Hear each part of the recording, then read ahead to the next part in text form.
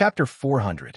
The Transcendent's words made all the Transcendent laugh, because they had all studied David's information before, so they naturally understood what was going on. It can be said that David's character was a vengeful one. As long as there was a grudge, he would definitely take revenge to the extreme. At this time, the Transcendent also discovered that the scariest thing about the Stoneskin Worm King was its wisdom. On the one hand, they did not understand the Stoneskin Worm King's fighting style, and on the other hand, the Stoneskin Worm King could always arrange the most advantageous environment to fight the Transcendent. Now that the Stoneskin Worm King's wisdom was blinded by hatred, it was easier to deal with the Stoneskin Worm King that was desperate. However, during the battle, the Transcendent still had to deliberately move the battlefield to avoid the influence of the petrifying gas. It was precisely because of this that the Transcendent were in the mood to chat. David did not immediately make a move.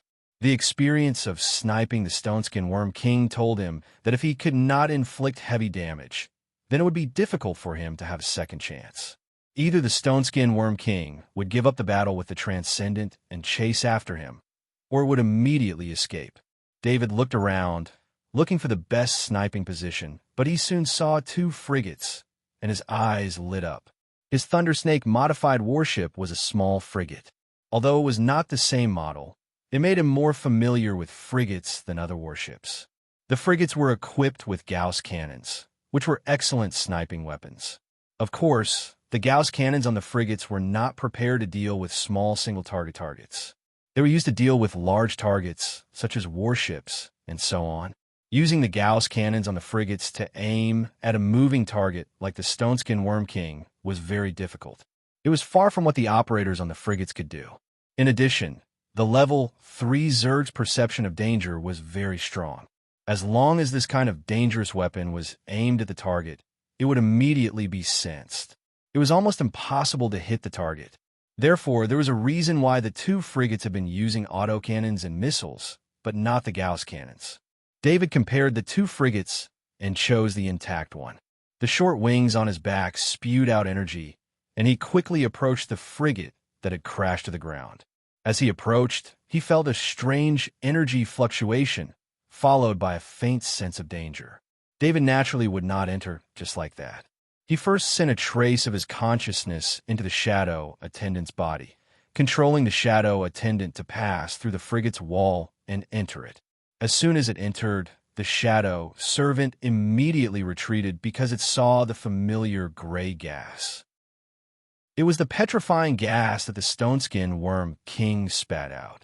David was now 100% sure that the Stoneskin Worm King's petrifying gas had no effect on the Shadow Attendant. This was because when the Shadow Attendant entered the cabin, it was completely surrounded by the petrifying gas. He was not too surprised. The Shadow Attendant was not a life form. It was more like a shadow. Also, the Shadow Attendant was always in a state of invisibility. This state of invisibility allowed the Shadow Attendant to be in a special space. It was not in the same space as the petrifying gas. David did not hesitate and immediately turned away from the frigate. At the same time, he also understood why the frigate was not damaged. The cabin was full of petrified crew members. Without a pilot, the frigate could not move. David switched to another frigate. This one was in a worse state. It had many holes on it. The Shadow Attendant entered, and David saw the crew members treating the injured. This frigate looked more damaged, but the loss of crew members was much lower. However, this frigate made it impossible for David to enter. Entering a frigate without permission was not a small crime, not to mention operating the weapons system. General Herman, I am beside the downed frigate 83745-1. I need authorization to use the frigate's weapons to attack the Stoneskin Worm King. David immediately contacted General Herman. This was the contact method he had exchanged with General Herman last time. He did not expect to use it so soon.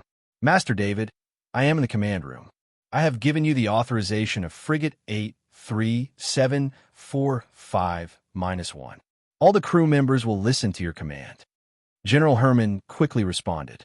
Following that, the authorization appeared on David's faceplate.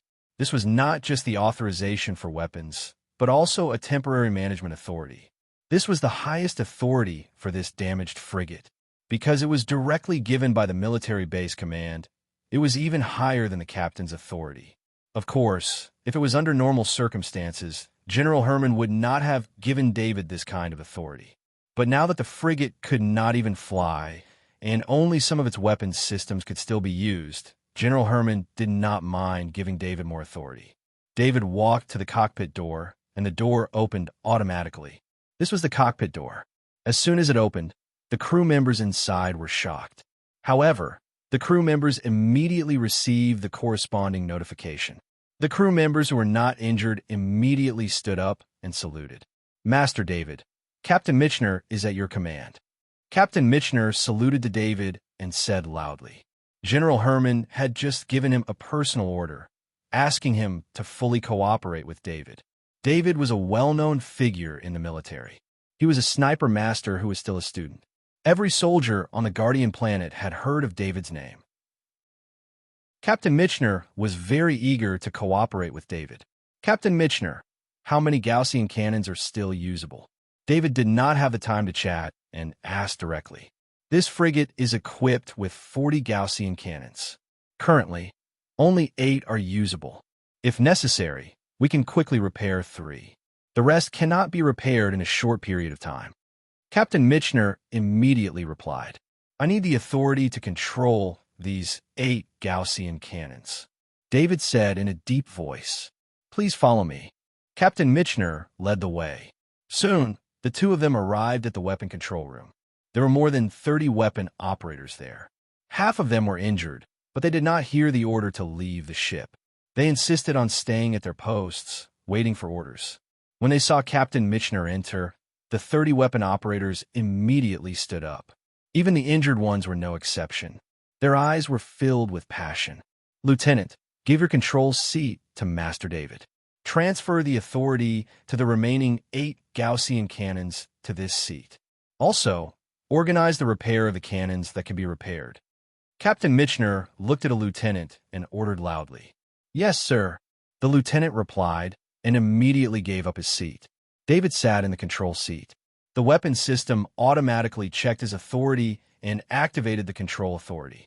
On the screen in front of him, the data of the 8 Gaussian cannons was displayed. David aimed the targeting system at the transcendent battlefield. He retracted his spirit and presence as if he did not exist. Of course, in this weapon control room, other than Captain Michener, who was Kaji, the rest of the soldiers did not feel anything out of the ordinary. David's finger quickly tapped on the screen and entered a set of data. The Gaussian cannons extended from the side of the frigate. "Only grade 2 shells?" David frowned and asked. David noticed this when he was checking the data, which surprised him. Since the frigate was a powerful offensive warship, its ammunition should be of the highest grade. Although grade 3 materials were very precious, that was only for the other factions. The military had obtained a lot of grade 3 materials from their battles with the insectoids on Warstar, and most corvettes would be equipped with grade 3 ammo, more or less. "We're a patrol ship, not a main fleet," Captain Michener said with a bitter smile. David also understood what he meant. Patrol ships performed the work of reconnaissance ships. Although they were both frigates, compared to the main frigates, their combat power could not be compared at all. David nodded. Although it was only grade 2 shells, there was enough of them. "David, when are you going to make a move? We can't hold on much longer." Kenny Transcendent shouted in the comms. There was too much petrifying gas on the battlefield, and it was still spreading, making it difficult for the Transcendent to move. There were already a few dangerous situations. Kenny Transcendent knew that they needed to be quiet while sniping, but he was afraid that if this dragged on, there would be casualties. Transcendent had suffered a lot recently, so the Transcendent could not afford to have any more accidents. The answer to Kenny Transcendent was the sound of a Gauss cannon. Of course, the Gauss cannon was faster than the sound of the cannon. Just as the Stoneskin Worm King was about to spit out petrifying gas, the grade 2 Gauss cannon hit its neck. Although the grade 2 Gauss cannon's grade was too low, the impact of the Gauss cannon was very terrifying. Moreover, when David fired the Gauss cannon, the Stoneskin Worm King did not feel any killing intent at all, so it was hit without any preparation. The Stoneskin Worm King's neck was lifted up by this attack, and its huge body was lifted off the ground by the force of its head. The second Gauss cannon was fired 0.1 seconds after the first one, and the grade 2 Gauss cannon shell accurately hit the same spot. Before the crater created by the first grade 2 Gauss cannon shell could recover, the second Gauss cannon shell hit the same spot. Its tough skin finally could not withstand the continuous attacks, and its skin instantly split open. Just as the green blood flowed out, the third grade 2 Gauss cannon shell hit the same spot. The continuous Gaussian cannon fire caused the Stoneskin Worm King's body to continue flying backward. The other 6 Transcendent dodged to the side to avoid affecting David's sniping. The third level 2 Gaussian cannon shell pierced through the Stoneskin Worm King's muscles and got stuck in its neck. The fourth grade 2 Gauss cannon shell hit the Stoneskin Worm King's neck, and the bone instantly cracked open. The fifth second-grade Gaussian artillery shell aggravated the injury to his neck bone, and the sixth second-grade Gaussian artillery shell penetrated his neck bone and pierced through his neck bone. The seventh and eighth grade 2 Gauss cannon shells hit the left and right sides of the neck, cutting open the rest of the flesh. Whether it was the soldiers on the Corvette or the Transcendent on the battlefield, they all looked at the scene in shock. From the first grade 2 Gauss cannon shell hitting the Stoneskin Worm King to the eighth, the whole process only took 0.8 seconds, and the Stoneskin Worm King was still in the air. When the Stoneskin Worm King fell to the ground, its head rolled to the side. David used 8 Gauss cannons and grade 2 Gauss cannon shells to successfully cut off the Stoneskin Worm King's head. No matter how strong the Stoneskin Worm King's recovery was, when its head was cut off, it immediately lost all its life force. The whole weapon control room was silent. The process of David controlling the 8 Gauss cannons was like a miracle to every weapon operator there. Not to mention David's phantom-like hand speed, David's accurate prediction during the whole process had deeply shocked these professionals. Don't underestimate David's 8 consecutive attacks. During the process, David unleashed his spirit and activated his extreme speed, which increased his hand speed to an unimaginable extreme. People without speed talent would never be able to reach this speed in their lifetime. Even people with speed talent would not be able to reach this level if they did not have the 100% enhancement effect of the extreme speed. The instantaneous burst and large number of calculations made David feel a little weak after finishing the attack. This was the result of the large number of calculations in his brain in a short period of time.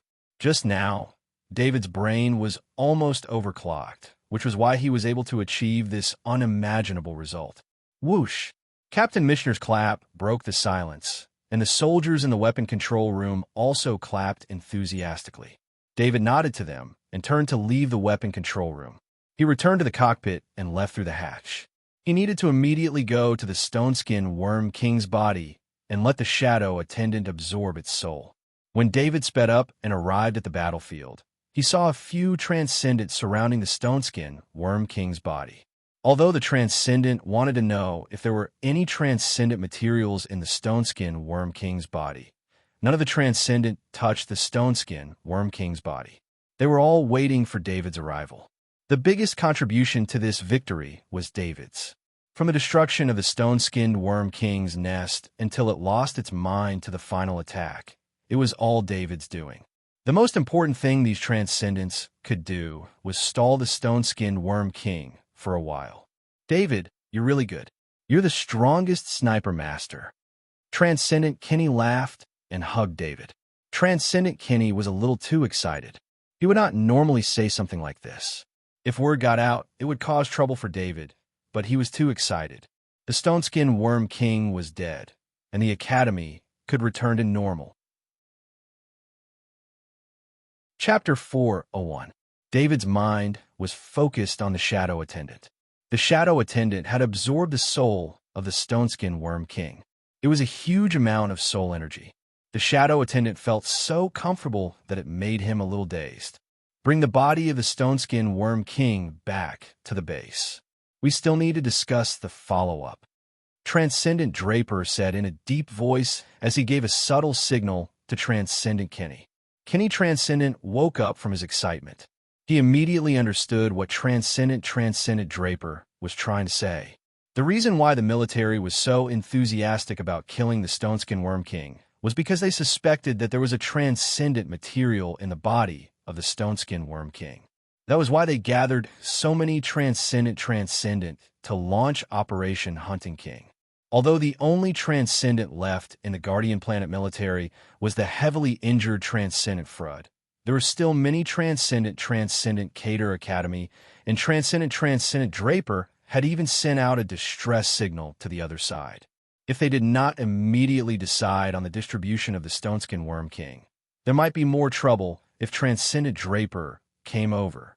Dunbar, you and Anurin carry the body of the Stoneskin Worm King into the base. We'll talk after we enter the base. Kenny Transcendent said to Dunbar Transcendent. Although the body of the Stoneskin Worm King was big, Dunbar Transcendent alone could move it. Calling Anurin Transcendent was actually expressing an attitude of cooperation. Kenny Transcendent Draper turned around and was about to leave when he saw David still standing there. He could not help but remind him, "David, let's go. You're taking up a lot of the distribution this time."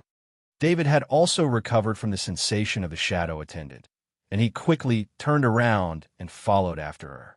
The students of SRA Combat Academy were still cleaning up the battlefield, healing the injured and collecting the dead bodies.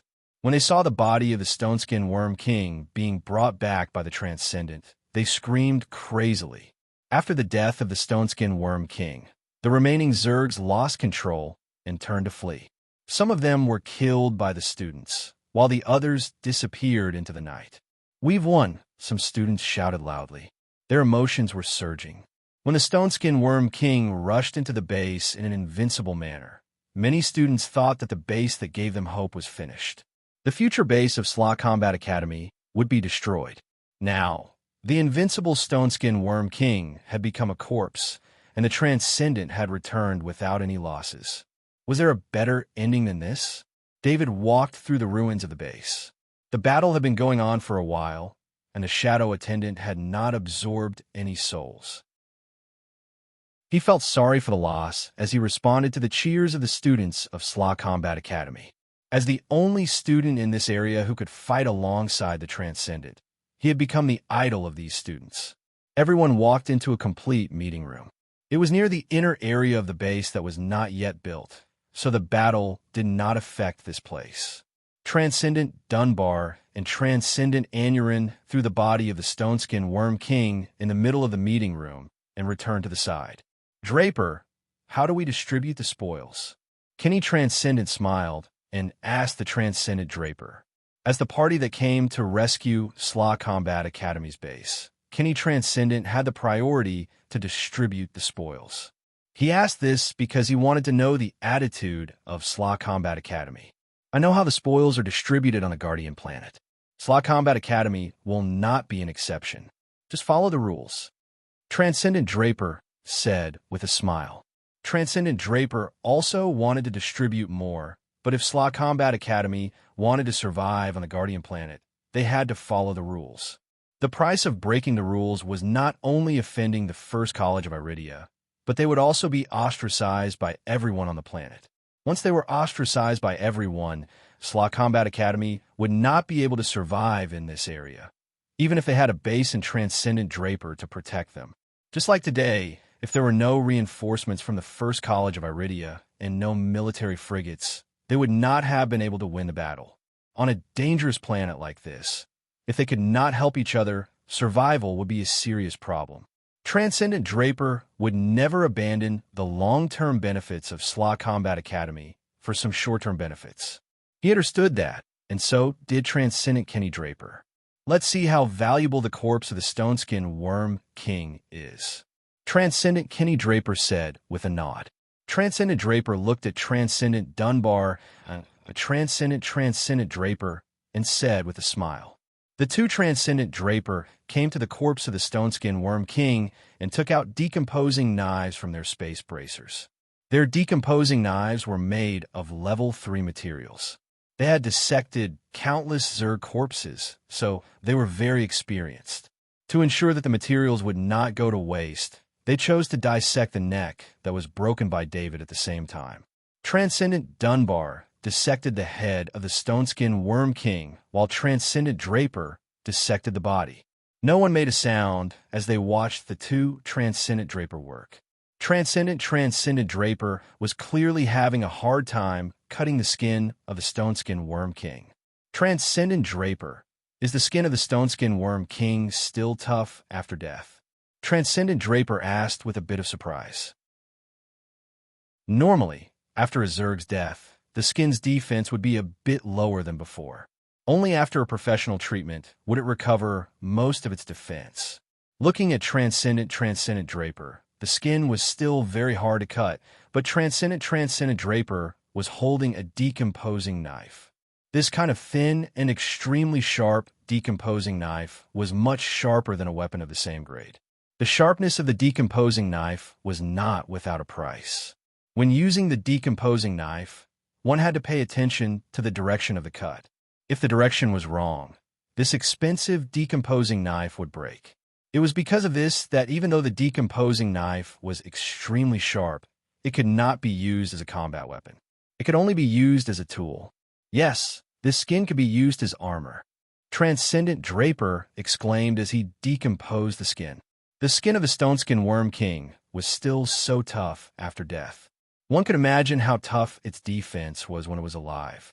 Thinking back to the previous battle, although they could injure the stone-skinned Worm King, most of the attack power was blocked by the skin, and the rest of the attack power could do very little damage to the stone-skinned Worm King. Hearing Transcendent Draper's evaluation of the stone-skinned Worm King's skin, the Transcendent Draper's eyes lit up with interest. With the stone-skinned Worm King's huge body, the skin it decomposed was enough to make armor for 10 people. In other words, every Transcendent here would be able to get enough stone-skinned Worm King skin for themselves. The Transcendent armor could be added to the inner armor. With an extra layer of protection, the Transcendent survivability would be greatly increased. Transcendent Dunbar was also disposing of the stone-skinned Worm King's head. Due to the complexity of the head, his speed was a little slow. Transcendent Draper, Eldon Transcendent from Cater Academy, and Galton Transcendent from Volgo Academy are here. A teacher walked in and whispered to the Transcendent Draper. The teacher looked worriedly at the stone-skinned Worm King's body on the ground. 2 more Transcendent Draper had arrived. He was worried that his own Transcendent Draper would be at a disadvantage. After all, their academy had just arrived on the Guardian planet, so they were at a disadvantage. Invite the 2 Transcendent Draper in. Transcendent Draper waved his hand and ordered. However, on second thought, he immediately changed his mind and said, "I'll go welcome them." No matter what, the 2 Transcendent Draper were representing their respective academies to reinforce their academy. Although the war was over, as the host, he still had to show his gratitude. Transcendent Draper soon returned with Galton Transcendent and Eldon Transcendent beside him. As soon as the 2 new Transcendent Draper entered the meeting room, they were stunned by the stone-skinned Worm King's body on the ground. When they arrived, they did not see any battle, so they thought it would be the same as before. The stone-skinned Worm King had escaped again. They did not expect the 6 Transcendent Draper to be able to kill the stone-skinned Worm King this time. Last time, there were 14 Transcendent Draper, and it was the stone-skinned Worm King that killed 2 and injured many. Of course, the Transcendent Draper from Slaw Combat Academy and the First College of Iridia did not reveal the results of the battle to the public. They wanted to announce the results after the distribution of the loot. You killed the stone-skinned Worm King. Even though the stone-skinned Worm King's body was right in front of him, the Galton Transcendent Draper still could not believe it. Haha! The 6 of us Transcendent Draper held the stone-skinned Worm King back. Master David fired 8 consecutive shots, using 2 grade 2 Gaussian cannons to kill the stone-skinned Worm King. This battle will go down in history. Draper Transcendent Draper said with a laugh. Galton Transcendent and Eldon Transcendent Draper could not help but look at David. Although they knew that David was very strong and had terrifying sniping abilities. Hearing that David had killed the Stoneskin Worm King with 8 Gaussian cannons still made them look at him in a new light. The reason why the Federation was so strong and could fight against the insectoids with the great world of God was not because the Federation was strong, but because the Federation could control powerful technological weapons. This was the reason why the Federation was able to defend planet Battlestar and stop the insectoids from invading. From the Kaji exoskeleton armor to the transcendent armor, these were all examples of the Federation's technological prowess. The more powerful planetary destroyer cannons could directly destroy everything, even an entire planet. Although David had not used his own strength to kill the Stoneskin Worm King with the Gaussian cannons, in the eyes of the two transcendent Draper, David had used his own strength. The reason why the Corvettes did not use their Gaussian cannons at the beginning was because they could not aim properly. Or rather, even if they aimed properly, the insectoids would discover them in advance, and they would not be able to hit their target. Therefore, for a direct attack like this, it was very difficult to accurately hit the insectoids unless it was a large area attack. Even if the insectoids knew they were being targeted, they would not be able to escape. Just like the space weapons from before, when a large warship's main cannon fired in space and destroyed an entire area, the insectoids in the area would naturally be wiped out as well. David's Sniper Master was only at 10% perfection, which was only at the beginner level of the Sniper Master. However, David did not only have the ability of Sniper Master, but he also had the combination of Super Spirit and the extreme speed talent, which made his sniping ability far surpass that of the Sniper Master at 10% perfection. The Transcendent Kenny's evaluation of him as the strongest Sniper Master was not just for show. Master David, if there's a chance, can we invite you to our academy to teach us about Sniper Kaji? The Transcendent Galton asked David with a smile. It was not that these academies did not have Sniper Kaji. On the contrary, they all had sniper specializations. However, Sniper Kaji was not something that could be trained with just 4 years of schooling. The Dangerous Guardian Planet was not a good place for Sniper Kaji to practice. Therefore, the Sniper Kaji of each academy would only practice in the less dangerous war zones. This was a decision made by the academies after countless bloody lessons. For example, if David was not a heavy axe master, he would not have been able to use the portal so easily.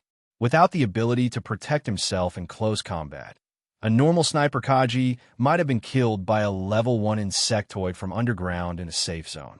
Galton, David is a student of our academy.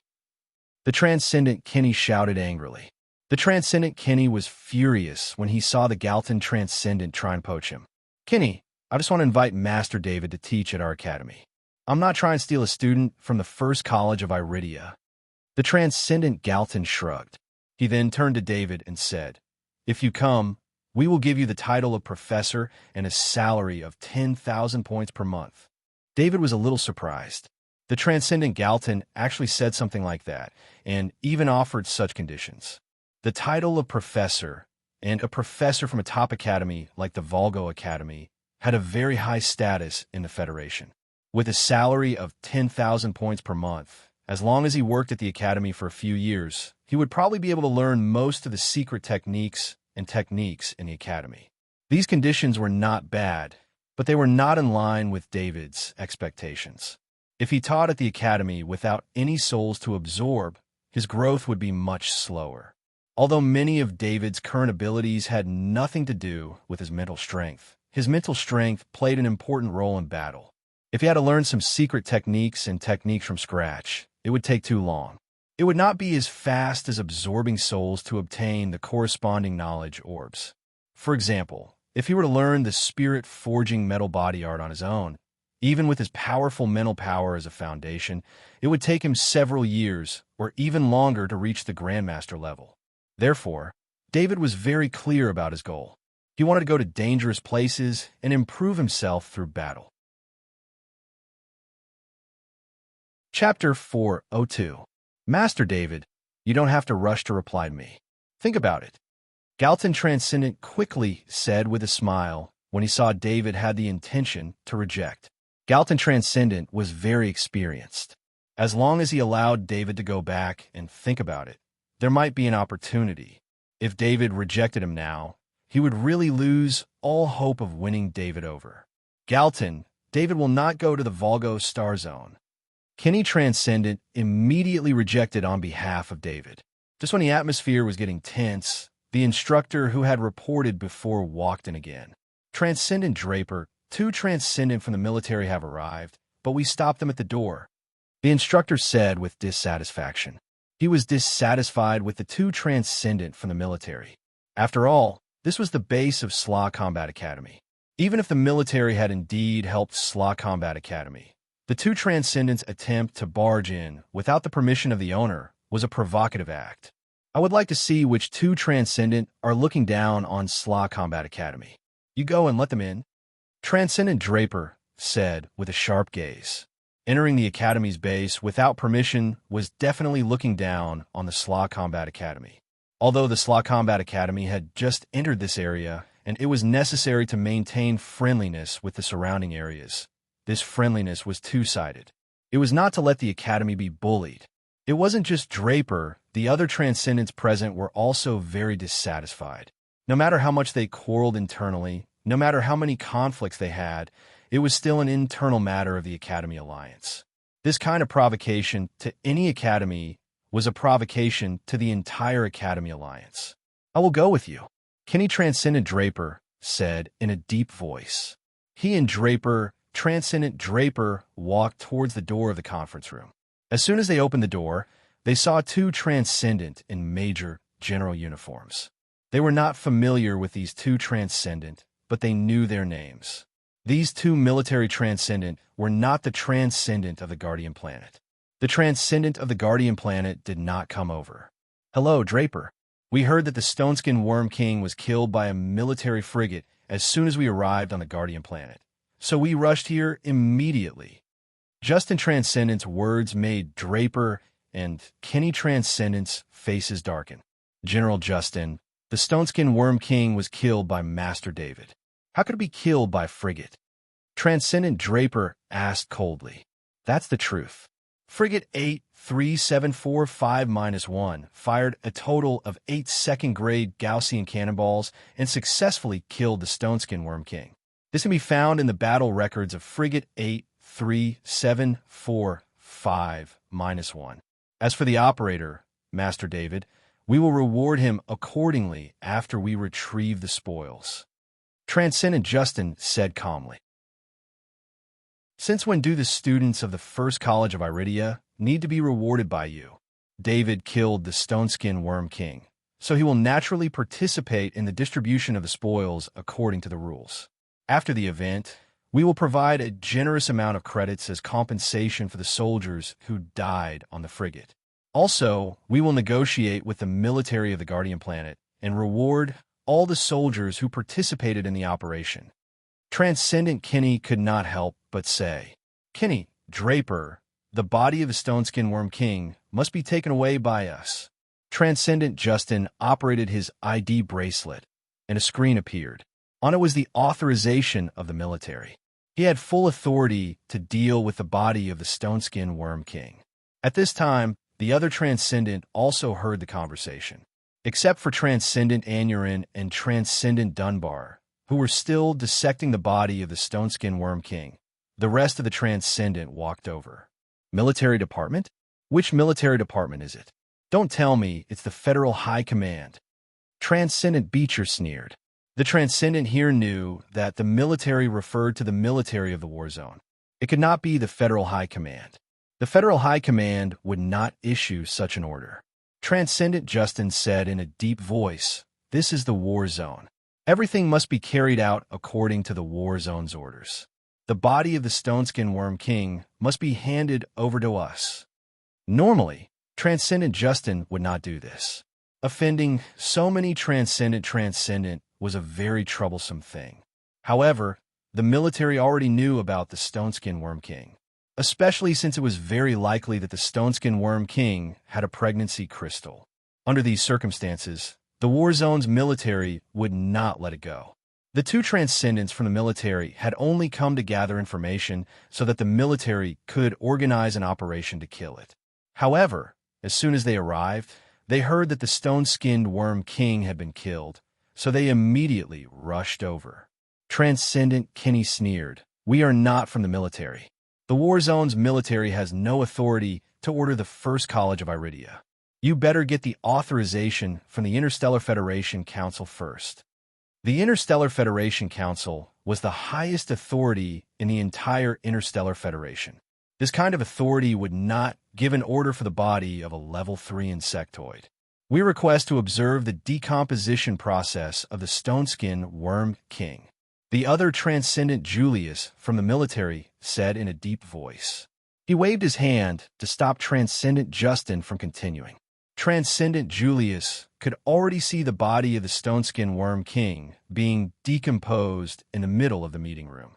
If they continued to argue, the decomposing process would be finished soon. Most importantly, they were here for the pregnancy crystal, not the body of the stone-skin worm king. For the military, a level 3 insectoid body of the stone-skin worm king was nothing special. There were a lot of level 3 insectoids on Battlestar. There were many level 3 insectoids that were killed every day. Transcendent Justin had been in the military for a long time and rarely interacted with the Interstellar Federation. His commanding tone would not get the approval of the Transcendent of the Interstellar Federation. Rather than that, it was better to see if there was really a pregnancy crystal in the body of the stone-skin worm king. If there was a pregnancy crystal, it would be forcefully taken back by the military no matter which transcendent it was given to. If they offended a transcendent, they would be able to take it back. Transcendent Draper didn't want to make things too tense with the war zone military, so he stepped aside and said, "Then please." David did not participate in the conversation of the transcendent. He was the only one in the exoskeleton armor, which made him stand out. Transcendent Julius saw David and greeted him with a smile. "Master David, it's a pleasure to meet you." Even Transcendent Justin, who had been very serious just a moment ago, smiled. They all knew very well that David would definitely become a soldier and join the Battlestar. An expert who had become a sniper master before even joining the military was the most important in the military. Perhaps in the future, these two transcendents might have to work together with David. Thus, it was best not to become enemies, even if they did not become friends. The two transcendent had read the battle report on the way here. They even believed that as long as David had enough Gaussian shells, let alone a level 3 insectoid, even a higher level insectoid could be killed by David. At least the two transcendents had never seen any of the other sniper masters in the military who had this kind of ability. This kind of extreme calculation, analysis, and prediction ability was not something that could be obtained through training alone. Without talent, everything would be in vain. "Greetings, generals," David replied with a smile. Because of David, the originally awkward and tense atmosphere eased a little. In the center of the conference room, the Anuran Transcendent had already begun to cut the outer skin of the stone-skin worm king. Because of the toughness of the outer skin, the entire process was very slow. No one in the room said anything, nor did they become anxious because the cutting process was too slow. Everyone knew that this slow cutting speed was a testament to the value of the material. On the other side, the Dunbar Transcendent opened up the brain of the stone-skin worm king and carefully used a bottle to separate the brain tissue.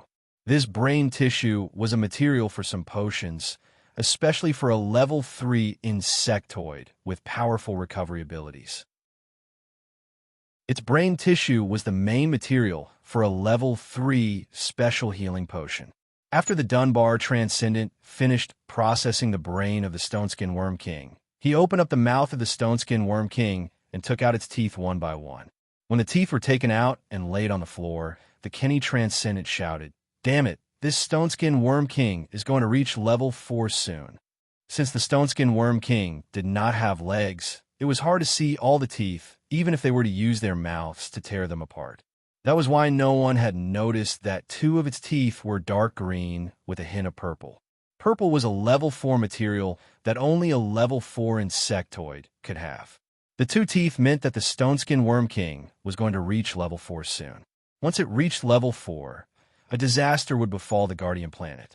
No matter what race a level 4 insectoid was, they would all have the ability to fly, and their skin would not be cut open by the Transcendent's level 3 weapons. To kill a level 4 insectoid, one would need to use space energy weapons. With the speed of a level 4 insectoid, one would have to destroy many areas before they could be killed. The reason why a large number of academies were allowed to exist on the Guardian Planet was to prevent the wild growth of the insectoids and the emergence of a level 4 insectoid. All of the Transcendent's expressions changed. Some of them had seen level 4 insectoids before, while some had not. However, regardless of whether they had seen it or not, they all knew how powerful level 4 insectoids were. If that happened, there might not be an academy base in this area anymore. The Transcendents couldn't help but look at David again, their eyes filled with gratitude. If it wasn't for David's help, the Stoneskin Worm King might have escaped again. No one knew how long it would take for the Stoneskin Worm King to reach level 4, especially the two Transcendent military personnel. They were sure that the Stoneskin Worm King had a pregnancy crystal with it. Otherwise, how could a level 2 Stoneskin Worm's King grow to such an extent? The Anurin Transcendent divided the outer skin of the Stoneskin Worm King into 10 pieces, and each piece was about the amount needed to make an inner armor. The Transcendent would not be wrong about this. He then began to dissect the insides of the Stoneskin Worm King. The scene was a little bloody. However, since the blood of the Stoneskin Worm King was green, it was a completely different life form from humans. Plus, everyone in the room had experienced countless killings, so they were not affected by this small scene at all. Even the youngest David did not bat an eyelid. He was learning from a Transcendent's experience. Time passed by slowly. Since they were worried about missing any Transcendent materials, the Transcendent dissected the body of the Stoneskin Worm King very carefully. The floor of the conference room was covered with the dissected parts of the Stoneskin Worm King. The Transcendent stepped forward and took out a small device from his space bracer. He began to scan every part of the body. The Kenny Transcendent explained when he saw David's confused expression. This is the Transcendent material scanner. As long as there is a slight energy reaction from the Transcendent material, it will alert the police. Where can I buy this Transcendent material scanner? David asked curiously. Purchase? You can only exchange it with Transcendent crystals. About 5 Transcendent crystals can be exchanged for a Transcendent material scanner. Kenny replied with a smile. The Transcendent added. The Transcendent material scanner requires a small Transcendent material as the energy source in order to activate the energy of the other Transcendent materials. The technology used to make this device is top secret. Only a few people can make it. Of course, it's worth a lot. David nodded.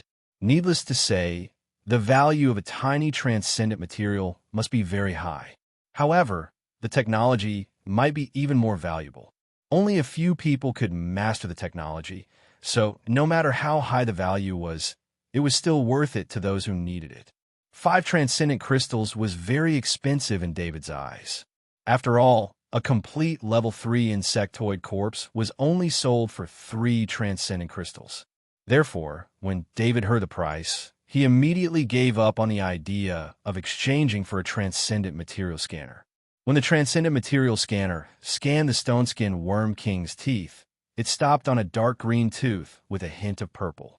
The Transcendent material scanner's light flashed, indicating that the tooth was different. However, the Transcendent present flashed a disappointed look. They were hoping that the Transcendent material would be another bone. Although the quality of the Transcendent material was far inferior to the tooth, it was enough to make a weapon. It was important to note that on the Stoneskin Worm King's gigantic body, every bone was bigger than a normal insectoid's, except for the teeth. The teeth were almost the same size as a normal Stoneskin worm's, only the size of a human thumb. No matter how good the material was, it wouldn't be of much use. The Transcendent Draper continued to scan, but no more Transcendent material appeared. The Transcendent looked at each other. Someone needed to be in charge of the distribution of the materials. Kenny Transcendent and Draper Transcendent stood up as the representatives of their respective schools. Chapter 403. Julius Transcendent waved his hand and interrupted the speech of Transcendent Kenny and Transcendent Draper. His words caused everyone present to be slightly shocked, and Draper's expression became even more unsightly. Wasn't Julius Transcendent implying that he didn't believe Transcendent Draper's scan and that there was something wrong with Transcendent scan? Do you really think Slaw Combat College is a pushover? Transcendent Draper's body emitted waves of pressure. He had already mobilized the power of Transcendent and was ready to strike at any time. No, Draper, you misunderstood. It's not that I don't believe you. I used a different kind of scan, and it's not the Transcendent material. Julius Transcendent also realized the ambiguity in his words and quickly explained. You're not here for the Transcendent material? Kenny Transcendent asked in a deep voice. Julius Transcendent and Transcendent Justin looked at each other and nodded to express their agreement. Yes, we're not here for the Transcendent material. The military has studied the data of the king of the stone-skin worms, and they suspect that there's something else that caused the mutation of the king of the stone-skin worms and its species. The item that caused the mutation is the target of the military. Julius Transcendent replied. Kenny Transcendent and Draper Transcendent discussed for a while before Transcendent Kenny agreed. You can scan, but if you find anything, you must have something of the same value to exchange. Otherwise, we won't let the military take it away. Don't worry about that. The military won't take your stuff for free, Julius Transcendent said with a smile. He was satisfied with the result. Transcendent Justin also took out an instrument from his space wristband. It was a box with military camouflage on it. There was no symbol on it, so no one could tell what it was used for. However, the Transcendent present didn't ask too much. There were so many Transcendent present, and they were all Transcendent from the Academy Alliance. They wouldn't give the other party any chance to cause any trouble. Transcendent Justin scanned all the materials and finally walked past Transcendent Dunbar and Transcendent Ellen, which made the two Transcendents' faces turn sour. David's heart tightened. He quickly had the shadow attendant fly out of the conference room because the crystal was in the shadow attendant space ring. Although he didn't know if this instrument could find the crystal in a space item, seeing how Transcendent Justin walked past Transcendent Dunbar and Transcendent Ellen, it was very likely that this instrument had the ability to detect space items. After that, Transcendent Justin walked in front of all the Transcendent and even passed by David. Transcendent Justin looked at the data sent back by the instrument and couldn't help but stop and ask curiously, "Hey, you have a space item?" However, he immediately remembered that this was David's privacy and quickly shut up. Before David could answer, Kenny Transcendent coldly replied. When David rescued Transcendent Frud, he picked up 2 space wristbands. He returned one of them to Frud. Transcendent Justin quickly apologized to David. "I'm sorry. I was just curious. I didn't mean anything else." That was the truth. He did not see any energy reaction from the incubation crystal on the device, but the device could detect any space items within 5 meters. There was a signal from the space item in David's direction. He was very curious about how David could have a space item when he was still a soldier. Transcendent Justin returned to Transcendent Julius and shook his head. Julius Transcendent also sighed in disappointment. Before they came, they already knew that the stone-skinned worm king's nest had been completely destroyed by David's Krypton crystal bomb. However, the bomb couldn't destroy the crystal. The military had already checked the area and found no trace of the crystal. Considering how precious the crystal was, the stone-skinned worm king should have carried it with it. The most likely possibility was that it had swallowed it or put it under its skin. However, it seemed like this guess was wrong. Next, their mission was very important. They had to search this area, and they had to search every possible place. With that thought in mind, the 2 military Transcendent had a bitter look on their faces. It was very likely that they would stay on the Guardian planet until they found the crystal before they could leave. At first, they thought it would be a good mission to find the stone-skinned worm king's location. Then, The military sniper team would come and help them kill the stone-skinned Worm King and retrieve the treasure. It would be a great achievement. The mission that the two military transcendent received was to bring back the crystal. According to the military's intelligence, the probability of the crystal appearing was more than 80%. It was almost certain that the crystal was there. Before the mission was completed, the two military transcendent could only stay on the Guardian planet. Most importantly, Transcendent Justin's arrogance had caused the two military transcendent to offend almost every transcendent in the Academy Union. Their days on the Guardian planet would not be easy. Let's split the spoils. According to the rules, the three of us transcendent will take 4, the 3 transcendent will take 3, and David will take 3. Does anyone have any objections? Transcendent Kenny did not hold back and asked directly. The 3 transcendent from the First College of Iridia and David were here to support the Slaw Combat College, so they took an extra share. The decisive factor in the battle was David. In addition to David's terrifying sniper skills, all the transcendent present treated David as an equal. They no longer treated him as a transcendent. This small difference brought about a huge difference in the distribution of the spoils. David was the decisive factor in the battle and the one who killed the stone-skinned Worm King. Naturally, he would take 3 of the spoils. No objections. Transcendent Draper nodded in agreement. Good. All the materials are here.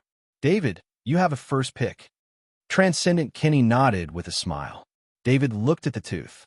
He was very interested in the transcendent material. Transcendent Kenny saw David's gaze and explained softly, David, this material is of little value. It can't even be used to make a stiletto. No matter how small the weapon is, it won't be useful in battle. You have to think carefully. How much of this transcendent material do I need? David made up his mind and asked. Transcendent Kenny saw David's determination, so he didn't try to persuade him anymore. Instead, he asked in a deep voice, this transcendent material will be divided into 3 sets. Does anyone have any objections? As a matter of fact, as a transcendent material, no matter how small it was or how good the other materials were, it would still be worth more than 3 sets of materials.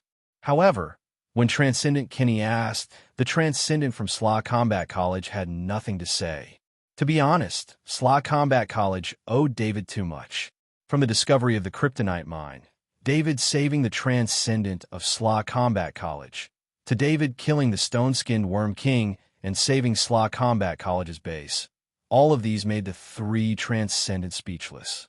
On the other side, Transcendent Dunbar and Transcendent Beecher saw that Slaw Combat College didn't have any objections. How could they say anything? Besides, if they said anything, they would offend David. They wouldn't do something like that. Besides, it was just a transcendent material that couldn't be used. So what if they gave it away? David, take this transcendent material. Transcendent Kenny saw that no one said anything. So he smiled and threw the tooth to David. David took the tooth and thanked the 6 transcendent. Thank you, Transcendent. Transcendent Draper saw that David accepted their kindness, so he smiled and replied, You deserve it. After that, the distribution was simple. The Transcendent put the materials into their respective space bracers. Even the bones were divided among the Transcendent. In the end, only some flesh was left. Do you still want this flesh? Transcendent Julius asked a little embarrassedly when the distribution was over. His words stunned the Transcendent present. They didn't expect Transcendent Julius to say something like that. Although the flesh wasn't valuable, it was still the flesh of a level 3 insectoid. If it was given to a pharmaceutical company, they could still extract some useful ingredients. Normally, the flesh would be given to the students as a reward and distributed. The Transcendent didn't care about the benefits, but to the students, it was a considerable amount of wealth. Transcendent Julius' request was robbing the students of their benefits. No need. However, since Transcendent Julius had asked, Transcendent Draper, as the master, could reply. Transcendent Kenny wouldn't take the flesh away. It would belong to the students of Slaw Combat College. Transcendent Draper would belong to everyone. I have some use for this flesh. I have some Kaji's potions here. Consider it as an exchange for this flesh. As the transcendent, Julius transcendent, he wouldn't take the flesh away empty-handed.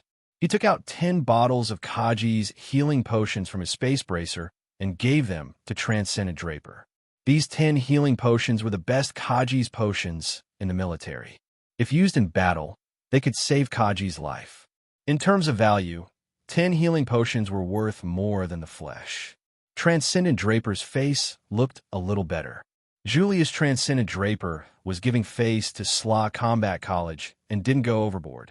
Transcendent Julius was also helpless.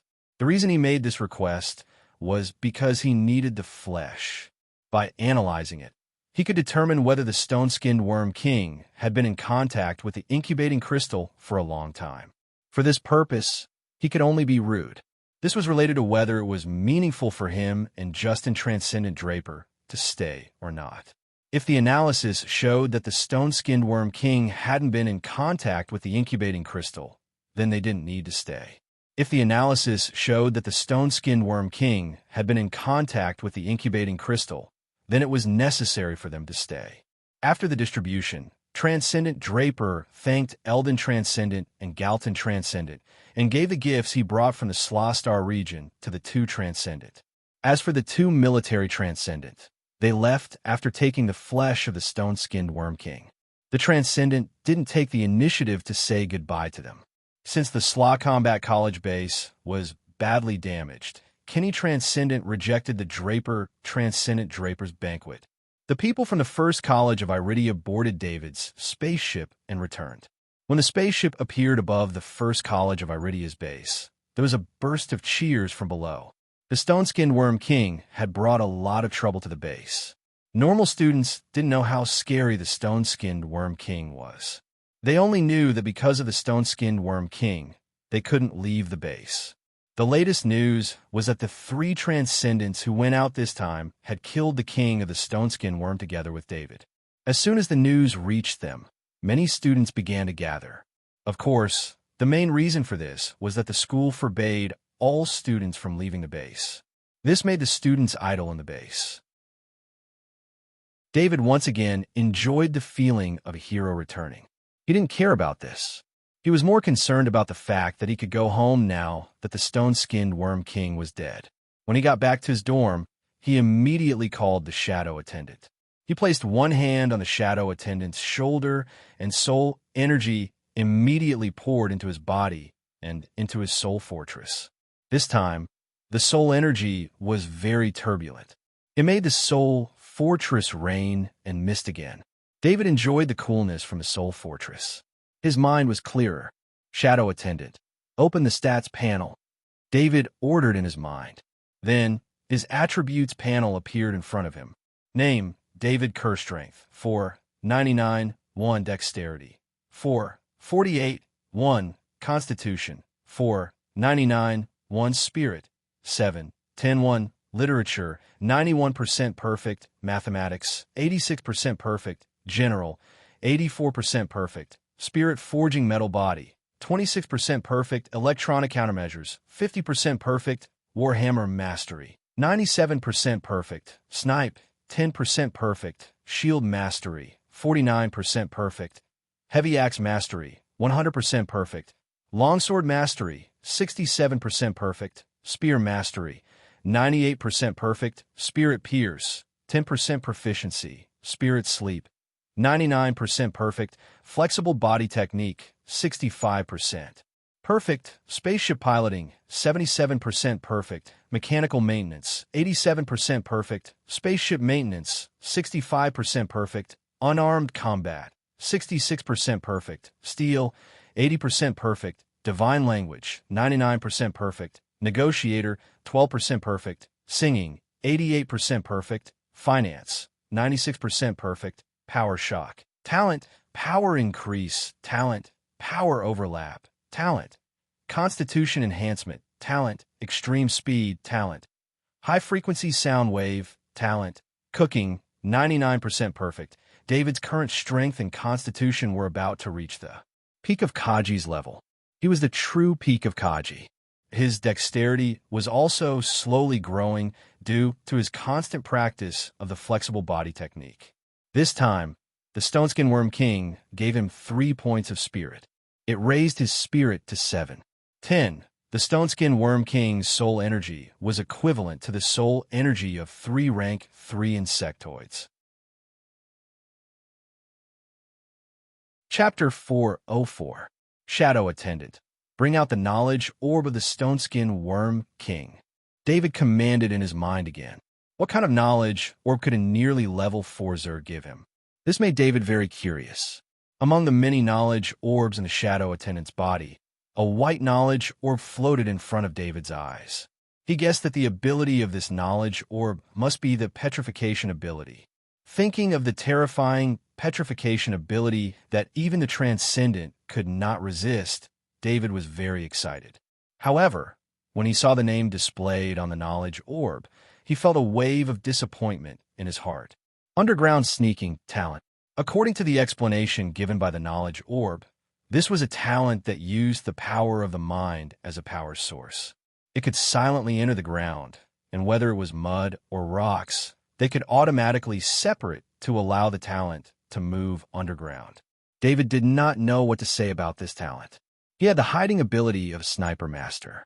Even if he used a camouflage cloth to hide on flat ground, it would be very difficult for him to be discovered. For him, this ability was more of an additional means of concealment. It did not actually increase his ability. Fortunately, the underground sneaking talent did not have any learning restrictions, unlike the previous abilities that he could only look at and not learn. David immediately let the Shadow Attendant absorb the underground sneaking talent knowledge orb into its body and began to absorb this knowledge orb. In the illusion, he felt that he had become a Zerg, moving through mud and rocks. Under the power of his mind, the mud and rocks in front of him were separated as if he was swimming in water. In reality, a strange spiritual rhythm entered David's soul and merged with David's mind. The illusion did not last long. The underground sneaking talent, inheritance time, did not exceed a day in the illusion. In reality, it only lasted a few seconds. When David opened his eyes, he was not used to the steel walls around him. He had a natural preference for mud and rocks. Living in a building made of steel alloy made him instinctively feel disgusted. However, David immediately shook his head and threw this thought away. He knew that this was due to the influence of the Zerg in the illusion. That Zerg had passed on the underground sneaking talent ability to him, but at the same time, it affected his soul. David's soul was very strong. As soon as he realized this, after some adjustment, the disgust towards the steel walls around him disappeared, and he returned to his human senses. Looking at the time, it was a bit late. David did not do any tests and entered the crystal meditation training. The next morning, after finishing his morning training, David walked out of the gate of the base. When he came back yesterday, the academy base had lifted the ban on leaving the base. Now that he walked out of the gate, he saw many students wearing exoskeleton armor and holding weapons. They were advancing in the Kaji team. After being locked up for a few days, the students could not wait any longer. Only by killing Zergs could they obtain points. With points, they could obtain training resources and battle techniques. David smiled. Although he did not get as much as he thought he would, he had helped the students here. Looking at the smiles of the students, he felt a sense of satisfaction. The short wings on David's back spewed out energy. His body instantly rose into the air and flew towards the sky.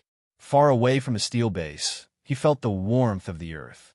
If it was not for the fact that he needed to be far away from the safe zone, he would have immediately descended and tried to use the underground sneaking talent. After flying for about 400 kilometers, David found a cave behind a rocky mountain. Walking into the cave, he realized that the cave was very shallow. It was only 2 meters deep. Rather than a cave, it was more like a vertical pit. This made David, who was preparing for battle, relax. Even if there were surveillance cameras in space, they would not be able to detect him. His mind covered his body, and his mind emitted a strange rhythm. The soil under David's feet parted, and his body silently entered the ground. He felt like he was a fish. His mind was the dorsal and caudal fins of the fish, pushing his body to swim in the soil and rocks. This was a strange experience. It was different from the movement of the stone-skinned Worm King. When David moved underground, the soil and rocks behind him would automatically return to their original state. There would not be a tunnel left behind. This might have something to do with the size of the stone-skinned Worm King. With such a huge body moving underground, it would use up twice the amount of mind energy to stabilize the tunnel behind it. David moved underground. When he reached 10 meters, he felt that his mind was unable to go any further. It was as if 10 meters was his limit. He gave up on the idea of going below 10 meters and continued to move underground, enjoying this strange experience. A minute later, he felt that the strange rhythm in his mind was suddenly interrupted. He was stuck 8 meters underground. David smiled bitterly as he pulled out a grade 3 stiletto from his leg. Then, he began to dig up the soil so that the shadow servant could store it in its spatial item. Luckily, it was only 8 meters deep, so he was able to get out of the ground very quickly. Standing on the ground of the cave, he began to summarize the ability he got this time. This ability was really useful in some special places. Unfortunately, it only worked on soil and rocks. It did not have any effect on metal. This meant that the underground sneak talent could only be used in the wild. If he wanted to use it in a city where steel alloys were widely used, it would be a lot more troublesome. The underground sneak talent only lasted for a minute. This time was too short. Of course, when David sat here, he felt that the strange spiritual rhythm was slowly recovering. It would be fully recovered in about 5 minutes. As long as he was wearing the exoskeleton armor, he could actually wait for another 5 minutes underground and wait for his spiritual rhythm to recover before moving again. However, there were too many restrictions. On the contrary, the biggest problem with the underground sneak talent was that he could not see anything underground. However, this was not a problem for David. He had the shadow attendant. The shadow attendant could replace his eyes. Whether it was above the ground or within a radius of 40 meters underground, he could easily control everything. His speed underground was about the same as when he ran at full speed. Compared to running at full speed on the ground, the underground sneak was quieter. There was no sound at all. In addition, he already had the Sniper Master's hiding ability. He could use the underground sneak talent to the extreme. In general, this was an unexpected ability. If he wanted to use this ability as a combat power, he needed to try more. Master David, I'm in the top floor restaurant of the First College of Iridia. Do you have time to come and have a drink with me? The voice of the transcendent Frud came from the identity bracelet. This made David very surprised. Why would the transcendent Frud be in the restaurant of the First College of Iridia? Thinking of the 2 military transcendent he saw yesterday, he had some guesses in his heart. General Frud, I'll be right back. David did not hesitate and immediately replied. There was no need to stay for further testing. David once again soared into the sky and flew towards the college base. Entering the top floor restaurant, it was not lunchtime yet. There were not many people in the restaurant. Only some mentors were chatting. When they saw David, they all smiled and greeted him. Master David, General Frud is waiting for you in the second private room. Please follow me. A waiter trotted over and said respectfully to David. David replied with a word of thanks and followed the waiter to the second private room. The waiter opened the door of the second private room, but did not enter. David walked in. In the huge private room, only the transcendent Frud was sitting there alone. On the table was a rare table of dishes. Master David, come and sit down.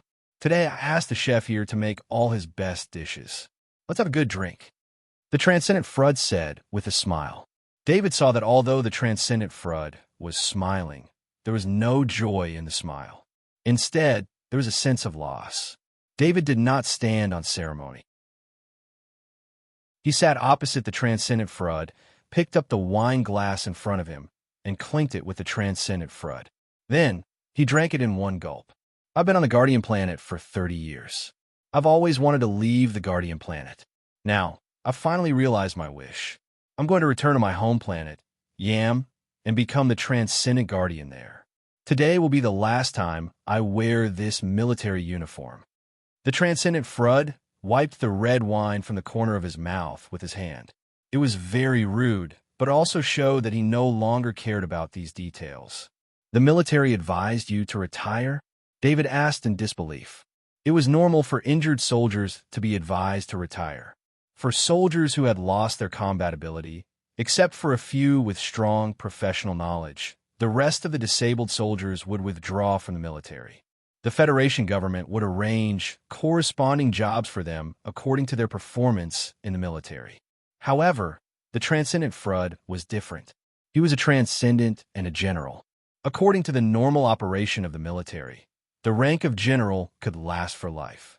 Even if he was seriously injured, as long as he was alive, he would always be supported by the military, let alone a transcendent. At the same time, the Transcendent Frud could only get the medicine to restore his limbs if he stayed in the military. If there was a place where he could get the medicine for a transcendent to regrow his limbs, it would be the military. I asked for it. If I was only missing a leg or an arm, I could still stay and wait for treatment.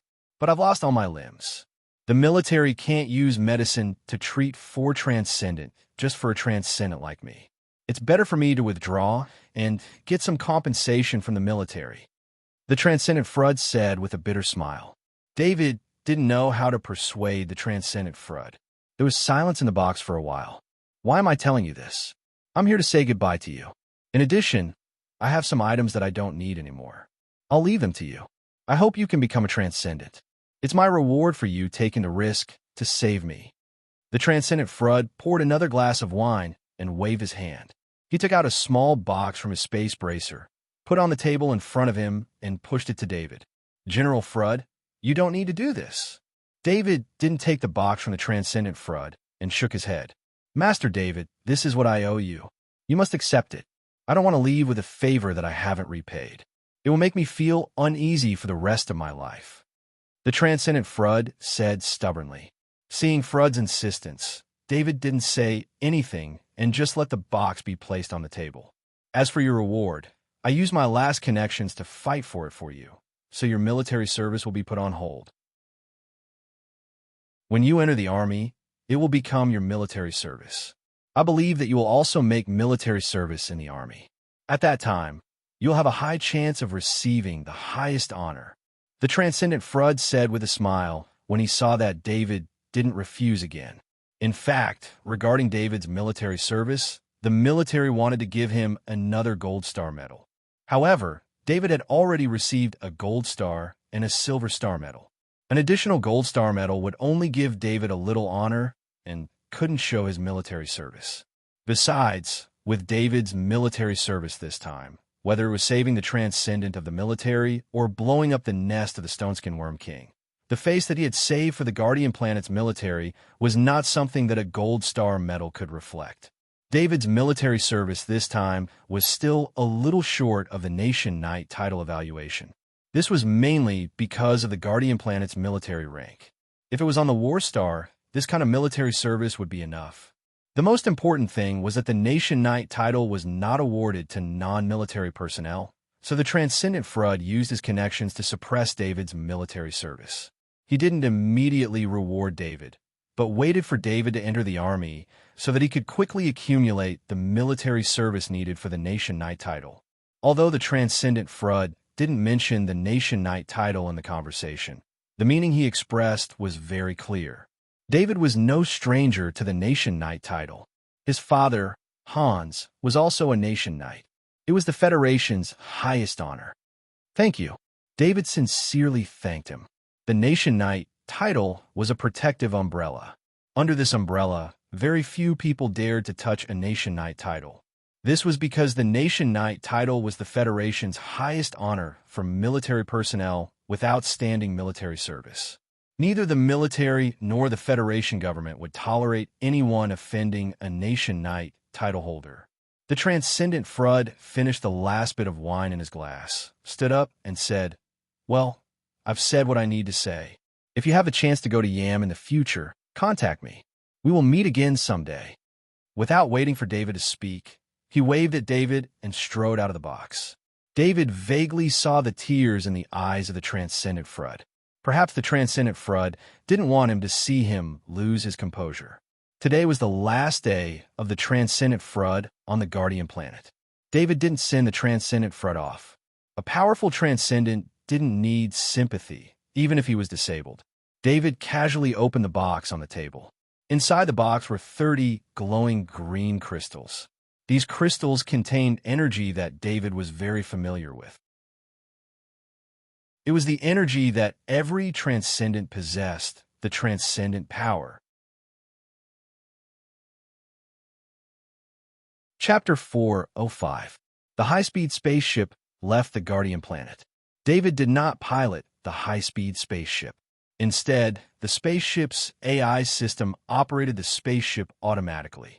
From the Guardian planet to the nearest portal, the spaceship had to fly on a predetermined route. Otherwise, it would be destroyed by the spaceship that had sealed off space. After David applied for leave from the Lek Transcendent, he was granted authorization to use the route and the portal. Spaceships that dared to fly in space without authorization would either be destroyed by the Zergs because they were not on a predetermined route, or they would be destroyed by the military's fleet if they got too close to the predetermined route. Compared to the monolith planet, space here was even more tense. David would encounter patrolling spaceships every once in a while in space. The density of the spaceships was beyond his imagination. When he was on the Guardian planet, he liked high-speed spaceships because they were convenient and fast. However, when he was in space, he felt extremely unsafe in a high-speed spaceship that did not have any combat capabilities. Fortunately, David did not fly for too long. In less than 6 hours, he was close to the portal. The first thing he saw was a huge space fleet. At least, David could not see the edge of the space fleet at first glance. The entire space was filled with spaceships. The visual impact of facing a huge space fleet lifted David's spirits. This was one of the many space fleets that guarded space. It was because of such space fleets that the other planets in the war zone, other than Warstar, became resource-gathering ground for the Interstellar Federation. Close to the space fleet, outside the huge defense line formed by spaceships, there were spaceships going in and out at all times. There was not a single civilian spaceship like David's. Before he came, David had learned that the portal here was for the military. It would not be opened for anyone else. However, there was a special kind of person, and that was the Transcendent. The Transcendent had very high authority and could apply to use the portal from military. As long as there was no special reason, the military would not reject them. David's authorization was applied for by Lek Transcendent on David's behalf. With the face of Lek Transcendent, it was impossible for it to be rejected. Most importantly, although David was not a Transcendent, in the latest military files, his danger level had been adjusted to the same level as the Transcendent. Master David, the Third Space Fleet welcomes you. Please follow the guide ship into the defense line. Please do not change your course to avoid any misunderstandings. A small guiding ship flew in front of David's high-speed spaceship, and a voice came from the guiding ship. David directly gave the navigation authority of the high-speed spaceship to the guide ship. In such a place, he still had to listen to other people's arrangements. The guiding ship pulled the high-speed spaceship towards the inner part of the space fleet's defense line. Through the transparent porthole of the high-speed spaceship, David saw most of the Interstellar Federation's main battleships. There were scout ships that did not have much combat power, various types of frigates, destroyers, cruisers, battleships, and even mobile space fortress-like aircraft carriers. To be honest, the Third Space Fleet was not as famous as the Sixth Iron Wall Fleet. However, this was not because the Third Space Fleet was weak. Instead, it was because the Third Space Fleet was always at the forefront. It was the strongest fleet in the Federation and carried out the most dangerous missions. Therefore, the Third Space Fleet rarely appeared in the eyes of the outside world. However, the Sixth Iron Wall Fleet was different. They guarded the passage between the War Zone and the Peace Zone. Everyone who entered the War Zone would see the glory of the Sixth Iron Wall Fleet with their own eyes.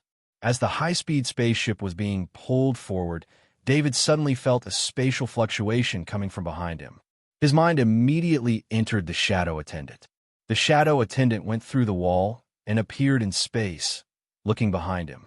About 10 kilometers away from the fleet, a wormhole of a few kilometers in size appeared.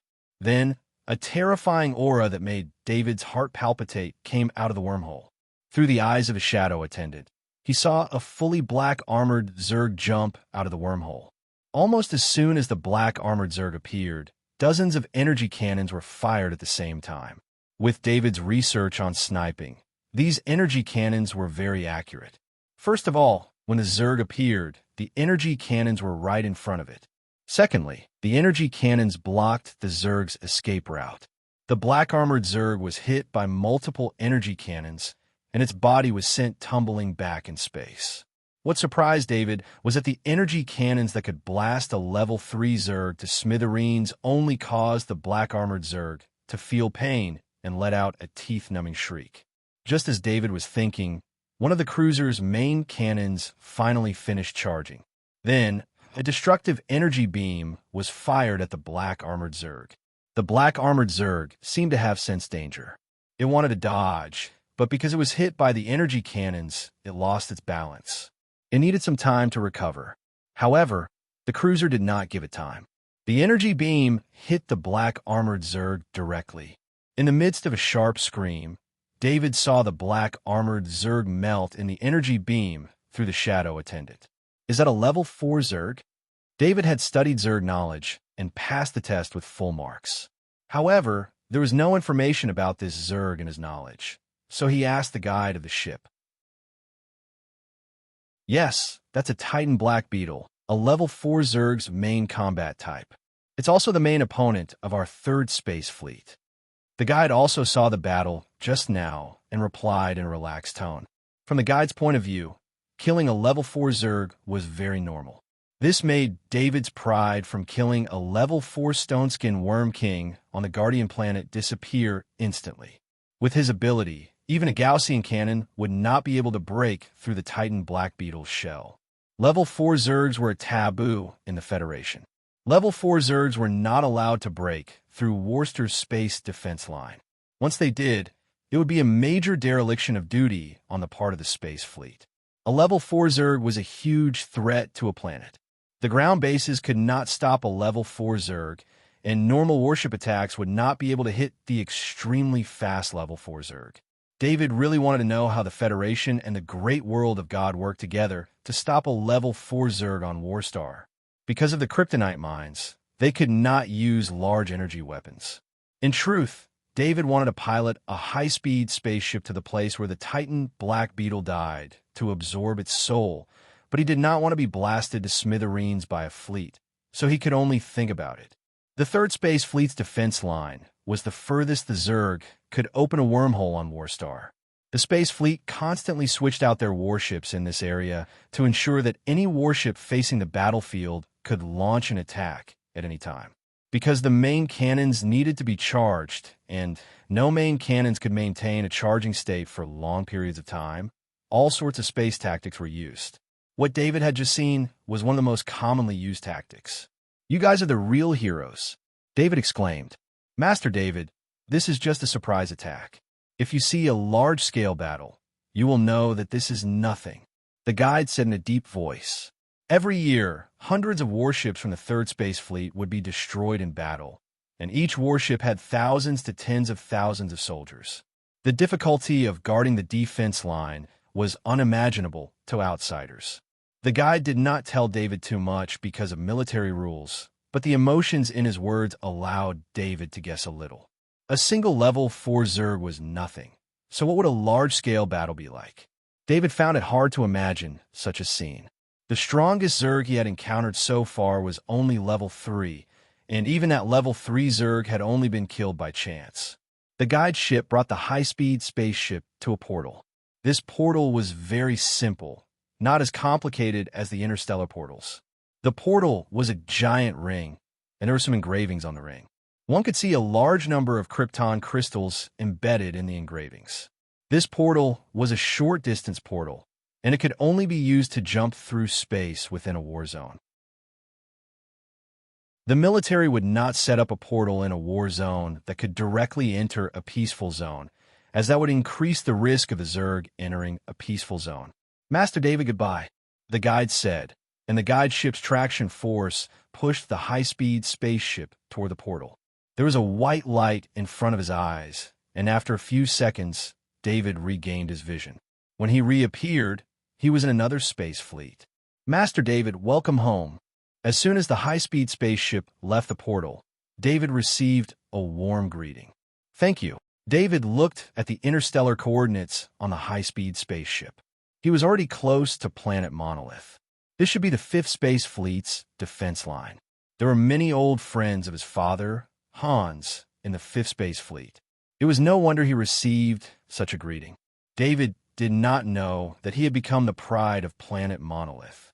Being admitted to the first college of Iridia was something that everyone on planet Monolith was proud of. Not to mention, news of David's achievements continued to spread. David was now a household name on planet Monolith. When they heard that David had returned through the portal, the 5th Space Fleet was already prepared to welcome him.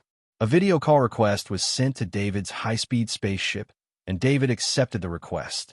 Then, the projection of a general wearing a major general's uniform appeared in the cockpit.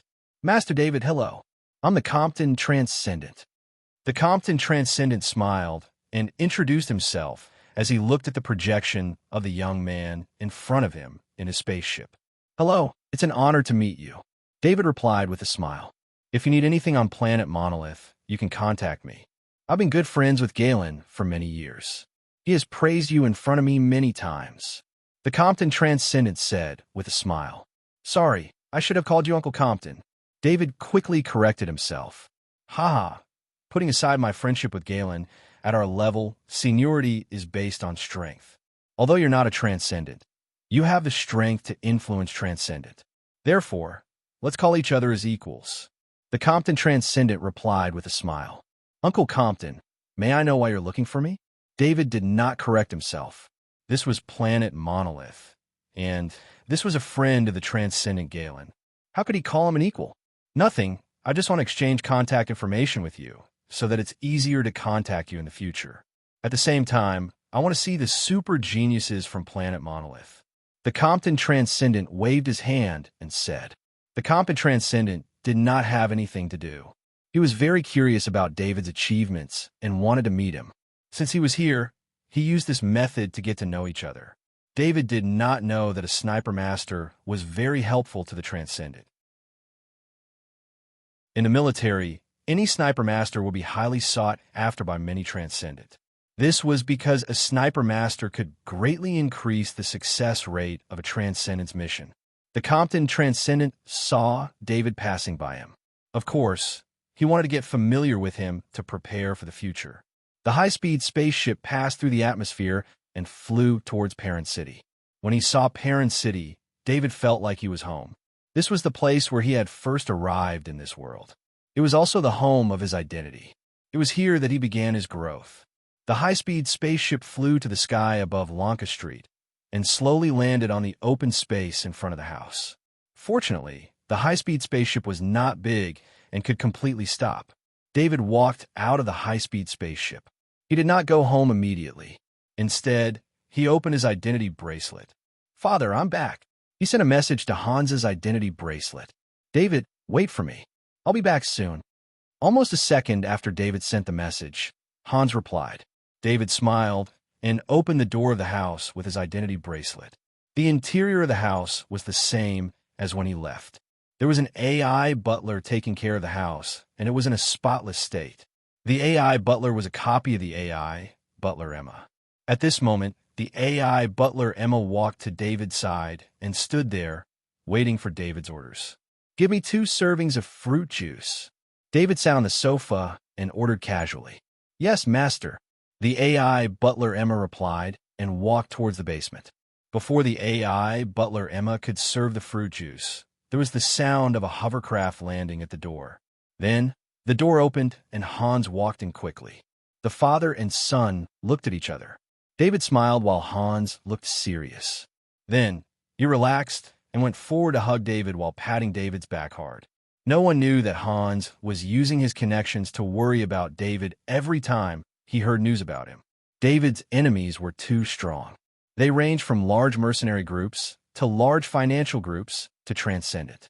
On the Guardian planet, he even fought against the level 3 Zergs. Although Hans was proud of David, no one knew about his worries. When he saw David standing in front of him in one piece, he could no longer hold on to his emotions. This reserved war hero, the Nation Knight, hugged his son with all his might. Chapter 406. David, I know you have your own life, but you have to stay alive. This is the only thing I ask of you. Hans looked at David and made his request. Father, I will definitely stay alive. Actually, I am not in any danger out there. David smiled and comforted Hans. David did not know how much Hans knew about his past, but he did not want Hans to worry too much. I heard that you have become a sniper master. Ha! My son has become a sniper master. Hans changed the topic and laughed. Hans was originally a sniper Kaji. However, due to his serious injuries, he could no longer continue to be a sniper Kaji. Instead, he became a government official in a small city on planet Monolith. Hans placed great importance on sniping. After learning that David had the talent for sniping, he recorded all of his experiences into an instructional video and taught it to David. David's growth was beyond his expectations. When he first heard that David had become a sniper master, he ignored his health and drank all night. That happy mood lasted for many days. Father, I have brought back a potion that can regrow your broken limbs. You will be able to live a normal life soon. David looked at Hans's happy expression and could not wait to tell Hans the good news. You should not delay your training because of me. If you exchange the potion for your training resources, you will be able to go further. Hans knew how precious a potion that could regrow Kaji's broken limbs was. Even if he was a Nation Knight, he would not be able to get his hands on such a potion. Actually, I have something to tell you. I have a fixed asset management company on planet Lunka in the Elidia Star sector. I have more than 200 billion in funds and tens of billions in fixed assets under my name. I have 5% of the profits from the Slaw Combat Academy on the Guardian planet. This is enough for my training resources. David did not hide his wealth from Hans and said with a smile. Hans was speechless at David's wealth. It had only been a short time since he left, but not only had his strength increased rapidly, even his wealth had reached such a level. With David's current wealth, even the biggest financial group on planet Monolith might not be as wealthy as David. All right, I accept your offer. Hans no longer resisted David after learning about his wealth. With David's wealth, he did not need to worry about training resources. Hans himself wanted to recover as soon as possible so that he would no longer need to live with artificial limbs. Father, come with me, David immediately said to Hans when Hans agreed. The two of them walked out of the house. David opened the cabin door of the high-speed spaceship and invited Hans in. David, this spaceship is not as good as the one you left behind, Hans said with a smile as he walked into the high-speed spaceship and saw the layout inside. You've made an error in judgment. David shook his head and said with a smile. He pointed at the not-so-luxurious interior of the spaceship and said, This is the Transcendence spaceship. Although it doesn't look as luxurious as the Titan S-600 on the surface, the technology inside is on a completely different level. Hans was stunned. He immediately thought of the few Transcendent that David had killed.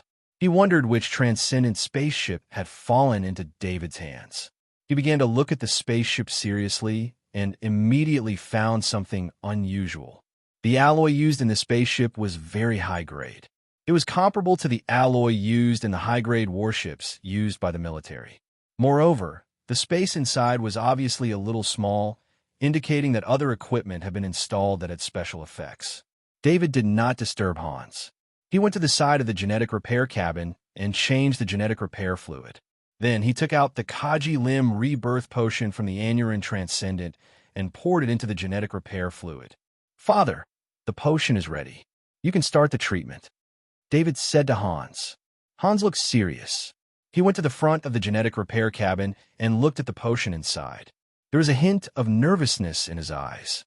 Thinking of his body that was about to recover, he had a feeling that he was about to be reborn. After David brought the holy water of youth last time, The internal injuries that were difficult to heal had been healed. His previously weak body had also recovered. Today, David brought back the Kaji Limb rebirth potion again, giving his body a chance to fully recover. Hans took off his clothes and removed the prosthetic arm that he had never taken off in front of others. He nodded to David and entered the genetic repair cabin. David stood outside the genetic repair cabin. He had to see Hans recover with his own eyes to be at ease. In the genetic repair cabin, the inside of Hans' severed limb was constantly squirming under the skin.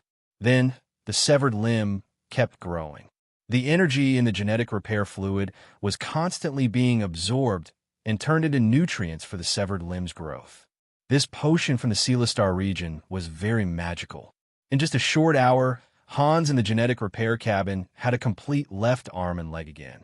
If the new left arm and leg were not whiter than the rest of the skin, like the skin of a newborn baby, it would be impossible to tell that it was a newly grown arm and leg. Hans walked out of the genetic repair cabin. He looked at his newly grown arm and leg and waved his arms and legs vigorously, feeling the new limbs. David, if you give me an exoskeleton armor and a sniper rifle, I think I can still fight. Hans said with his eyes full of excitement. Father, I've already prepared them for you. David smiled as he pulled over 2 metal boxes from the side and pointed at them. After Hans knew about David's wealth, there was no need for him to be polite with David. Besides, it was his son's things, so what if he used them? Therefore, he came in front of the metal boxes and opened one of them. He saw an exoskeleton armor loading box. David, isn't it too extravagant to wear this out in battle? Hans turned to David and said helplessly. This was because this was a limited edition exoskeleton armor. Not to mention the performance of this exoskeleton armor. As a limited edition exoskeleton armor, its performance had almost reached the peak of exoskeleton armor of the same model. Let's talk about the value of this limited edition exoskeleton armor. This exoskeleton armor could be exchanged for 10 exoskeleton armors among exoskeleton armor enthusiasts. Kaji, as a profession that everyone was passionate about, made exoskeleton armor the most sought-after collector's items. In particular, the limited edition exoskeleton armors of some large companies were even more precious. Of course, this was the collection of the Castle Transcendent. It was impossible for there to be an inferior item in this collection. Father, we can afford to be extravagant now. David smiled as if he had suddenly become rich. However, it was only on the surface. This was because in his heart, all wealth was illusory. Otherwise, with 200 billion credits, he would not have to risk his life at all. 200 billion credits would be enough for him to live a rich life for the rest of his life. Okay, I'll be extravagant too. Hans could not help but laugh as well. He picked up the exoskeleton armor in his hand. He had said that he did not want it before, but as a former Kaji, how could he not be tempted after seeing this kind of top-grade exoskeleton armor? The exoskeleton armor you gave me is already so luxurious. What grade of weapon is this? Hans looked curiously at the long metal box on the side and said as he opened it. However, when he opened the long metal box, his expression became serious. This is the Godolphin's Fury you used? Hans asked softly as he gently stroked the sniper rifle inside. Only a Kaji sniper could understand the quality of a sniper rifle. This Godolphin's Fury was a treasure among sniper rifles that were naturally eye-catching. The legendary Godolphin's Fury, the last masterpiece of the gun master Godolphin, was the dream of any sniper master. Yes. Do you like it? David said with a smile. You gave it to me. What about you? Hans was a little reluctant to let go, but he insisted. I'm now using a sniper rifle specially made for sniper masters. This Godolphin's Fury has been with me for a long time. It can still be useful if you use it. David explained with a smile. Yes, you're already a sniper master, Hans said as the fondness in his eyes grew. He even put aside the other exoskeleton armor in his hand and only looked at the Godolphin's Fury. David understood how Hans felt. He did not say anything and just looked at Hans. In fact, David did not say anything. For example, Hans and his stepmother Bertha's hotel had received a large sum of capital and even received help from many companies in various aspects. These were all orders from David. With the amount of assets managed by Master Sealy and Master Alva, it was a piece of cake for them to take care of a hotel in a small city on planet Monolith. David would not tell Hans about this help. He would not give his wealth to Bertha and his brother Eddie. Unless he died in a battle somewhere, this huge amount of assets would automatically be transferred to Hans's name. This was because the two asset managers who had a sole contract with him would also die because of his death. David had been walking on the edge of life and death, so he had already made arrangements for some things. David suddenly turned his head and looked outside. He sensed a spaceship approaching. The shadow attendant flew out of the cabin and saw the familiar black spaceship. It was his teacher, Galen Transcendent's Black Phantom. "What's the matter?" Hans, who was awakened by David's shout, turned his head and asked. "Uncle Galen is here." David replied with a smile. You didn't go and see your teacher first. Instead, you made him come and see you first." Hans shook his head and scolded. David shrugged helplessly. He was also going to see Galen Transcendent, but he was going to do it after everything here was over. Just in time. I'll let him see my new exoskeleton armor and sniper rifle. Hans's expression changed immediately, and he said with a hint of pride on his face. After that, Hans put on the exoskeleton armor, carried Godolphin's Fury on his back, waved at David, and got off the spaceship together. The Black Phantom was parked not far away. As there was no empty space in front of David's house, the Black Phantom stopped across the road. At this moment, Galen Transcendent was getting off the Black Phantom. He saw Hans, who was wearing the exoskeleton armor and carrying Godolphin's Fury on his back at first glance. The shock on Galen Transcendent's face could not be hidden because this meant that Hans' body had recovered. How could Hans' injuries recover so easily? If it was so easy to recover, he would have gotten the medicine for Hans a long time ago. Galen Transcendent turned to look at David. Without asking, he knew that Hans' recovery had something to do with David. "Galen, what do you think of my exoskeleton armor? And this sniper rifle, do you recognize it?" After greeting Galen with a smile, Hans began to show the equipment on his body. At this moment, Hans felt like he had returned to the time when he was young. His injuries had been removed, and his youth had returned to him. Galen Transcendent saw the equipment on Hans and could not help but exclaim in shock, "High's limited edition exoskeleton armor, Godolphin's Fury. David has put all his wealth on you."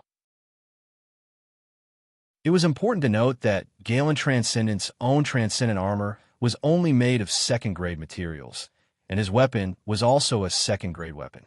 The value of this armor was almost the same as the one on Hans, or even less. "This is nothing compared to David's wealth." Hans replied with a smile. He turned to David and said, "David, don't you want to prepare a gift for your teacher?" "Uncle Galen, I prepared a gift for you too," David said with a smile. He then pointed at the high-speed spaceship and said, "It's right here. Come on in. This is the Esmond Transcendent's spaceship, right? Everyone in the war zone Transcendent has heard about it." Galen Transcendent said with a smile as he looked at the spaceship parked in front of him. Galen Transcendent was very proud that his disciple had killed the Esmond Transcendent and taken the spaceship for himself. It was even rumored that the destruction of Beta Energy was related to David. In the war zone, only the strong were worthy of respect. The weak were not worthy of sympathy when they were bullied. "Uncle Galen, if you like it, I'll give it to you," David said casually. In fact, this high-speed spaceship was of limited use to David. He just did not send his spaceship to the Guardian planet. With his wealth, it was not difficult for him to send a Thundersnake modified spaceship over. It would only take him about 10 days at most. The mini-planet destroyer cannon and 10 Gaussian cannons on the Thundersnake modified spaceship were enough for him to kill any level 3 Zerg easily with his current strength. This was also why he was so eager to send the Thundersnake modified spaceship over. David was already prepared to do so. Although the high-speed spaceship was not bad, it did not have any attack power. This made David, who liked to fight, very uncomfortable. "I don't need it. I have Black Phantom," Transcendent Galen rejected with a smile. Black Phantom was his spaceship and also his pride. He might not be as good as the other Transcendent in terms of armor and weapons, but he was not bad when it came to spaceships. Chapter 407. The Galen Transcendent looked at David's high-speed spaceship with admiration. He only admired this kind of spaceship that focused on speed, but he did not agree with it. In a war zone, a spaceship with no combat power could not satisfy the needs of battle. Hans was also very curious about what gift David had prepared for the Galen Transcendent. Although the Galen Transcendent was not rich, he was still a true Transcendent. Normal items would not catch his eye. David did not say anything. He also took out 2 metal boxes that he had prepared from a cabinet on the side and pushed them in front of the Galen Transcendent. "Let me see what the gift is." The Galen Transcendent smiled as he lifted one of the metal boxes. He felt it for a moment, with a puzzled look in his eyes before he placed it on the table. When he lifted it, he felt that the weight of the item in the metal box was a little familiar. He had some guesses in his heart, and even his movements became more careful. The Galen Transcendent did not even dare to breathe loudly for fear of affecting the item in the box. He knew that if it was the item he wanted, even if he slashed it with his weapon with all his might, it would not hurt the item. When the metal box was opened, a green light immediately appeared. The Galen Transcendent saw a folded Transcendent armor. "David, this is too precious. You will need it in the future. I can't take this." The Galen Transcendent did not take a closer look at the Transcendent armor. He was afraid that if he looked at it too much, he would not be able to bear to let it go. Therefore, he slammed the box and said in a deep voice, "Uncle Galen, I actually kept one for myself too. It's even better than this one." David said with a smile as he felt the Galen Transcendent's love for him. "Galen, the child gave it to you. Just take it. You are a Transcendent, and you wear a Transcendent armor made of grade 2 materials every day. Even I feel embarrassed for you." Hans advised from the side, "Hans, do you know how precious this grade 3 Transcendent armor is? It's not something that can be bought with credits." The Galen Transcendent turned to Hans and said, "So what if it's precious? David already said that he has another one. Are you going to let him sell this Transcendent armor when you don't even have one grade 3 Transcendent armor?" Hans said with a glare, "Uncle Galen, Father said that if he knew that I sold the Transcendent armor and didn't let you use it, he would kill me." Said with a smile, "All right." Transcendental Garen didn't hold back anymore, as long as it didn't affect David. He opened a metal box again and picked up the Transcendent armor with one hand. Then, a trace of Transcendent power entered it, and the Transcendent armor instantly covered his entire body. Every time David saw the all-green Transcendent armor, he felt a little uncomfortable. In his mind, green clothes were fine, but even the hat on his head was green. He couldn't accept it. David was a little worried. He would become a Transcendent one day. Would he also have to wear the green Transcendent armor after he became a Transcendent? The Galen Transcendent looked at the Transcendent armor on his body and laughed loudly. "This set is so cool. When I go back, I'll show it to my old friends and make them jealous." The monolith planet was a peripheral planet in the war zone. It had the least resources and was the weakest in terms of combat power. There weren't many rank 2 insectoids here, so although there were 6 Transcendent guarding the planet, these 6 Transcendent didn't even have a rank 3 Transcendent armor, let alone a rank 3 weapon. This was the normal state of many Transcendent without resources and background. It didn't mean that one could have everything after becoming a Transcendent. It was easy for a Transcendent to obtain credits, but credits could only improve the life of a Transcendent. None of the Transcendent equipment could be purchased with credits. Of course, if a Transcendent sold themselves to a large organization and gave up their freedom, they could still obtain decent Transcendent equipment. For example, the Transcendent Esmond and the Transcendent Edwin that David had killed were Transcendent. They had been sent to the Guardian planets to carry out assassination missions against their will and were killed by David instead. These Transcendent who had sold their freedom had to pay a price after receiving benefits. Sometimes the price was their lives.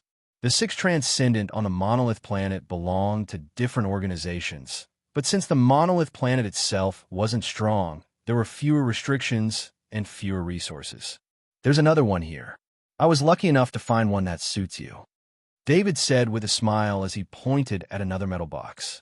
David, don't tell me you've prepared a level 3 war hammer for me, Transcendent Galen said jokingly. Although the Transcendent armor was precious, many organizations could provide it to the Transcendent. Even Transcendent Galen's stockpile of level 3 materials was almost half of what it needed to make a Transcendent armor. The main material for the Transcendent armor was not a lot of level 3 materials. The most important thing was the technology for the Transcendent armor. However, the manufacturing of the Transcendent armor only required credits to hire a specialized government department to help with the manufacturing. This was one of the benefits of the Transcendent.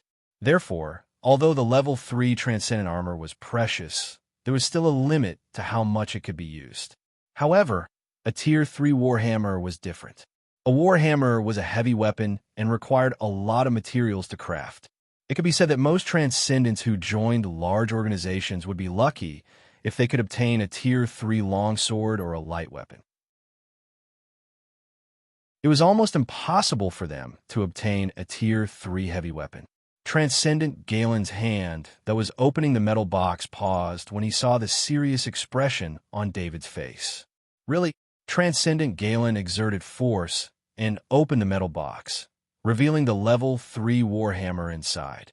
This time, even Hans sucked in a breath of cold air. This was a true rank 3 warhammer, a treasure that could make any Transcendent risk their lives to obtain it. David, you learned how to use warhammers from me. You should be able to use this level 3 warhammer, right? Even if you're afraid of being targeted, you can keep it for now and use it when you become a Transcendent. I don't need such a good weapon on planet Monolith. Transcendent Galen's eyes flashed with emotion as he said in a low voice, Uncle Galen, I'm sorry. I didn't learn how to use warhammers well. My strongest weapon now is the heavy axe, and I've reached the peak of master level. Also, I kept a level 3 heavy axe for myself. You can keep this warhammer for now, David said a little embarrassedly. The first weapon he used was the Storm Warhammer technique he learned from Galen Transcendent, but now he had to say that his best weapon was the heavy axe in front of Galen Transcendent. Tell me, how many Transcendent did you kill to get so much loot? Transcendent Galen looked at the level 3 warhammer speechlessly. After hearing that David also had a level 3 heavy axe, his excitement towards the level 3 warhammer decreased a lot. I killed about 5, David said after thinking for a while. David was the one who got rid of the Transcendent Archie. He was the one who tracked down the Transcendent Archie and forced him to have no way to escape. In the end, he died in the mouth of the insectoids. But in reality, Archie was also killed by David. However, David didn't count him as a Transcendent. He only counted the Transcendent that he personally killed. Transcendent Galen and Hans looked at each other with shock in their eyes. What did it mean to kill 5 Transcendent? Just by looking at the Transcendent equipment David took out, they knew that the Transcendent that he killed wasn't a simple Transcendent. How could a Transcendent with a level 3 heavy weapon be simple? David, I regret letting you walk the path of Kaji.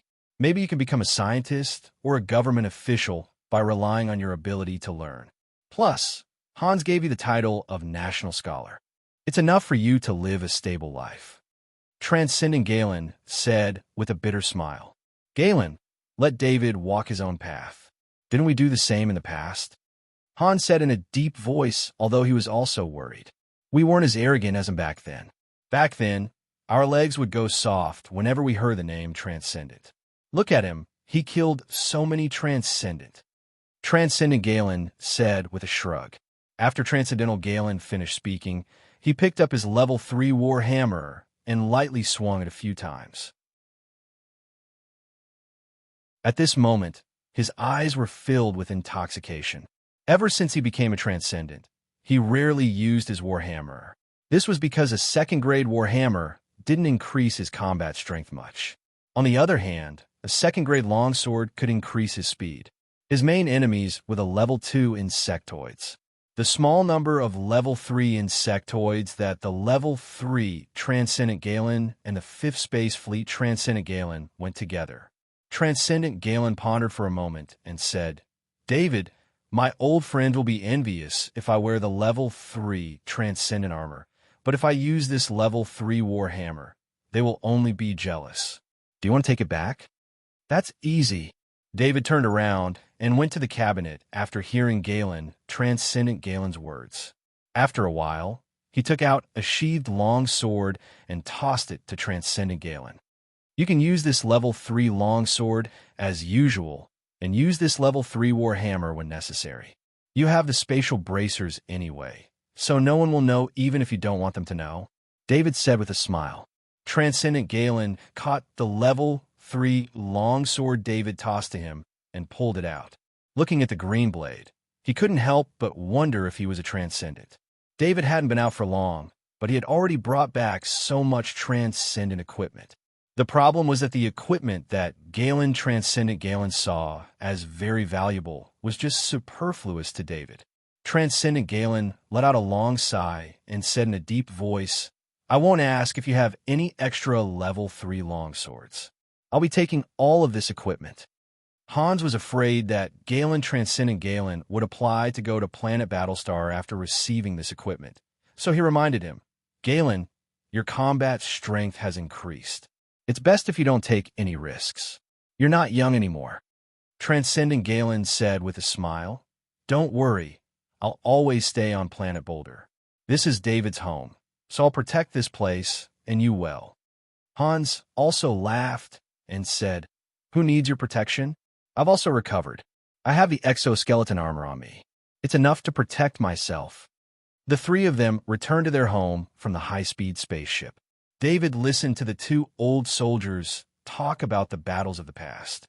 He sat to the side and listened, interjecting from time to time. This rare reunion with his family made David cherish it very much. David looked at the time and said with a smile, Father, Uncle Galen, let's have dinner here tonight. Transcendent Galen smiled and nodded in agreement. All right, I can have a drink with Hans. It's been a long time since we've had a drink together. Transcendent Galen replied with a laugh. You might be a transcendent, but I've never been afraid of you when it comes to drinking. Hans did not drink before not because he could not hold his liquor, but because his body was weak. Now that his body had fully recovered, his strong body reminded him of the time when he was in the military camp. David stood up and said, Then I'll go cook. I'll let you have a taste of my cooking. Although no one had lived in the house for a long time, the AI butler Emma kept everything in the kitchen in tip-top condition. As for the ingredients, they were all in the vegetable cultivation base in the basement. This was Planet Boulder, so natural ingredients were not easy to buy. The vegetable cultivation base in the basement was very comprehensive. David asked the shadow attendant to take out some spices from his spatial item. Most Transcendent probably did not keep any spices in their spatial items. However, David had been on the Guardian planet, and the environment there was worse than here. Naturally, he had prepared more spices, and they came in handy now. As he was cooking for his father and teacher, David put in a lot of effort. Even the red wine he took out was a spoil of war he had obtained from the Transcendent's spatial bracer. Of course, a red wine that could catch the eye of a powerful Transcendent would not be ordinary. Hans's eyes were filled with tears when he tasted David's dish. It wasn't because of the deliciousness of the dishes. Hans was thinking about how much hardship David had suffered outside. That was why David, who didn't know how to cook at all, could cook dishes that surpassed the skills of chef. Transcendent Galen was also a little speechless. He and Hans loved delicious food, but David's cooking made them feel guilty. It was hard to imagine that a genius like David would spend so much effort on cooking. He probably just wanted to show off in front of them. David did not expect his two family members to think so much. His cooking skills were really just an accident. Dinner was very slow. Galen Transcendent and Hans did not compete in drinking. They wanted to taste David's dishes in their clearest state. They even drank very little of the rare red wine. In this warm atmosphere, Galen Transcendent's identity bracelet suddenly vibrated. He activated it and saw that it was an alert from Skynet. How dare you? he said in a deep voice. What happened? Hans asked. Skynet found a spaceship entering the atmosphere from outer space. The target is here, Galen Transcendent said with a cold glint in his eyes. After David became famous outside, Galen Transcendent increased the security level of Parent City. He did this to prevent people from taking the risk of offending the military and attacking Hans under the premise that they could not do anything to David. Hanses had the title of Nation Knight. Under normal circumstances, there wouldn't be any organization that would dare to make a move against him. However, Extraordinary Galen didn't want such a possibility to appear, so he took precautions in advance.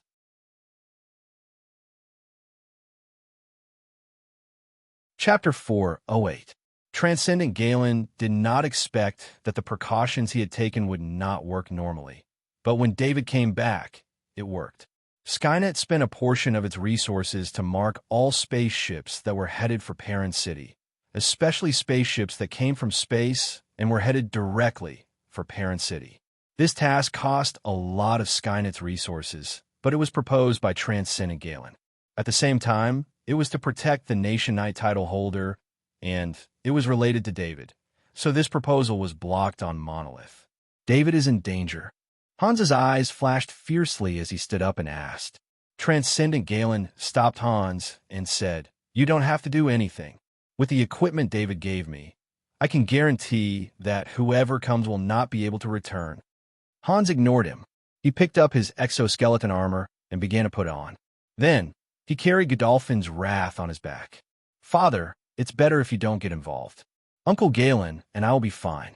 If you get involved, I'll be worried," David quickly advised. "That's right. David is a sniper master. Just stay here," Transcendent Galen also said. In an instant, he donned his transcendent armor and wielded a level 3 longsword.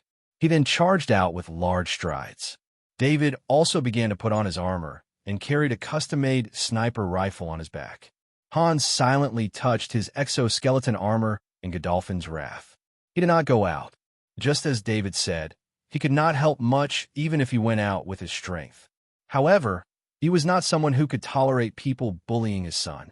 He opened his identity bracelet and began to make contact. "David, I'll go intercept that spaceship. You find a sniper position and be ready to support," Transcendent Galen ordered as he rose into the air. Galen Transcendent had the best equipment, especially since he had just promised to protect David's home. Now that someone had come knocking on his door, he only had one thought in mind, and that was to kill the other party, no matter who it was.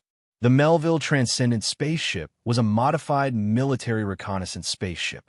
Its performance had been greatly improved, with increased power and more cannon positions. Although it was much smaller than a frigate, its performance was almost the same.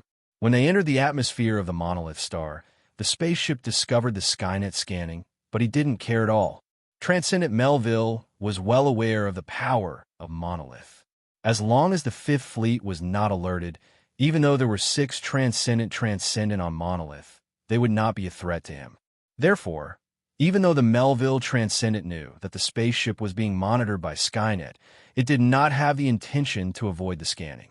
Instead, it flew directly to the target location. Transcendent Melville did not want to miss such a good opportunity. David had left the Guardian planet and returned to the Monolith star. The Tordo Fund had received this information when David had just left the Academy base. Of course, this had something to do with the Tordo Fund's large investment in the Guardian planet. Although the Tordo Fund had many conflicts with Cater Academy, their years of operation had ensured that their marks would not disappear from the Guardian planet in a short period of time. The hatred between the Tordo Fund and David had long been irreconcilable. Archie Transcendent was hunted down and killed largely because of David. The Tordo Fund's biggest suspect in the death of Edwin Transcendent was David as well. Especially after the massacre at Bado Energy, the Tordo Fund no longer had any intention of reconciling with David. The Tordo Fund had even blamed David for the bad blood between them. In addition, David had made many aggressive moves recently, so the Tordo Fund did not dare to let David grow. Looking at the information related to David, no one who had a grudge against David, no matter if it was an individual or a force, had a good ending. The Tordofund's goal was to kill David before he could grow. The Melville Transcendent was very strong. He was a very famous Transcendent in the Cater Star sector. His combat power was ranked among the top among the many Transcendent in the Cater Star sector. He had accepted the mission after accepting the Tordofund's offer. Of course, the Tordofund had paid a hefty price. It was not easy to invite the Melville Transcendent. Although the Tordofund worshipped the Transcendent, the other Transcendent's combat power was similar to that of the Edwin Transcendent. In order to not miss this rare opportunity and to kill David, the Tordofund had made a big decision and invited the Melville Transcendent, who happened to be free. In order to allow the Melville Transcendent to reach the war zone faster, the Tordofund owed them a big favor and used the military's portal to reach Monolith as quickly as possible. A dot of light appeared on the screen in front of the Melville Transcendent. Upon closer inspection, it was a Transcendent wearing a Grade 3 Transcendent armor. The Melville Transcendent was stunned. According to the intelligence, there was no Transcendent on Monolith who had Grade 3 Transcendent armor. The Melville Transcendent did not want to tangle with this Transcendent. He was afraid that David would escape, so he planned to use the ship's weapons system to stall this Transcendent. As long as the ship approached Parent City, he would be able to find David and kill him. Since it was a scout ship, it did not have a lot of space. Therefore, it was equipped with 1 energy cannon, 5 Gauss cannons, and 30 defensive missiles. Do not allow this Transcendent to approach. Activate all weapons. The Melville Transcendent ordered in a deep voice. Inside the ship was his personal crew. Every one of them was handpicked from retired soldiers and had rich combat experience. At this moment, the Galen Transcendent's position was within the range of the defensive missiles. 10 defensive missiles were activated immediately. The defensive missiles did not need to be specially aimed, so the preparation time was the shortest. The 10 defensive missiles flew out and flew towards the Galen Transcendent. The ship continued to descend and was not affected by the Galen Transcendent to change its course. The Galen Transcendent was in the air. He tightened his Grade 3 long sword and accelerated. He was very satisfied with the Transcendent armor. It was much faster than his previous Transcendent armor. The 10 defensive missiles chased after the Galen Transcendent. The Galen Transcendent flew a circle in the air, making the defensive missiles draw a large arc in the air. Taking advantage of this opportunity, the Grade 3 longsword swept past the back of 2 defensive missiles. The back of the missiles was cut open and they lost their momentum and fell to the ground. Using the same method, he shot down 6 more defensive missiles. This was the Transcendent's method of dealing with defensive missiles. In a situation where they were not inferior in speed and had sharper weapons, these ordinary defensive missiles were not a threat to the Galen Transcendent at all. Just as the Galen Transcendent was about to shoot down the last 2 defensive missiles, he felt a trace of danger. He sneered and dodged in the air. Then, 5 Gaussian cannonballs passed through his previous position and hit the last 2 defensive missiles, causing them to explode in the air. The Melville Transcendent did not expect the ship to hit the Galen Transcendent. This was because the Gaussian cannons and main cannons needed to be aimed. Once they were aimed, the Transcendent would sense the danger. Before the attack, the Transcendent only needed to dodge easily to make the cannons and main cannons ineffective. This was also the reason why weapons like the Gaussian cannons could not pose a threat to the strong. Even if the Melville Transcendent ship's Gaussian cannons were operated by experienced veterans, they could not hide their killing intent and spirit like David could, making it impossible for the target to detect them when they were aiming. David was on his high-speed spaceship at this moment. The high-speed spaceship's hatch was opened slightly, and it was flying in the air in this way. David leaned against the hatch and set up the custom-made super-large caliber sniper rifle. He rarely used a sniper rifle on a spaceship because it was very unstable, which was very disadvantageous for sniping that required precision. However, David was preparing to snipe a large target this time, so he did not care about that little bit of error. The high-speed spaceship was controlled by David through the shadow attendant. He often multitasked, so at this moment, he could snipe and pilot the spaceship at the same time without interfering with each other. The Melville Transcendent looked at the screen in front of him. Although the weapons on the spaceship could not threaten the Galen Transcendent, it could prevent the Galen Transcendent from getting close to the spaceship, and that was enough. He looked at the new high-speed spaceship that had just appeared.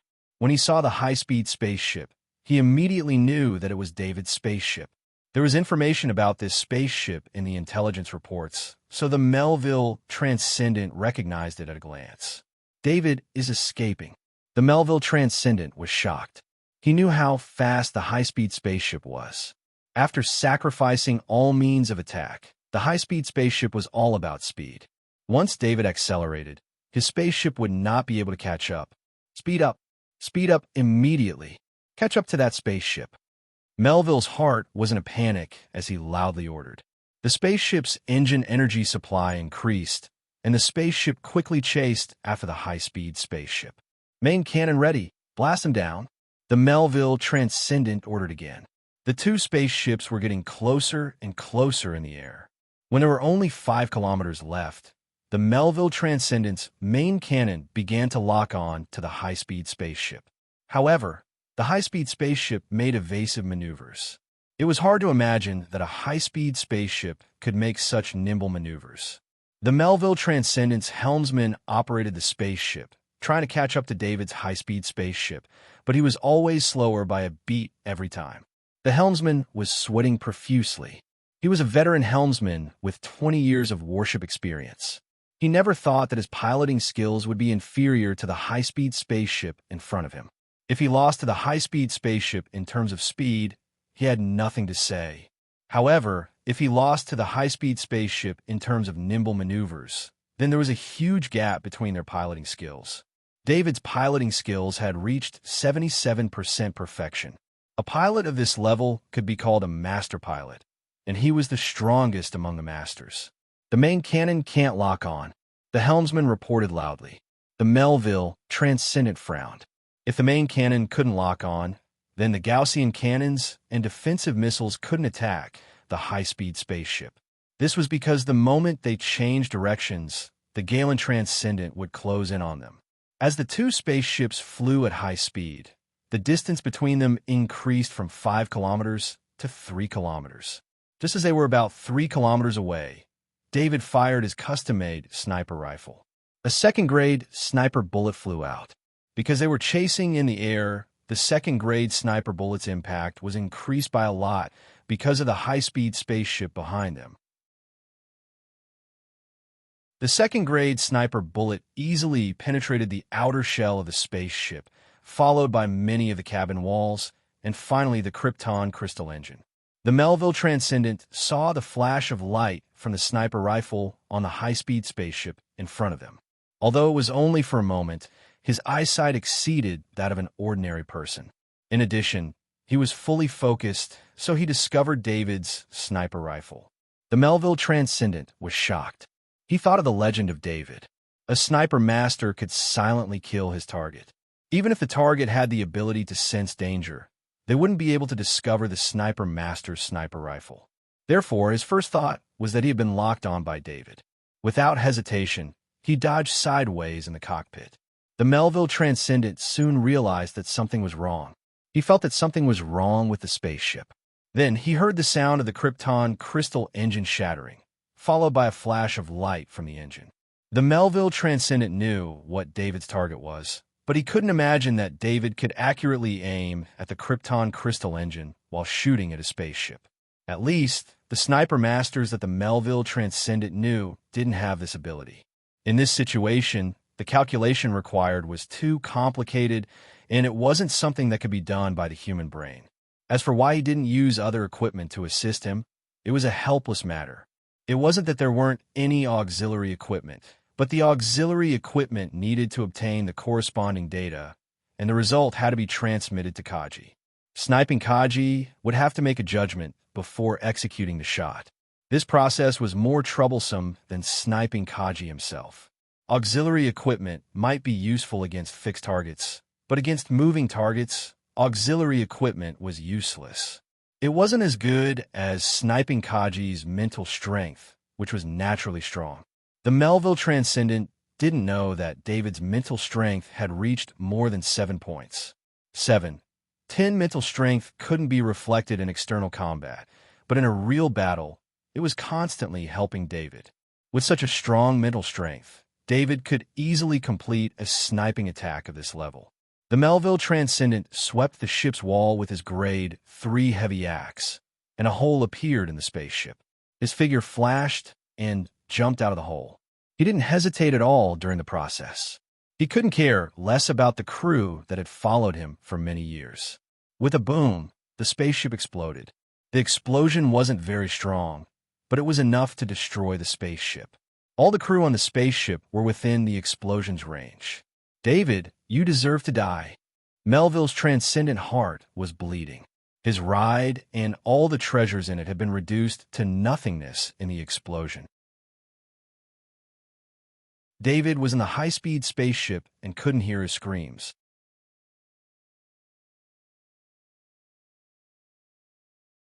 Chapter 409. The Melville Transcendent, who had lost his spaceship, was immediately approached by the Galen Transcendent. I didn't expect there to be a Transcendent with such equipment on the monolith planet. Do you think this lousy planet can support you? The Melville Transcendent sneered as he suppressed the anger in his heart. Although he wanted to kill David immediately, he still had to face the Galen Transcendent first. The monolith planet is much better than you think. At least trash like you won't be able to live on the monolith planet. The Galen Transcendent replied mercilessly. Even if the Transcendent were enemies, it was rare for them to speak ill of each other. However, the Galen Transcendent was extremely angry that the Melville Transcendent had come to the monolith planet to attack David. Hence, he cursed as he spoke. Do you think you can defeat me with that third-grade longsword in your hand? The Melville Transcendent mocked as he glanced at the third-grade longsword in the Galen Transcendent hand. There was a chain of disdain in the Transcendent. For example, those who used third-grade heavy weapons would look down on those who used third-grade longswords, while those who used third-grade longswords would look down on those who did not have third-grade weapons. There was a reason for this. Between a third-grade heavy weapon and a third-grade longsword, the third-grade longsword was the weaker one. Under the same combat strength, the Transcendent holding a third-grade longsword would not dare to cross swords with the Transcendent holding a third-grade heavy weapon. Of course, this was not absolute. The Transcendent's combat strength was also extremely important. However, most Transcendent had experienced countless battles and walked out from the brink of death. Their combat experience was almost maxed out. The only difference was the Transcendent's strength and equipment. Then let me see if you can really defeat me. The Galen Transcendent laughed loudly. His figure accelerated in the air as he rushed forward while brandishing the third-grade longsword in his hand. The rank 3 heavy axe in Melville's hand met the rank 3 heavy axe and clashed with the rank 3 Garen in the air. The Galen Transcendent knew his own strength. He lacked the Transcendent inheritance compared to many Transcendent, so he knew where his advantage lay. He had David by his side, so he used the spacious battlefield in the air to engage in guerrilla warfare. The Galen Transcendent had rich experience in this aspect. This was understandable. Any Transcendent who had been using second-grade Transcendent armor and weapons for a long time would have experience in guerrilla warfare. The Melville Transcendent was anxious. The Galen Transcendent's combat power was obviously insufficient, but the Galen Transcendent stuck to him like glue. The Galen Transcendent was very excited. The new equipment he had just received had greatly increased his speed and strength. He finally understood the joy of using a third-grade Transcendent armor. It was something the Transcendent who used a second-grade Transcendent armor could not understand. It could be said that only a third-grade Transcendent armor could truly bring out the design performance of a Transcendent armor. The high-speed spaceship took David away from the area where the two Transcendent were fighting. He could not interfere at all at the moment. He did not even dare to fly over. If he got too close, he would be targeted by the Melville Transcendent. David, I have applied for Parent City's defense authorization for you. You can use it now. We are on our way. Alvin Transcendent's information was transmitted to David's bracelet through his identity bracelet. David was delighted. He had been waiting for this for so long. David was very familiar with Parent City's defense system. It was here that he used the Gauss cannon to kill his enemy. It was also here that he blocked the attack of the Zerg. Parent City's defense system was well equipped. The Gauss cannon and laser cannons had decent attack power. David had contacted Alvin Transcendent of the Monolith military to obtain the authorization to use the defense system. As long as he had the authorization, he was confident that he could give the Melville Transcendent a surprise. Alvin Transcendent and the other 4 Transcendent were on their way. However, it would take some time for them to arrive from Non-City, so David did not want to wait for the Transcendent support. The short wings on David's back spewed out energy. He accelerated towards the southern wall of Parent City. Because he was wearing the exoskeleton armor, the defense system had automatically scanned his identity when he approached Parent City. If he dared to approach the wall without authorization, he would be attacked by the rapid-fire anti-air cannons. David had the authorization granted by Alvin Transcendent, so he landed on the southern wall without any hindrance. Several military Kaji wearing the Land Lion exoskeleton armor ran towards David. They had received orders from the military to greet David. "It's Gerard Kaji. You have been promoted to First Lieutenant. Congratulations." David saw Kaji at the front. It was Kaji Gerard Kaji, whom he used to know. He did not expect him to be promoted to First Lieutenant now. "Master David, welcome home." Kaji Gerard saluted excitedly. He then explained, "Because of you, we also received military merits. First Lieutenant Eden was promoted to captain and transferred away. First Lieutenant Elmer was promoted to captain, and I became the acting captain of Kaji's squadron." Kaji Gerard's gratitude towards David rose from the bottom of his heart. David had received the Silver Star Medal in Parent City. At the same time, the troops guarding Parent City also benefited. It was very difficult for troops like them, who stayed on the Monolith Star, to be promoted. Other than automatic promotion after reaching a certain age, it was very difficult to rely on meritorious service to get promoted. It was also because of David that Kaji Gerard was promoted to First Lieutenant in at least 5 to 6 years less time. David did not want to chat anymore. The Transcendent Galen was still fighting in the distant sky, so he requested, "I need the control of all the Gaussian cannons on the southern city wall. Please help me." "Of course, I received the order. Please come this way," Kaji Gerard said with admiration in his eyes as he led the way. The other Kaji Gerard, also had the same look in their eyes. The person in front of them was a sniper master who had walked out of this place. He was a powerhouse in the military of the war zone. His name appeared together with David's in the Transcendent. "First Lieutenant Elmer will be here soon. He will arrange for you to use the control room you are most familiar with." Kaji Gerard personally opened the door of the control room and introduced when they arrived in front of a control room for the Gaussian cannons. David naturally recognized this control room. He controlled 3 Gaussian cannons here and killed 2 armor rockworms and a main brain king bug. He still remembered the fear he felt when he faced the main brain king bug. "Thank you." David nodded and thanked him. He then entered the control room. "You guys guard this place. Do not let anyone in, even if you have to die." Kaji Gerard ordered the Kaji Gerard in a deep voice. "Yes." The Kaji Gerard replied loudly. They used their bodies to block the door of the control room. In fact, Kaji Gerard's order had a purpose. No matter who David wanted to deal with, they would not dare to kill a Kaji Gerard under the surveillance of the city defense system. As long as there was evidence, no matter if the other party was a Transcendent or not, they would either have to change their identity or escape. The military would not tolerate the killing of soldiers in their military fortifications. David looked at the control room in front of him. The authority on it allowed him to control the 60 Gaussian cannons on the southern city wall. Of course, he could not control so many Gaussian cannons at the same time. However, he could control them in batches. This required faster hand speed and better analytical skills. "Uncle Garen, you can lead the Transcendent to the southern city defense area of Parent City. I will wait here." David contacted Transcendent Garen through his identity bracelet. When Garen Transcendent heard David's message, he could not help but relax. The gap between him and Melville Transcendent was not something that could be made up for by equipment. In the beginning, he could rely on his speed to deal with them.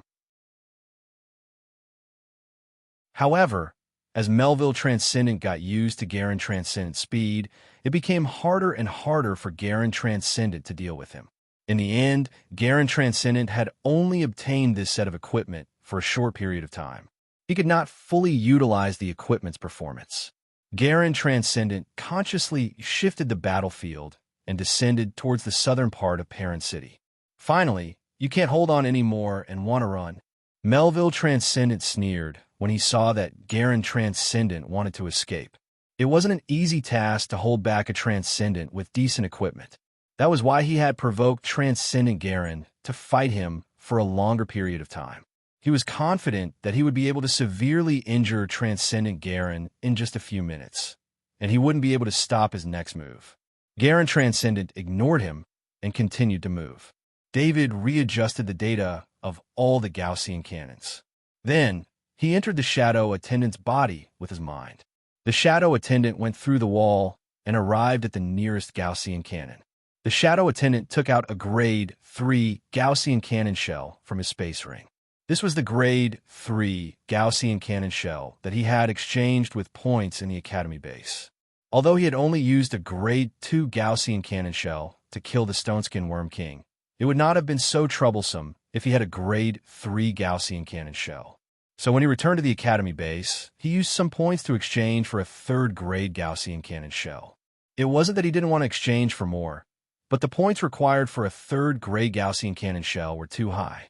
In addition, the Academy didn't put the third Grade Gaussian cannon shell in the exchange list. If it wasn't for his request, the Academy wouldn't have agreed to such an exchange. David used the Shadow Attendant's mind to control the Grade 3 Gaussian cannon shell. When he took it out of the space ring, it happened to appear in the cannon shell's compartment. The Shadow Attendant would not have been able to move such a heavy Gaussian cannon shell if he did not control it in this way. Garen Transcendent was in front and Melville Transcendent was behind. At this moment, Melville Transcendent also saw through Garen Transcendent's plan. Transcendent Melville was trying to lure him into Parent City's defense zone, but he was not worried at all. Before Transcendent Melville came to Monolith, the Tordo Fund applied for permission from a high-ranking military official in the war zone. Unless he attacked the military's defense system would not attack him. It was because of this permission that Transcendent Melville dared to enter Parent City. Parent City was indeed a small city, but it was a small city in the war zone. Every city on Monolith had a military defense system. Otherwise, the civilians in the city would have been killed by the insectoids. You want to use the military's defense system to influence me? I wonder if the military officer you can find on Monolith is more powerful than the one I can find. Transcendent Melville laughed and indifferently approached Parent City's defense system. To be honest, Parent City's defense system wasn't strong. The most they could deal with was level 2 Zergs. Once there were more level 2 Zergs, they wouldn't be able to defend against them. With such a defense system, they wouldn't be able to defend against the Transcendent. Not to mention, Parent City's defense system could not attack him at all, so he was not worried at all. "We're here." Transcendent Garen contacted David softly.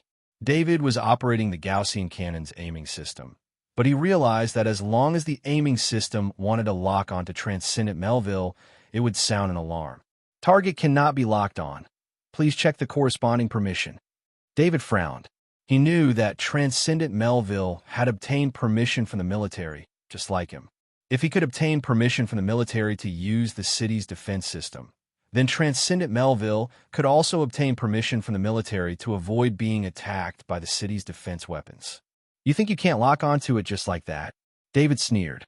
His finger quickly tapped on the screen and entered the city's defense system.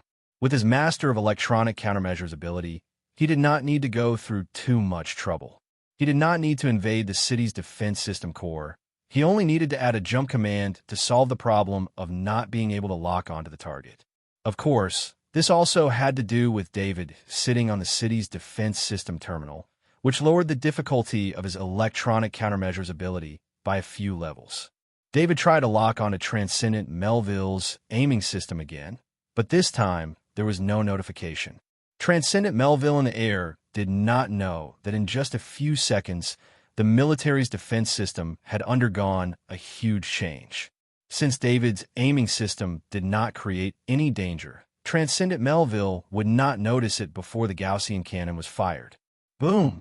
Following the first explosion, an ordinary alloy Gaussian shell flew out. Although Transcendent Melville had been fighting with Galen Transcendent, he had been paying attention to his surroundings for a long time. David was a sniper master, and Transcendent Melville knew how terrifying a sniper master was. He knew that David must be hiding somewhere, waiting to give him a fatal blow. Therefore, even though he was fighting with Galen Transcendent Melville was still paying attention to his surroundings. Before coming to assassinate David, Transcendent Melville learned about sniper masters from some of the Transcendent who had fought against sniper masters, some of which were obtained with the help of the Torto Fund. Transcendent Melville was very familiar with sniper masters' attack methods and countermeasures.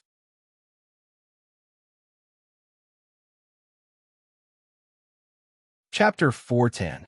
The greatest strength of a sniper master was the stealth nature of their attacks, making it impossible for the target to sense danger. This terrifying ability was the most dangerous when the target did not know that there was a sniper master nearby. At this moment, David's situation was very clear, which reduced the danger level of David by a lot. The Melville Transcendent was waiting. As soon as David's sniper appeared, he would immediately dodge and kill him. Instead, he was more worried that David would not appear, which would make it more difficult for him to kill him. The danger level of an exposed sniper master is reduced by at least 50%. This was what a Transcendent who had survived a sniper master's attack and successfully counterattacked said in his experience. The Melville Transcendent agreed with this point. He did not believe that he would be successfully sniped when he was highly focused on his surroundings. At this moment, a Gaussian cannon suddenly attacked. Although the Melville Transcendent did not understand why it was the military's Gaussian cannon that attacked, he still immediately dodged. The Melville Transcendent dodged very quickly, and the alloy Gaussian cannon shell brushed past him. However, David did not control only one Gaussian cannon. Just 0.1 seconds after the first Gaussian cannon fired, the second Gaussian cannon fired. The Melville Transcendent had just sensed the location of the first Gaussian cannon and was about to fly down when the second Gaussian cannon shell flew over. This time, he only had time to avoid being hit in his vitals. His leg was hit by the alloy Gaussian cannon shell, and he was sent spinning in the air by the powerful force. The third Gaussian cannon shell flew over, but this time it was blocked by a grade 3 heavy axe. He could no longer dodge and could only rely on his battle instincts to block. The Melville Transcendent wanted to ask why the military city defense system would attack him. He did not take the initiative to attack the military city defense system. The consecutive Gaussian cannon shells were tiring him, and he was very worried that a grade 3 Gaussian cannon shell would come flying over. 8 consecutive Gaussian cannon shells caused the Melville Transcendent to sway in the air. Due to the low strength of the Gaussian cannon shells, the Melville Transcendent did not suffer much damage. Compared to the grade 3 Transcendent armor, the alloy Gaussian cannonball was more like a lump of mud. No matter how strong the impact was, when the mud hit the wall, it would disperse instantly, and the damage would be greatly reduced. The biggest effect of the Gaussian cannon shells was to make the Melville Transcendent lose balance. The constant impact in the air caused him to lose control of part of his body. After the 8 Gaussian cannon shells, the Melville Transcendent stopped for 0.3 seconds. Just when he had stabilized himself, another round of Gaussian cannon shells came flying over. This time, the Melville Transcendent was prepared. He tried his best to use the non-vital parts of his body to withstand the attacks of the Gaussian cannon shells. The Melville Transcendent knew that it was David who was attacking him.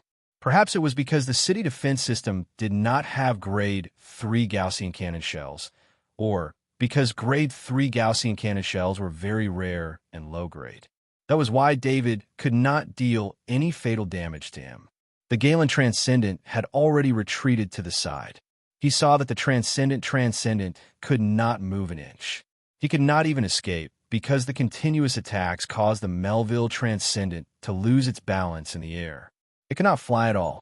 David's attacks were very satisfying.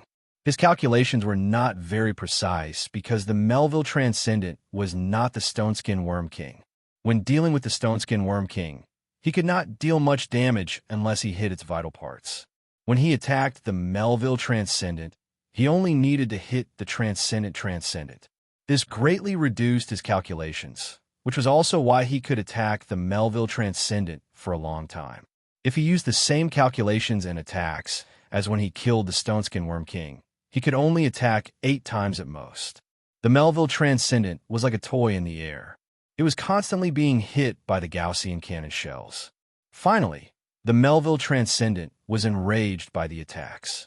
If the opponent's attacks were a little more powerful and he was heavily injured, he would have used all his means to escape.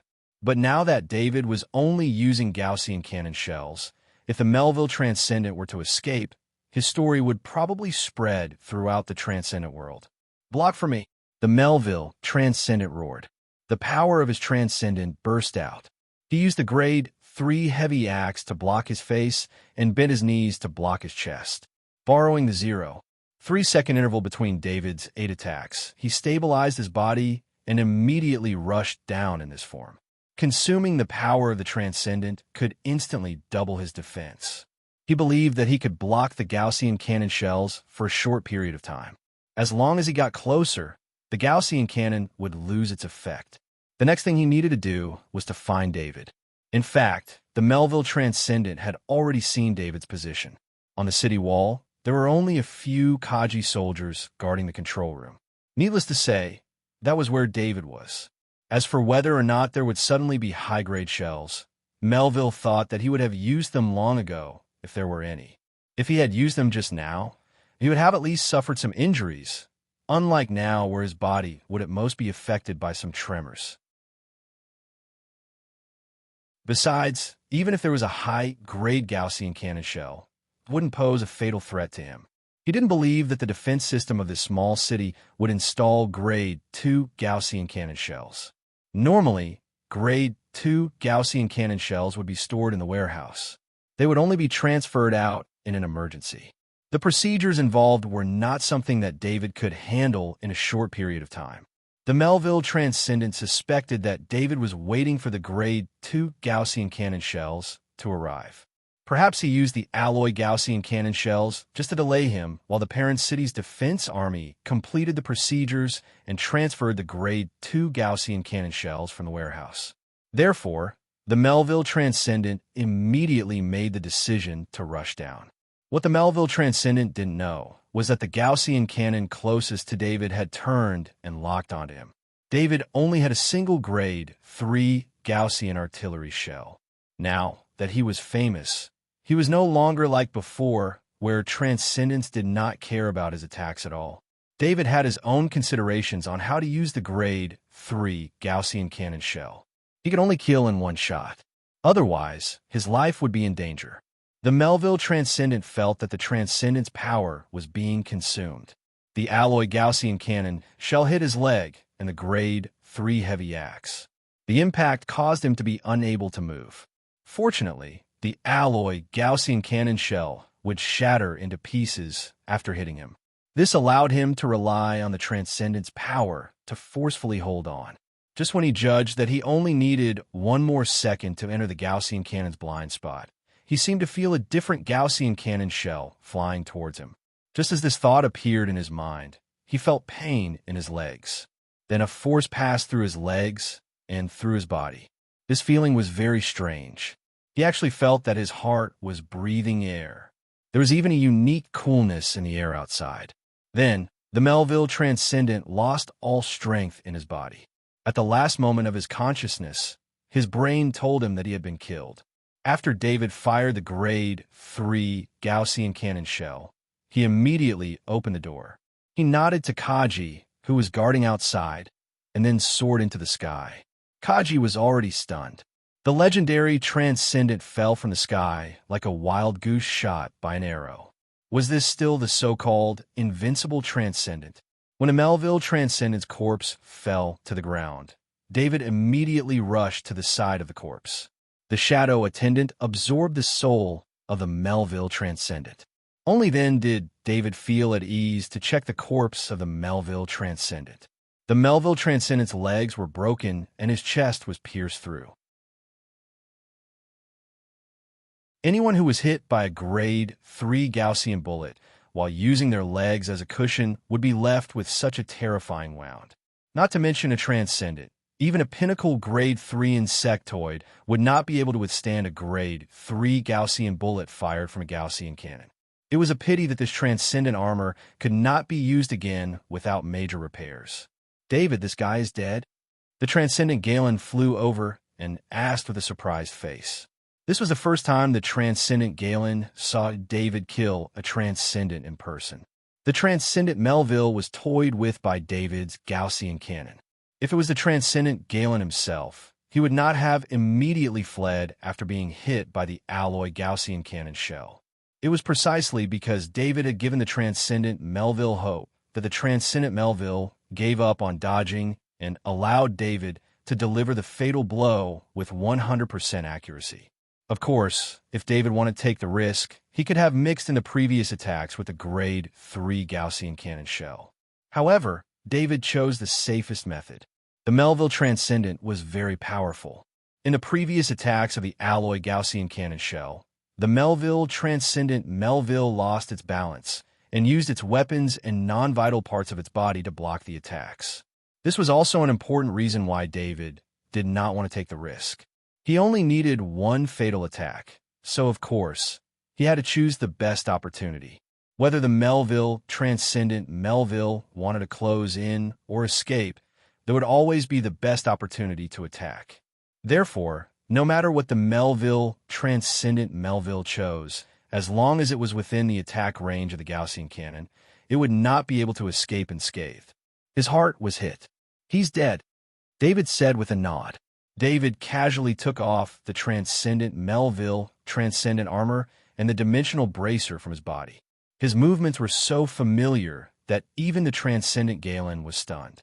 "Uncle Galen, see if there's anything you can use in here. Or you can just leave the dimensional bracer behind," David said as he tossed the bracer to the Transcendent Galen. "David, these are your spoils of war. Keep them yourself. I only need the equipment I want," the Transcendent Galen said firmly. He tossed the dimensional bracer back to David without hesitation. David did not say anything. He casually put the dimensional bracer into the storage box at his waist. "I'll go find that Gaussian cannon. It cost me a lot of points to exchange for it," David said as he flew into the air. The Transcendent Galen himself stood in front of the Melville Transcendent's corpse. The deaths of Transcendent were rare. At least the two deaths that the Transcendent Galen had seen were caused by David. The first time, the Transcendent Castle was poisoned to death by David. This time, the Transcendent Melville was shot to death by David. If the two Transcendent Galen were to engage in close combat with David, David would not even be able to take a single hit. However, in the end, David had won. The grade 3 Gaussian cannon's warhead was quickly found by David. He had a clear firing path in his mind. By the time David returned, the Melville Transcendent's corpse had already been brought back to Perrin City by the Transcendent Galen. Although the Melville Transcendent was an enemy, the Transcendent Galen would not leave a Transcendent's corpse in the wilderness and become food for the insectoids. The Transcendent Galen stored the Melville Transcendent's corpse into his dimensional bracer. "Master David, I need to write a report on today's matter. If you have any requests, you can tell me directly. What can't be written in the report?" Not long after David returned to his residence, First Lieutenant Elmer came over. The first thing he said when they met was a question of concern. As a city defense captain, First Lieutenant Elmer was gambling with his future. If the report he wrote was proven to be wrong, not only would he lose his current position, he might even be sent to the military court. However, First Lieutenant Elmer still asked because David was Perrin City's hero. David had saved Perrin City and saved them. If not for David, these soldiers would have died in battle. First Lieutenant Elmer, there's no need to hide anything. Just write whatever you have in mind. David replied with a smile. It won't be bad for you, right? First Lieutenant Elmer asked, still worried. It won't. The Transcendent is here to kill me. Just report this matter and give the Mastermind a warning. David said nonchalantly, Master David, our abilities are too weak to help you. But please protect yourself. First Lieutenant Elmer couldn't imagine that David's enemy was at the level of the Transcendent. He could only say this helplessly. First Lieutenant Elmer didn't stay for long. With such a big thing happening and a Transcendent being killed, he had to report it as soon as possible. First Lieutenant Elmer was already late because he had to ask David for instructions. Transcendent Galen sat on the side with a smile and didn't say anything. He could feel the city's attitude towards David from the attitude of the city defense team. Hans looked at David with a heavy expression. He was worried about David's safety, but he couldn't do anything about it. His old friend from the military hadn't sent back any news, so he didn't know who David's enemy was. David also said he didn't know when he asked. Of course, David wouldn't tell Hans. He didn't want his matter to affect Hans. As long as Hans didn't take the initiative to provoke others, those forces wouldn't dare to take the initiative to attack someone with the title of State Knight. Although the sky was a little dark, it couldn't be hidden from the residents of Perrin City. Many residents had witnessed the battle with their own eyes. Soon, the news of David's return to Perrin City and his victory against a powerful enemy spread throughout the city. Perrin City became lively all of a sudden.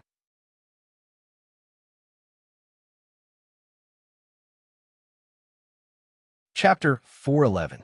Although it was nighttime, guests soon arrived. They were the 5 old friends of Transcendent Galen, the other 5 Transcendent Protectors of the Monolith Star. When the 5 Transcendent Protectors arrived, the battle had already ended. However, they still came after learning that the battle was over. Galen, Hans, Master David, the 5 Transcendent greeted the 3 with a smile. Even if Hans was a nation knight, the 5 Transcendent Protectors would not take him seriously. However, things were different now. With the relationship between David and Galen, the 5 Transcendent Protectors did not treat Hans as an ordinary person. I'm sorry to have made you come for nothing, Transcendent Galen said apologetically. We didn't come for nothing. It's a good opportunity to meet Master David. Transcendent Hadley said with a smile. Greetings to the 5 Transcendent Protectors. Thank you for your help. David stood up and thanked them sincerely. It's our duty to stop foreign Transcendent Protectors. We didn't really help, so there's no need to thank us. Transcendent Barkle said with a wave of his hand. I didn't expect Master David to kill a Transcendent Protector with just the city defense system. No wonder he's a master sniper. Transcendent Alvin could not help but shake his head and sigh. I also have to thank General Alvin for helping me apply for permission. David replied with a smile. The Monolith Star is your home.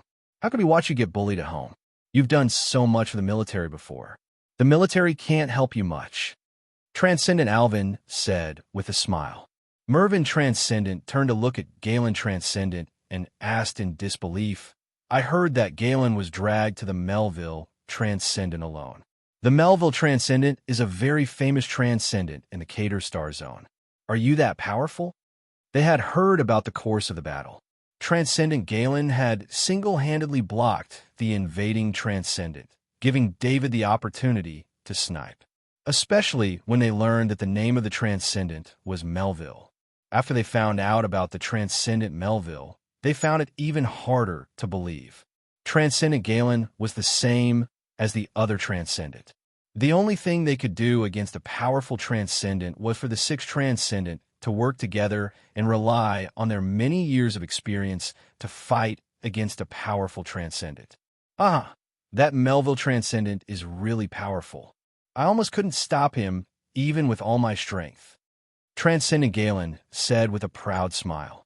Transcendent Galen had only been in the Transcendent for a short time.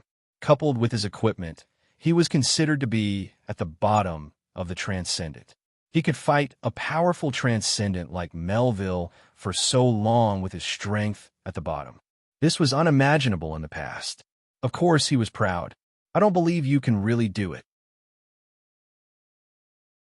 Transcendent Daryl said in a deep voice.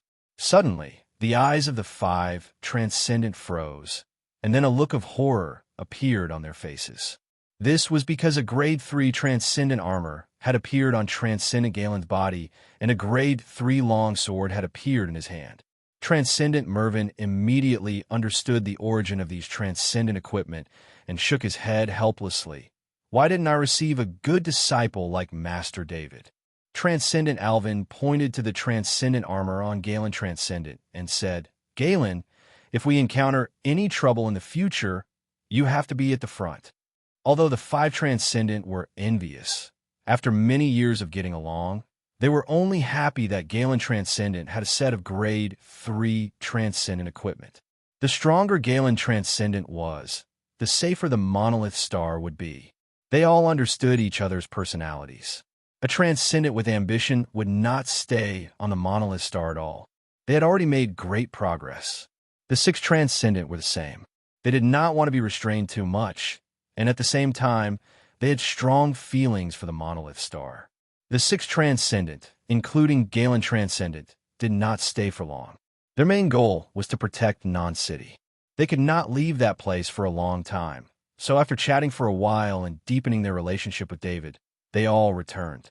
Hans had been staying here after his body recovered because he was worried about David. He did not have the time to tell his current wife, Bertha, and his youngest son, Eddie, the good news of his recovery. Now that David had nothing to do, he went back. David sat on his bed at home. The shadow attendant stood beside him. He reached out and pressed his hand on the shadow attendant's shoulder. A stream of soul energy entered the shadow attendant's body and merged with his soul. He did not have high hopes for the knowledge orb in the Melville transcendent soul. There were many useless knowledge orbs in the shadow attendant's body. Even the knowledge orbs given by the transcendent were not very useful. David ordered the shadow attendant to separate the knowledge orbs given by the Melville transcendent. A green knowledge orb appeared. He sensed the attributes of the knowledge orb and could not help but feel disappointed. Heavy Axe Mastery, 47% perfect. This attribute meant that the Melville Transcendent's Heavy Axe Mastery had reached master level. It was no wonder that the Melville Transcendent could easily block so many attacks. With the ability of a Heavy Axe Master and the Transcendent speed, it was not surprising that he could do this. David took out the Melville Transcendent's Dimensional Bracer and entered the Shadow Attendant's body. Through the Shadow Attendant, he opened the bracer. The 2 cubic meter space of the bracer was filled to the brim. Although it was full of items, they were placed in an orderly manner. It was clear that the Melville Transcendent's character was well known. The first thing David saw was the Grade 3 Heavy Axe. Before the Melville Transcendent died, he instinctively put the weapon into the bracer. Now it was in David's hands. He took out the Grade 3 Heavy Axe and examined it. He did not know which master had made it. Because they did not belong to the same planetary system, David could not detect it. He shook his head. The Grade 3 Heavy Axe was a waste in his hands. With his half-step perfect Heavy Axe Mastery, he only needed 1 Heavy Axe to unleash his full power. He did not need 2 Grade 3 Heavy Axes. He casually let the Shadow Attendant put the Grade 3 Heavy Axe into the spatial ring and put it together with the other Grade 3 materials and weapons. The Shadow Attendant took out a Grade 3 longsword from the bracer. This did not surprise David. Normally, before the Transcendent obtained a Grade 3 heavy weapon, they would have a Grade 3 longsword. However, he did not expect to receive another Tier 3 longsword right after he gave it away. Once again, he tossed the Rank 3 longsword to the Shadow Servant and began to inspect the spatial bracer. A box was taken out. There was a mark on it. David used his bracelet to scan the mark. The mark was swept into the bracelet. He then used Skynet to search for the mark's meaning. The explanation of the mark was quickly found. When David saw the explanation, A look of understanding appeared on his face. This was the mark of the Tordo Fund. The Tordo Fund was a super large fund in the cater sector. It had many famous companies in many fields and controlled important shares in the food, medical, manufacturing, and other industries in the cater sector. David did not expect that the Tordo Fund would not let him go. 2 Transcendent had been killed before, and now they had sent a Transcendent after him. David believed that the Tordo Fund was the mark. Another reason was that he did not have any other enemies in the cater sector. Instead, he had a good relationship with Cater Academy. When he opened the box, 15 Transcendent crystals were revealed. David could guess that this was the reward that the Tordo Fund had given to Transcendent Melville for dealing with him. Otherwise, how could the Melville Transcendent attack him with a box with the Tordo Fund's mark and Transcendent crystals? He put the Transcendent crystals together with the 30 Transcendent crystals from before. This was the currency of the Transcendent. Although he was not a Transcendent yet, he had been in contact with Transcendent for a long time now, so he might need it at some point. There were not many other items after that. There were some nameless credit cards and more than 10 bottles of red liquid in transparent containers that David could not recognize. There were even animal tissues in the red liquid. David did not take these out. If the Melville Transcendent could keep them in the space bracelet, they would not be trash. He would find someone to take a look at them in the future. There were as many as 6 space bracelets. David was very troubled. He was considering if he should ask Master Macintosh to install a space for the space bracelet on his custom-made exoskeleton armor when he returned to Lunka. It was not convenient to put them in the storage compartment at his waist. After letting the shadow attendant enter the source-gathering disk, David began to practice the crystal meditation. The next morning at 8:30, David finished his morning practice. After taking a shower and having breakfast, his doorbell rang. Needless to say, it was someone who was very familiar with David because they had calculated the time that he finished his practice. David opened the door and saw 3 familiar faces. He quickly stepped forward and hugged them. Myron Daly to Quincy, "Come in and have a seat." David separated from the 3 and said with a wave of his hand, "I thought you wouldn't recognize us after you became famous." Myron sat on the sofa and said with a smile. He could see that David's attitude towards them had not changed at all. The joy of seeing a good friend was not fake. How could that be? "But Myron, I remember that you and DeQuincy went to university. Why are you in Parent City?" David asked Myron with a smile. "Myron and DeQuincy heard about you last night and rushed back from Non-City. However, it was too late when they got back, so they agreed to come over with us in the morning." Daly explained with a smile. "Myron, your strength did not increase by much. You need to work hard." David looked at Myron. He was touched, but he said nothing. He then turned to Quincy and said, "You need to work hard too. Of course I can't compare to you, but I'm going to become Kaji soon." Myron retorted unhappily. Myron did not want to be compared to David at all. With his current condition, it was already an amazing achievement for him to be able to reach Kaji's level within 2 months of entering the university. "Daly, your uniform looks good. Didn't Jim join the army with you? Is he busy today?" David turned to look at Daly's uniform and asked. Daly's uniform did not have a military rank, so he should still be a new recruit. Jim left with his father, Captain Eaton. Daly was obviously reluctant when he mentioned Jim. The 4 friends gathered for an hour before they had to part ways because David had a new guest. It was Myron's father, Mayor Bernard, accompanied by First Lieutenant Elmer and First Lieutenant Gerard. This was only the first batch. Following that, people from various factions in Non-City who were familiar with David came to visit. They did not care about the distance at all. David liked to be with his friends, but he did not want to interact with these representatives of various factions. He was not interested at all. David left his original residence and moved into another one he had prepared for the fire beacon. Planet Cayenne in Cater Sector. Among the many satellites orbiting Planet Cayenne, there was a satellite named after the Tordo Fund. This was the headquarters of the Tordo Fund. In Ordo's satellite, the rules of the Tordo Fund were law. There were more than 50,000 people living on the satellite who all worked for the Tordo Fund. Ordo's satellite was an independent kingdom. Even the police had a hard time entering it. Plus, it was not in Skynet, so there was no surveillance. Ordo's satellite had a complete security system, including a satellite-grade scanning system and a defense system made up of many defensive weapons, including missiles, heavy laser cannons, and rapid-fire anti-air cannons. There were even 2 transcendent officers stationed on Ordo's satellite all year round. These security measures made Ordo's satellite very secure. It was extremely difficult to sneak in, let alone break in. Ordo's satellite had no outsiders at all. Everyone who entered or left was an internal member of the Tordo Fund, so there was no chance for outsiders to sneak in. However, today another 20 spaceships with air combat weapons arrived at Ordo's satellite and became the defense line in the sky. The entire Ordo satellite was in a state of tension. The satellite was in a state of alert. The people living on Ordo's satellite were not allowed to leave their designated routes. Normally, they were only allowed to go to work and home.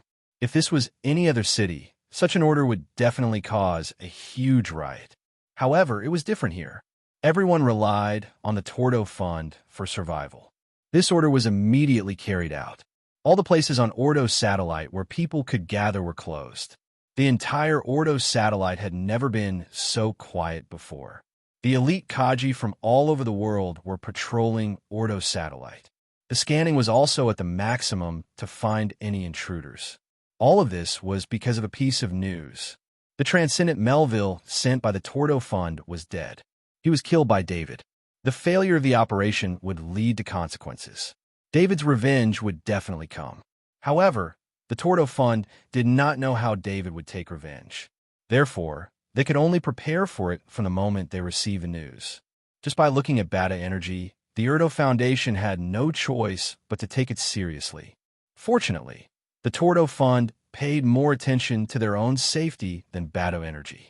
They had bought this satellite more than 100 years ago and made it their headquarters. In terms of safety, they had more control.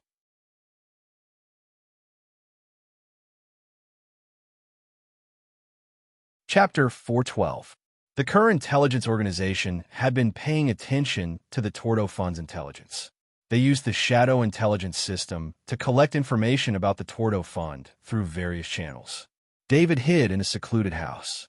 Every day, other than talking to his father, Hans, he studied this information.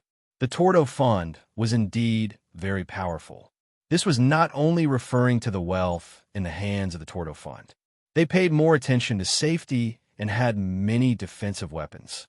Not to mention a sniper master like David. Even several Transcendent had to consider the consequences if they wanted to attack the Tordo satellite. However, David was different. He alone was equivalent to many top talents in various industries. With a smaller target and stronger ability, he could do things that many people would not expect. In addition, David was no longer a loner without any influence. Although the Kerr Intelligence Organization was not very powerful, it could still provide him with enough intelligence support. David did not want to attack the Tordo satellite. It was not realistic at all. With the influence of the Tordo Fund in the Cater sector, even if David hired mercenaries, no mercenary group would dare to take over, and they would even expose themselves in advance. Therefore, David needed a complete plan, a plan to attack the Tordo satellite from the details. The Tordo satellite was very powerful, but David also had experience dealing with such a single force that controlled an area. The mercenary groups that he destroyed before used the same abandoned space bastions as the Tordo satellite in a sense. However, the Tordo satellite was larger than the space bastions, and its defense system was more complete. 2 days later, David quietly left the monolith star. The only person who knew that he had left was Hans. Even after David left, Hans still maintained the habit of going to the secluded house every day. For those who paid attention, David was still there. In the past, David had always thought that the ID bracelet was a technological item that could not be faked. Because the ID bracelet needed to be connected to the Skynet, it contained information such as appearance, genes, background, and so on. It would be compared with the internal information of the Skynet, so it was impossible to fake. But now, David knew that he was wrong. He was sitting on the interstellar flyby, and his appearance had changed. This was a set of professional-level appearance-changing equipment, and the equipment itself was the glasses on his face. His own identity bracelet was stored in his space item, and he was wearing a fake identity purchased by the Kerr intelligence organization through its channels. Although it was said to be a fake identity, in fact, no matter whether it was checked by various instruments, this identity was real. Even if it was checked on the Skynet, it was the real identity. There was even a piece of fake skin under David's identity bracelet, which was specially prepared for the identity bracelet to collect genes. Through this method, the identity bracelet could confirm that he was the owner of the identity bracelet. This identity was called Gary, a professional treasure hunter who specialized in finding specific items for customers. In the records of the identity bracelet, David found Gary's financial transactions in recent years, including tax receipts.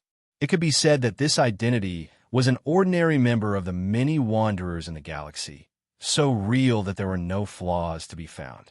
David did not know where this person called Gary was now, or if this professional treasure hunter had completely disappeared because of his order. These had nothing to do with David. He took a transport spaceship from Monolith and left the war zone that day. Because this transport spaceship often passed through the war zone's defense line, it took less than half a day to leave the war zone, which was much faster than when he left in his own spaceship. After leaving the war zone, he took the interstellar flyby on a nearby planet and became a professional treasure hunter who went to the Cater sector to find items. Because of his identity, David was not sitting in a luxurious cabin, but in a cheap seat. He would spend a few days with thousands of passengers. Even washing up was done in public facilities, and eating was done in boxes. This was an experience that David had never experienced before. However, David was very adaptable. He was like the many ordinary passengers around him. The ticket price of the interstellar flyby, even the cheapest cabin ticket, was a huge expense for ordinary passengers. The passengers here had all kinds of visions for the future, or they had no choice but to take such a luxurious trip. This was the fourth day on the interstellar flyby, and David had learned to fall asleep in his seat. David believed that only by lying to himself could he deceive his enemies. Yesterday, the interstellar flyby passed through a huge portal and entered the Cater sector. He knew that he would soon arrive at his destination. Attention, passengers! We are about to arrive at the Kyan planet. Passengers who have arrived at the destination, please prepare to board the landing ship at gate number 4. The beautiful voice of the interstellar flyby customer service lady sounded. David stood up and saw that more than 10 passengers who had arrived at the same destination as him had also stood up. None of them spoke to each other. David used his ID bracelet to retrieve his luggage from the luggage storage area. It was a very ordinary suitcase that contained the usual items of a business traveler. Following the instructions, he pulled the suitcase to gate number 4, where the landing ship had been waiting for him. When David walked into the landing ship, he felt many scanning energies sweep over him. This was even stricter than when he boarded the interstellar flyby. Who are we looking for? David's sensitive hearing heard the soft conversation between 2 landing ship staff. Who knows? Recently, all the landing ships have added scanning equipment. They're all professional equipment that can scan exoskeleton armor and grade weapons. It's very likely that they're looking for Kaji. So what if they find him? Are we supposed to deal with Kaji? Isn't that just asking for death? Why would we need to deal with him? As long as we report him, we'll get a reward. David walked past a few staff members with his head lowered. No one suspected him. He was very ordinary, or rather, his identity did not raise any suspicions. The main thing was that the things he brought were too ordinary. The Tordo Fund did not know how David would approach the Erdos satellite, but it could only be that he would drive his own ship close to the main planet, Kyan Planet, while hiding his identity. That was why they had increased their security around Kyan Planet. Every Kaji who entered Kyan Planet with exoskeleton armor and grade weapons would be monitored. Any suspicious Kaji would be taken away by the police for investigation. This was the power of a megacorporation. The Tordo Fund believed that no matter how David hid his identity, he would have to have exoskeleton armor and weapons with him. Otherwise, With the influence the Tordo Fund had on Cayenne Planet, it would be impossible for him to obtain exoskeleton armor and grade weapons without being discovered. The docking ship landed in Dutu City. This was the largest city on Cayenne Planet, and also David's destination. David got off the docking ship and checked into a small, ordinary hotel. He had booked this hotel before he came. It was in a very remote location, and the price was very low. Of course, this was not David's main goal. About 500 meters away from this hotel, there was a small villa. That was the reason he chose this hotel. As usual, Bunyan would return to Dutu City on Cayenne Planet from Erdo's satellite every Sunday. Like many people who worked on Erdo's satellite, he could only spend time with his family on Sundays. As for moving to Erdo's satellite to live, that was not a right that an ordinary staff member like him could have. If he wanted to move his family to Erdo's satellite, he had to be at least a middle-level leader or above. After spending a day with his family and kissing his wife goodbye, he felt his mind go blank as soon as he walked out the door. David was standing on the opposite side of the street. Although his back was facing Bunyan, the shadow attendant was standing next to him. Just a moment ago, a bewitching pattern entered Bunyan's body. This kind of terrifying puppet control ability was not something that an ordinary person could resist at all. Bunyan instantly became David's puppet. After being stunned for less than half a second, Bunyan recovered. There was a faint emptiness in his eyes. With a lot of experience in making puppets, David now had a lot of skills in using the bewitching pattern. Especially after his spirit reached 7 points, this kind of control ability became even stronger. David kept part of Bunyan's ability to deal with the outside world. The bewitching pattern he used was more like an enhanced version of hypnosis. This way, Bunyan would not be unable to respond to the outside world due to the influence of the bewitching pattern. Bunyan continued to walk to his hover car. In the process, the shadow attendant stuffed a data card in his pocket. Bunyan pressed a few times on his identity bracelet and opened the hidden video of the identity bracelet. David's glasses could directly see everything in front of Bunyan. Bunyan drove the hover car to a Tordo Fund station. Here, he changed to a spaceship to return to Erdo's satellite. At this time, David went to a safe house that had already been prepared. The safe house had the most advanced photon computer. This safe house was not far from the hotel he was staying in. It was in a basement nearby. The entire basement was made of stone. This was also David's early preparation. In case of an emergency, he could leave directly through the basement. This was his trump card. Entering the safe house, David turned on the photon computer and transferred Bunyan's signal to it. A light screen appeared in the middle of the safe house. On the light screen, Bunyan's spaceship was flying. David was not in a hurry. He sat on the sofa and watched the light screen. Bunyan arrived at Erdo's satellite. Although he was an old man who had worked there for many years, he still went through a strict inspection. This included a genetic check to prevent anyone from pretending to be a staff member and entering Erdo's satellite. The Tordo Fund could not be blamed for being so careful. As David's information became more and more complete, the fund's management saw an extremely terrifying saboteur. The biggest suspicion of the Tordo Fund's think tank was that David would use a krypton powder bomb to destroy Erdo's satellite. This was why all the inspections were so strict.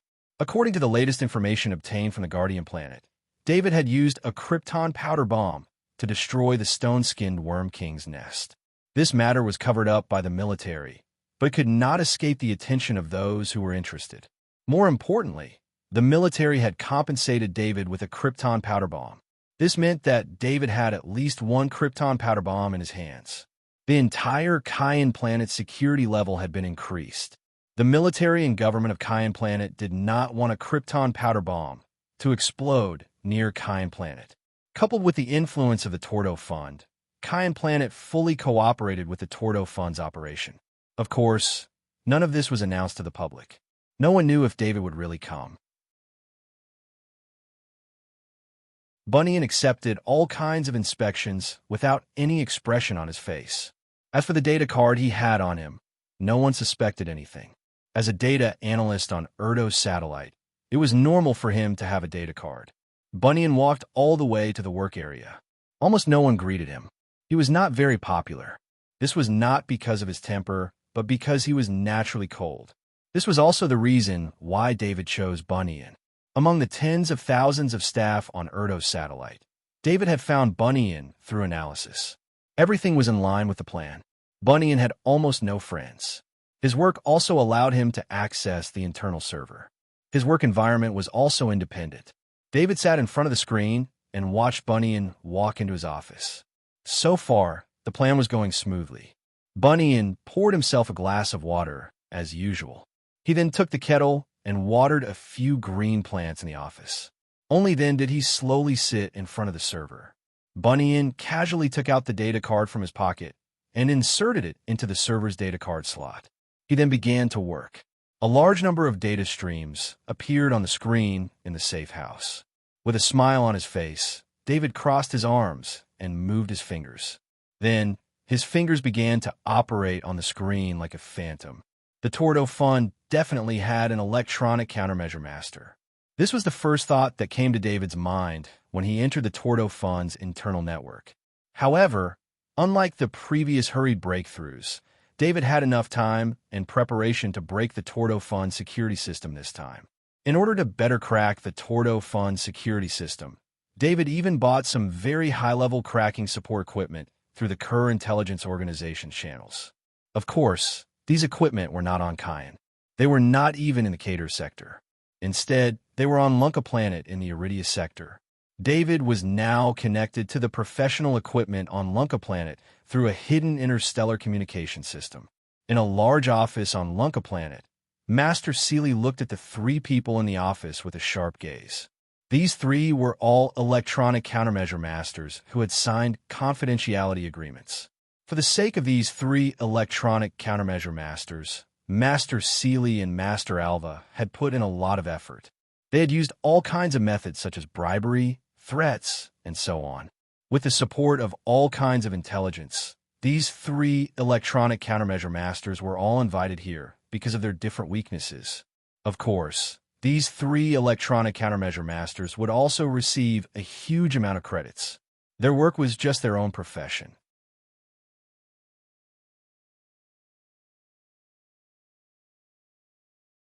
Chapter 413. When the three electronic warfare masters saw what they needed to do, their eyes tensed up. They knew that this was definitely a security system with an extremely high level of defense. However, they couldn't slack off. Not to mention that Master Healy had something on them. Just the fact that Master Healy was glaring at them like a tiger watching its prey. As long as they dared to make any strange movements, this fierce weapon master would definitely kill them on the spot. When they started to crack the security system, they immediately realized that there was a terrifyingly powerful electronic warfare master helping them from afar. Every move they made was coordinated by the other party, which made cracking the security system much easier. In fact, after a few minutes, the three electronic warfare masters all understood where their target was. The three electronic warfare masters couldn't help but let out a long sigh of relief. As long as it wasn't an organization from the Ilidia Star Zone, even if they were found later, the other party wouldn't be able to do anything to them. This was probably the strongest security system David had ever faced. Fortunately, he was already prepared. He wasn't arrogant enough to think that he could crack the defense of the Erdo satellite with just a remote built-in program. If David could enter the Erdo satellite, as long as he personally came into contact with any terminal, he was confident that he could crack the security system alone. If he could come into contact with the main server, he was 100% confident that he could crack the security system in a short time. However, he already knew about the actions of the Tordo Fund through his own intelligence organization. He knew that it was almost impossible to enter the Erdo satellite. He watched as the Erdo satellite's security system was cracked bit by bit. With the inconspicuous data card as a guide, the Erdo satellite security system was slowly falling apart. In order to not be discovered by the Tordo Fund, the system program of one of the financial companies under the Tordo Fund ran into trouble in the morning. The electronic warfare master from the Tordo Fund was currently solving the problem. It was estimated that this electronic warfare master wouldn't have time to do anything else today, let alone check the internal security system. As for the other electronic warfare masters, there were 4 electronic warfare masters working at the same time. There was no way they would be discovered. The internal security system has been cracked. Hearing the surprised voice from afar, David smiled. However, it wasn't over yet. The internal security system had been successfully cracked. This was only the first step. Then, under the guidance of David, the 3 electronic warfare masters in the distance were shocked when they saw the program that was about to be cracked. This was because what they needed to crack was the weapon control system. This was a system independent of the security system, and its security level was higher. Usually, it was completely managed by the intelligence system named Erdo by the Tordo Fund. Fortunately, the security system had been cracked, allowing the 4 electronic warfare masters to be more relaxed. Coupled with the professional equipment that they had spent a lot of money to buy, the cracking progress bar started again. When the security system was cracked, David entered the security system and searched for the information he was concerned about. Through the shadow intelligence system, he had bought some information about the inside of the Ur-2A satellite, but the information was not as clear as reading it from the inside. The complete map of Ur-2A satellite was found. David worked with the 3 electronic warfare masters while memorizing the map. At noon, when most of the posts on the Ur-2A satellite were taking a break, the 4 electronic warfare masters finally finished their work. It could be said that the entire Ur-2A satellite was still under the control of the Ur-2A intelligence system. However, in reality, the Ur-2A intelligence system had long been trapped in the lockdown program set up by the 4 electronic warfare masters. The actual controller was a temporary intelligence system that listened to David. On Lunka Planet, the 3 electronic warfare masters completed their mission. They secretly looked at Master Sealy, hoping that Master Sealy wouldn't kill them to keep it secret. If what they did this time was exposed, they and Master Sealy wouldn't be able to get away. Masters, don't be nervous. I just received a message from Sir. You guys did very well, but Master Sealy cut off the call with David and looked at the 3 masters of electronic warfare who were nervous. The 3 electronic warfare masters were even more nervous when they heard that. Because this matter needs to be kept a secret for a short period of time, the 3 of you will need to stay here for 2 more days. After that, you can leave. Master Sealy continued. Aren't you afraid that the information will be leaked? One of the electronic warfare masters asked doubtfully. The other 2 electronic warfare masters wanted to strangle him to death. Asking like that was asking Master Sealy to kill them. After 2 days, the target that you guys cracked will no longer be a threat. Master Sealy said with a strange expression. He then thought of what happened to the Crimson Fire, Blue Ice, and Shadow mercenary groups. At that time, no one would have thought that David would be able to destroy 3 military bases that could withstand a large-scale attack by himself. Master Sealy had great confidence in David. He believed that as long as David made a move, the Ur-2A satellite would become a thing of the past. In the core server room of the Ur-2A satellite, the 2 maintenance robots that were standing on the side suddenly opened their eyes. The original program was replaced by a new program. The maintenance robots walked to a separate server next to the main server room. This was the only server that David couldn't control in the entire core server room.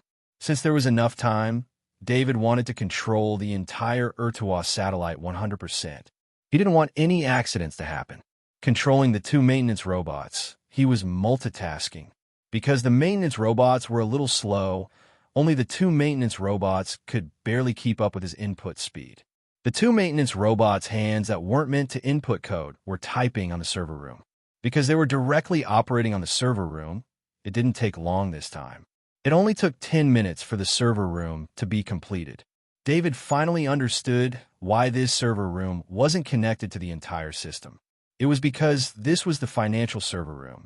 All the electronic certificates for transferring credits were installed. As long as the financial server room was authenticated, all the funds in the account could be used. Even the funds of the subordinate companies could be used directly. Although David was already immune to the number of credits, when he saw the billions of credits again, his heart couldn't help but beat faster. He took a few deep breaths and forced himself to calm down. Sealy, Tell our financial department to prepare. I have 400 billion credits to deal with. David ordered Master Seeley through the long-distance communication. Yes, sir. Master Seeley's voice was filled with excitement and respect. After Master Seeley ended the call, there was a hint of helplessness on his face. He and Master Alva had worked hard to expand David's influence and earn more credits. However, after working for so long, they didn't even earn a fraction of David's. This was too much of a blow to them. However, because they had to manage the 200 billion credits for David, the company had formed a financial management department to manage the massive amount of credits. David cleaned up everything on the Photon computer. Someone would come and clean up the Photon computer so that no trace would be left behind. He stood up and left the safe house. His target was a branch of the Tordo Fund. When David was at the door, the scanner scanned him. Then, the security system automatically opened the door for him. At this time, Gary's information in the security system had already become an official employee of the Tordo Fund. His work location was on the Ur-2A satellite. After boarding the shuttle flew to the Ur-2A satellite. The inspection was as strict as before. The security personnel used various methods to compare Gary's information with the data in the security system. Of course, no matter how serious their work was, it was useless because Gary's information was indeed in the security system. After passing the inspection, David walked into the Ur-2A satellite, which was rumored to be heavily guarded. Sitting in the shuttle, David came to the important area of the Ur-2A satellite. This was the lifeline of the Tordo Fund. The president of the Tordo Fund, Bridges, had his office here. David was so sure because he saw the highest authority of the Tordo Fund through the security system surveillance. Stepping out of the shuttle, David looked at his ID bracelet as he walked toward the main building. At the entrance of the main building, the security system automatically let him in. This made the security personnel, who were always on alert, not notice him. Sitting in the elevator, David went up to the 45th floor. It was not that he didn't want to go up to the 46th floor, but this was the highest that this ordinary elevator could go. Through the elevator, he could see a garden-style building on each side. These were the residences of the two Transcendent. At this time, the two Transcendent were in their respective residences. David even knew the specific location of the two Transcendent. After all, the residences of the two Transcendent were also covered by the overall security system of the Ur-2A satellite. In the CEO's conference room on the 46th floor, President Bridges was sitting in the main seat. There were not many people sitting there. Including him, there were only 6 people. However, these 6 people represented the 6 major shareholders of the Tordo Fund. They accounted for almost 70% of the Tordo Fund shares. The 6 of them were the people who decided the fate of the Tordo Fund. They were also the real people in charge of the Tordo Fund. I've said before, don't hire only one Transcendent just to save money. Now that our assassination of David is very likely to be exposed, we're in a passive position now. A shareholder said loudly as he slammed the table. The Melville Transcendent is a well-known Transcendent in the Cater sector. You're asking him to join forces with the other Transcendent to deal with Kaji. Is that even possible? Another shareholder retorted. We're fully prepared for David's counterattack. We're just afraid that he won't come. If he comes, he won't be able to go back. A shareholder said forcefully. We don't care about David's personal counterattack, but we have to seriously consider the attitude of the First College of Iridia. We've recently offended Cater Academy, and our influence in the Cater sector has been greatly affected. Many of our businesses have been affected. The Melville Transcendent took action on Planet Monolith. I don't think the First College of Iridia has any reason to stand up for David. The shareholders discussed one after another. President Bridges, who was sitting in the main seat, frowned as he listened. All the shareholders were focused on the impact and consequences of the incident. No one wanted to solve the problem. President Bridges raised his head and gestured for everyone to be quiet. Everyone, we're not here to talk about this today. I've invited everyone here to completely solve the problem of David. We can't let him continue to grow. Hiring the Melville Transcendent used 15 Transcendent crystals. Now that the Melville Transcendent has died, because of this mission, the price of hiring another Transcendent will increase. If we hire 2 Transcendent crystals, how many Transcendent crystals will it cost? A shareholder asked hesitantly. The shareholders present did not have to worry about credits because their Tordo fund was earning credits every day. No matter how large the amount, it did not matter. However, Transcendent crystals were different. Transcendent crystals could not be purchased with credits at all. They could only be exchanged with treasures. That was why the shareholder was hesitant. The price was too high. I can tell you with certainty that David is behind Bado Energy. If we don't pay the price to completely eliminate David, do you want us to become the second Bado Energy? President Bridges said in a deep voice. David was standing outside the president's conference room. Although the door was very thick, he could still hear the voices inside clearly. He waved his hand, and the shadow attendant took out a custom-made exoskeleton armor, a level 3 heavy axe, and a custom-made super-large caliber sniper rifle for him from the space item. David put on the armor at the door of the conference room and changed into Kaji's equipment. The several security personnel sitting in the monitoring room did not notice anything unusual because David was not in the surveillance video at all. President Bridges had transferred everyone on the 46th floor to hold this secret shareholders meeting. Therefore, other than the 6 shareholders on the 46th floor, there was no one else from the Tordo Fund. Of course, President Bridges dared to do this because he believed in his own security system. David controlled the weapon system through his helmet. He was operating 2 heavy laser cannons. This was an energy weapon system that could be used against super-large spaceships. As long as there was enough time to accumulate energy, it could destroy almost everything in front of the laser beam. This was also the most powerful weapon on the entire Tordo satellite.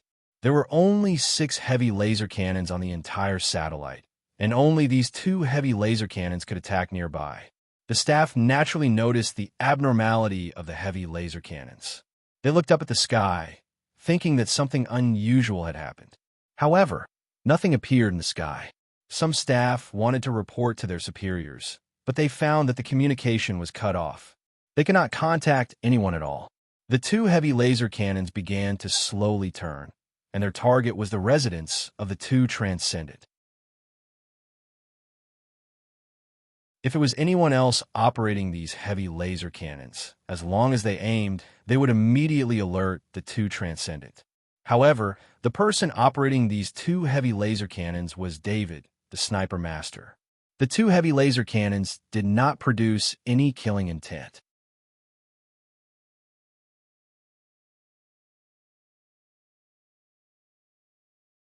Chapter 414. This was similar to how a sniper master would use a sniper rifle. The 2 heavy laser cannons were just objects. What actually alerted the Transcendent was the killing intent of the operator. Perhaps it was just a glance or a telepathic connection.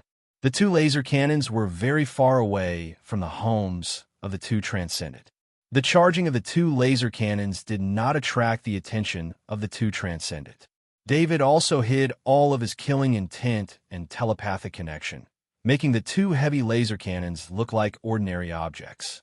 They would not attract the attention of those with powerful telepathic connections. The 2 Transcendent were sitting in their respective rooms.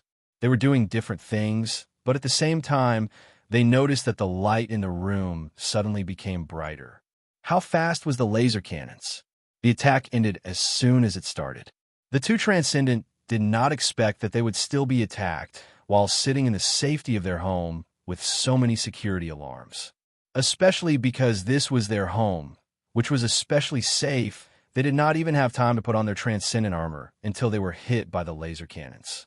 In other words, the 2 Transcendent did not even have time to react before they were killed. The moment the 2 laser cannons were fired, David pushed open the door of the conference room. "We'll let you in." One of the shareholders saw Kaji walking in and could not help but shout angrily. David turned around and closed the door, then walked to an empty seat and sat down. At that moment, 2 loud noises were heard, causing the expressions of the 6 people in the conference room to change. What happened outside? One of the shareholders used his ID bracelet to ask his subordinate. However, There was no reply from the ID bracelet. At that moment, all 6 of them knew that something was wrong. They all looked at David at the same time. "Your master, David?" President Bridges' expression was the worst. He had seen David's information and had seen this special custom-made exoskeleton armor before. However, he could not believe that David would walk into his conference room like this. It was important to note that it was not just the Tordo Fund and Planet Cayenne. The Tordo Fund was searching for David throughout the entire Cater sector through various connections. The Tordo Fund's security system and the protection of the 2 Transcendent couldn't stop David's arrival. At this moment, President Bridges was really shocked to the extreme. He couldn't understand what was happening in front of him. "President Bridges, you sent Transcendent Melville to kill me on the monolith planet. Naturally, I have to pay you a visit," David said calmly. A shareholder stealthily operated his ID bracelet, wanting to use it to call for security. "Don't bother. Even if the security guards come, I can kill all of you before they enter." David looked at the shareholder who secretly reported the news and said. His voice was very calm, but in the ears of the 6 people, there was a strong sense of threat. "Master David, we admit defeat. What kind of compensation do you want?" President Bridges was a businessman, not a warrior. Therefore, when he saw this situation, he immediately admitted defeat. "If you could take out 15 transcendent crystals to ask the transcendent to kill me, then I'll ask you to take out 10 times that amount. It's not much, right?" David said with a smile. "No, this is extortion," one of the shareholders shouted. Just as he finished speaking, David reached his hand behind his back. A green light swept past, and one of the shareholders' arms flew into the air. "If anyone has any objections, please continue," David said as he shook off the blood on the level 3 heavy axe and put it back behind his back.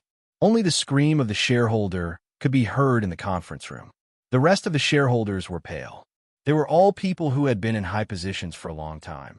They had always been the ones who attacked others. They had never seen it happen to themselves. The higher the position of a person, the more they feared death. "Master David, I can give you 150 transcendent crystals. However, even if you take the transcendent crystals, you can't leave here. The 2 transcendent will not let you leave." President Bridges looked at David and said in a deep voice, "President Bridges, why do you think the 2 screams were for?" David asked with a smile. President Bridges' eyes flashed with disbelief when he heard David's words. He had never thought that the 2 transcendent that he relied heavily on would be in trouble. David waved his hand, and a holographic screen appeared in the conference room. This was the device inside the conference room. At this moment, it was like David's own house. On the holographic screen, the 2 transcendents' houses were penetrated by 2 long scorch marks. Many Kaji were gathering there. "My trophies are there. I don't like people stealing my trophies." David seemed to be talking to himself. Then, the defense missiles of the Erdo satellite were activated. Defense missiles flew towards the Kaji. Explosions and flames appeared on the holographic screen. There were many Kaji on the Erdo satellite. There were originally more than 500 Kaji. With the addition of the newly transferred ones, there were now nearly 1,500 Kaji. At this moment, the defense missiles on the Erdo satellite targeted all the Kaji. After the defense missiles were activated, they flew towards these Kaji. The Tordo Fund was rich. They had nearly 10,000 defense missiles. Therefore, they only activated a small portion of them. All the Kaji were targeted. At the same time, the air defense rapid-fire cannons began to show their power. The patrol spaceships flying in the sky were shot down one by one. The entire Erdo satellite was in the middle of an explosion. "You're the devil." One of the shareholders was frightened by the scene on the holographic screen. He pointed at David and mumbled, "No, I'm scarier than the devil." David said calmly, if he didn't have the means, these defense missiles would have attacked him. Since the Tordo Fund wanted to kill him, he would not show any mercy. "Master David, what do you want?" President Bridges asked in a deep voice. He didn't believe that David was only here for the transcendent crystal. "I'm here to solve a problem. I know you have the shares of the Tordo Fund in your hands.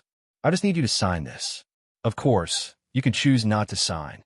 I will let those who don't sign die first until someone is willing to sign." David smiled and showed the electronic transfer contract to the 6 people. The transfer contract was a contract to transfer the shares under one's name.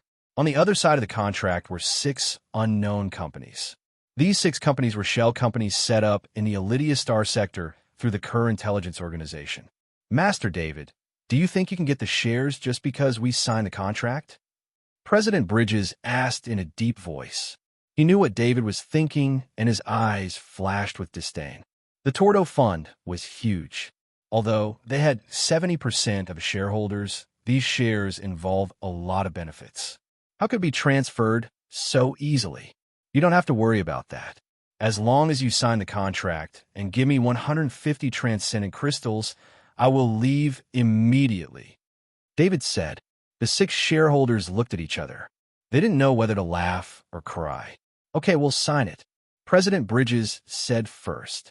He pressed his ID bracelet on the contract and authorized it. In fact, he had signed the contract. However, if he really wanted to execute this contract, just the legal troubles alone would be too much for David to handle. Not to mention the principle of nullification of contracts. The relevant stakeholders would also make David's contract void. The other 5 shareholders signed the transfer contract one by one. David had already specified the shares under their names. At this time, all of their shares were transferred. David looked at the transfer contract and put it away with satisfaction. "Master David, this is the transcendent crystal you wanted. How did you know how much I have in stock?" President Bridges opened the safe beside him and took out the box containing the transcendent crystal. He didn't open it and directly pushed it to David. David didn't answer. He couldn't say that he had the shadow attendant go into the safe to confirm when he came in just now. In fact, even if President Bridges didn't agree, he would open the safe himself before he left and take all the transcendent crystal by force. Not to mention the value of the transcendent crystal, would David leave the transcendent crystal and let the Tordo Fund use the transcendent crystal to find the transcendent crystal to kill him? David took the box in his hand. He didn't even check it. He stood up and turned to leave. "Master David, what are you going to do with this transfer contract?" President Bridges couldn't help but ask loudly before David walked out of the conference room. "With my ability to destroy Erdo's satellite, I want to see who dares to stop me from taking these shares," David said in a low voice. After that, he opened the door of the conference room and left. Destroy Erdo's satellite. He wants to destroy Erdo's satellite. A shareholder's voice became shrill. "Let's get out of here." Another shareholder stood up and ran to the door of the conference room. However, he found that the door couldn't be opened at all. The conference room was in a mess. 6 powerful people were crazily banging on the door for their lives. However, they also knew that it was futile. The security here was the tightest. How could the door be broken open so easily? Outside the door that they didn't see, there was a Krypton crystal powder bomb blocking the door. This was the last gift that David left for Erdo's satellite. David wasn't interested in the 70% shares. He had obtained these transfer contracts.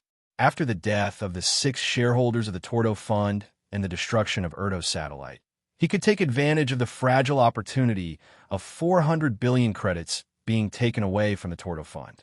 He could make the remaining shareholders of the Tordo Fund unable to save the Tordo Fund. Just now, David had used the financial server to transfer all the funds of the Tordo Fund and its subsidiaries for 100 billion credits into a hidden account. An automatic program began to operate the 400 billion credits continuously. Although this amount of credits was a huge number, it would disappear very quickly after many anonymous transfers. Unless multiple banks would expose the information of their anonymous accounts at the same time, otherwise, it would be impossible to find out. Anonymous accounts were too sensitive. No bank would dare to risk revealing the information of an anonymous account. David left the main building and directly flew into the sky, flying towards the residence of a transcendent. At this time, Erdo's satellite was in a mess. Kaji was almost completely slaughtered. Some of the ordinary staff who were close to Kaji were also severely injured. There were screams everywhere. The shadow attendant was like a greedy vampire. It kept flashing around and absorbing souls. David's main target was the souls of the two transcendent. However, he didn't know if the souls of the two transcendent still existed after all this time. He was very fast. He arrived at the residence of the first transcendent. The residence was mostly intact. Only the scorch mark and the charred corpse attracted attention. A few staff members were surrounding the transcendent's corpse. They seemed to want to check the situation. David descended from the sky, shocking the staff members. David ignored them. The shadow attendant didn't absorb the transcendent soul. This made him very disappointed. He took out the grade 3 heavy axe and chopped off the transcendent's arm. He then put away the spatial bracer. One of the staff members wanted to say something, but his mouth was covered by a few other staff members. They watched in horror as David flew into the sky and flew towards the other transcendent residence. In the residence of the two transcendent, David obtained 2 spatial bracers. Because of their reverence for the transcendent, no one would take the transcendent's spatial bracers. This saved David a lot of trouble. Next, David flew around the nearby sky. This was where the Kaji gathered. The shadow attendant had absorbed a lot of souls. David landed in a hangar. This was the private hangar of the Tordo Fund CEO, Bridges. A few maintenance robots were checking the condition of the spaceship. David entered the hangar and saw the refreshed data on the helmet. This spaceship was a cruise ship. Cruise ships were a special type of spaceship. Its biggest label was its luxury. Every cruise ship was so expensive that ordinary rich people wouldn't dare to ask about it. David boarded the cruise ship. This cruise ship could accommodate 100 people. It was pure white and used a lot of transparent materials. It tried its best to integrate space and the interior of the ship. 5 maintenance robots carried a server into the hangar. This server had its own Krypton energy source, so it didn't need an external power source. This was brought over from the core computer room. It was the main server of the Tordo AI system. David activated the cruise ship. He used the security system to change the authority of the cruise ship to himself. Now, he easily took control of the cruise ship. The cruise ship took off. This was the only spaceship in the sky.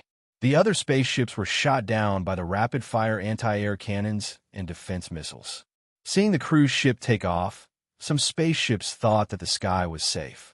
A few other spaceships also took off. However, as soon as they took off, they were shot to pieces by the rapid-fire anti-air cannons. The cruise ship accelerated very quickly. Not long after the cruise ship left the Tordo satellite, the Krypton powder bomb exploded. With the CEO's conference room as the center, everything within a 3-kilometer radius was turned into nothing. Then, the security system on the Tordo satellite treated all the people on the Tordo satellite as intruders. All kinds of weapons were activated and attacked any living creatures. After losing Kaji, no one on the Tordo satellite could compete with the security system.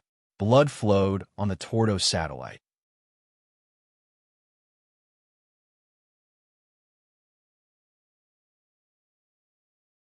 Chapter 4:15.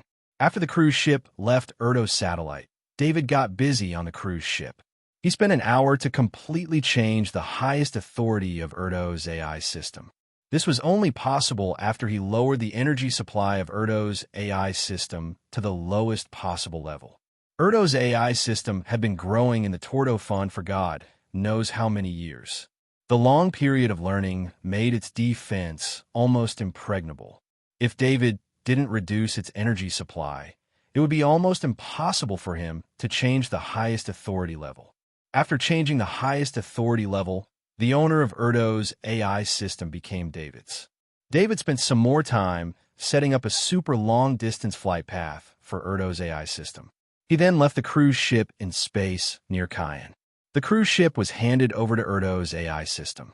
The engine switched to warp drive in front of David's eyes. The cruise ship instantly accelerated to light speed and disappeared. This was David's first time using the exoskeleton armor to enter the atmosphere. Of course, his exoskeleton armor already had this function, but he never had the chance to use it before. Grade 3 Defensive Exoskeleton Armor. During the process of entering the atmosphere, the heat was completely isolated from the exoskeleton armor. He fell towards Kyan like a meteor. The Skynet of Kyan didn't notice David. Because of his small size, Skynet would think that he was a meteor and wouldn't pay attention to him. The size of David's exoskeleton armor was many times smaller than even the smallest single-person shuttle. Plus, there were very few exoskeleton armors that could fly, and even fewer exoskeleton armors that could enter the atmosphere. Therefore, the Skynet of Kyan didn't suspect this small object that was almost ignored. The Kyan government and military were extremely busy right now. The police and military had all received the news that something had happened to Erdo's satellite. Of course, needless to say, the Krypton crystal powder bomb, tens of thousands of defensive missiles, and all sorts of weapons were activated. The explosion and the crash of a large number of spaceships had already alerted the spaceships near Erdo's satellite that were outside the attack range. These spaceships then spread the news of what had happened. The news had already spread all over Kyan. There were even people on Kyan who saw the Krypton crystal powder bomb with their own eyes. Especially when the police and military spacecraft arrived at Dalto's satellite. Everyone was stunned by the scene in front of them. Tens of thousands of defensive missiles, coupled with the Krypton crystal powder bomb, turned the entire Ertuas satellite into a wasteland. The crazy security system treated everyone on the Ertuas satellite as intruders, and the consequences were disastrous. There were no living people on the Ertuas satellite. No matter where they hid, the security system, with a powerful scanning ability, could find them. The security system used defensive weapons, security robots everywhere, and even maintenance robots and cleaning robots to clean up the last survivors hiding in various places. Even Kaji, who was part of the military and the police, was attacked by the security system when he boarded the Erdo satellite. Of course, after using up all the defensive missiles, the attack power of the security system was extremely weak. It was no threat to the Kaji. David landed a few dozen kilometers away from Dudo City. He had the shadow attendant put the exoskeleton armor back into his portal ring. Then, he used Gary's identity bracelet to get on a public transport hover car and re-enter Dudo City. After returning to the small hotel, David didn't contact distance again. Instead, he ordered takeout in the hotel room. While he was eating, he heard an alarm outside the window, followed by a knock on the door. "Mr. Gary, we've been notified that Kyan's star has been placed on lockdown. If you have any plans to leave, please cancel them. Also, you need to register your information again and cooperate with the police investigation," a hotel attendant said to David. Behind the hotel attendant, two police officers entered the room and scanned the room. They looked at the equipment in their hands and nodded to David. The two police officers looked very serious. Normally, such an obvious violation of David's rights would require at least a search warrant, but there wasn't one today. David didn't say anything. He understood that the incident on the Erdo satellite must have been exposed, which was why the police had such a reaction. David cooperated and used his identity bracelet to register his information again. The two police officers watched from the side as David finished everything. When they found that there were no problems, they went to the room next door with the hotel attendant to continue the investigation. The two police officers didn't think that David was the murderer. David's information was very clear. Even when he ordered takeout in the room, it showed that David was an ordinary person. Therefore, the investigation passed without a hitch. Of course, no matter how careful the two police officers were, they couldn't find any flaws in David. The glasses on David's face alone were worth millions of credits. It wasn't something a normal police officer could identify. David thought that the lockdown would take at least a few days. He didn't expect the lockdown to end at night. On one hand, the investigation of the outsiders in Dudu City and Kyan Planet went very smoothly. They didn't find anything unusual.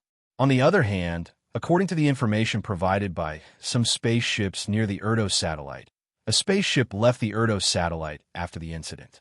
Therefore, the military and the police believed that the murderer left with the spaceship, so they ended the lockdown on Kyan Planet. It was important to note that every minute of lockdown on a planet was a huge loss. No one knew that the murderer who destroyed the Erdo satellite was on Kayan planet. The next day, David saw his battle results on the news. The Tordo Fund had been running the satellite for many years. It was a super working satellite that combined office, life, and leisure. However, it was now a scene of devastation. The Kayan planet police said that the murderer had been successfully tracked down and was running away in space. The police would do everything they could to pursue the murderer. David used this news as a reason to leave Kayan planet, just like many outsiders, to avoid being affected by the incident. It doesn't matter who the murderer is. We must catch the murderer. This is a provocation to Kayan planet. It is a provocation to the entire legal system. Kayan planet's chief executive looked at everyone in the meeting room and said in a deep voice, everyone in the meeting room had their guesses about the murderer who was running away because they knew about the Tordo Fund's actions before this. The Tordo Fund had spent so much just to prevent one person from taking revenge. Now that the Erdo satellite was destroyed, 6 major shareholders of the Tordo Fund were killed, and 2 Transcendent had died on the Erdo satellite. They were even more certain that the person they suspected was David. The reason was simple. There were not many people who could threaten 2 Transcendent, and there were even fewer people who could kill 2 Transcendent at the same time. One of them was David, who could use heavy defense weapons to kill the Transcendent. David's battle results on the Guardian planet had shocked many Transcendent. A level 3 Zerg that was so powerful that 14 Transcendent could not handle was killed by David using a shipborne weapon on a Guardian ship. If David had control of the Tordo Fund's defensive weapons, those weapons would be even more powerful than the ones on the Guardian ship. It would not be impossible for him to kill 2 Transcendent. The most important thing was the murderer's style of doing things. It was the same style as Beta Energy. He had robbed the Tordo Fund of its credits. Since the Erdo satellite was destroyed, the exact number of credits that had been robbed was unknown. However, based on the numbers gathered from various parties and some estimates, the amount of credits that had been transferred away was more than 300 billion. The huge amount of credits had disappeared after being traded many times in a very professional manner. According to some reports, it had been confirmed that the Tordo Fund had carried out an assassination not long ago. The Melville Transcendent who had participated in the assassination had been killed by David. This made the officials of Planet Kayan agree that David was the murderer. The military has sent a fleet to track it down. With the help of the military's scanning equipment, there is no way that spaceship can escape. The military representative said confidently. Although the cruise ship's warp engine had been activated, it was different with the military's help. There were professional scanning equipment that could calculate the direction the cruise ship was heading based on the energy left behind by the warp engine in space. Even if the cruise ship used an extremely advanced warp engine, it would not be able to outrun the military's fleet in terms of speed. The fleet had sent back news that they had tracked down the spaceship. As long as the spaceship left warp mode, they would be able to catch up and take control of it. The government has sent a commissioner to Planet Monolith. Once they catch him, they will immediately ask the local police to cooperate and search his house. We must find the relevant evidence to prove this case. I don't want him to have any chance of escaping. The governor said in a serious tone, "We will send someone over immediately." A relevant person replied. The governor had a close relationship with the Tordo Fund. Everyone could see that he wanted to make sure that David could not make a comeback. Although they could convict David after catching him, more evidence would reduce a lot of trouble.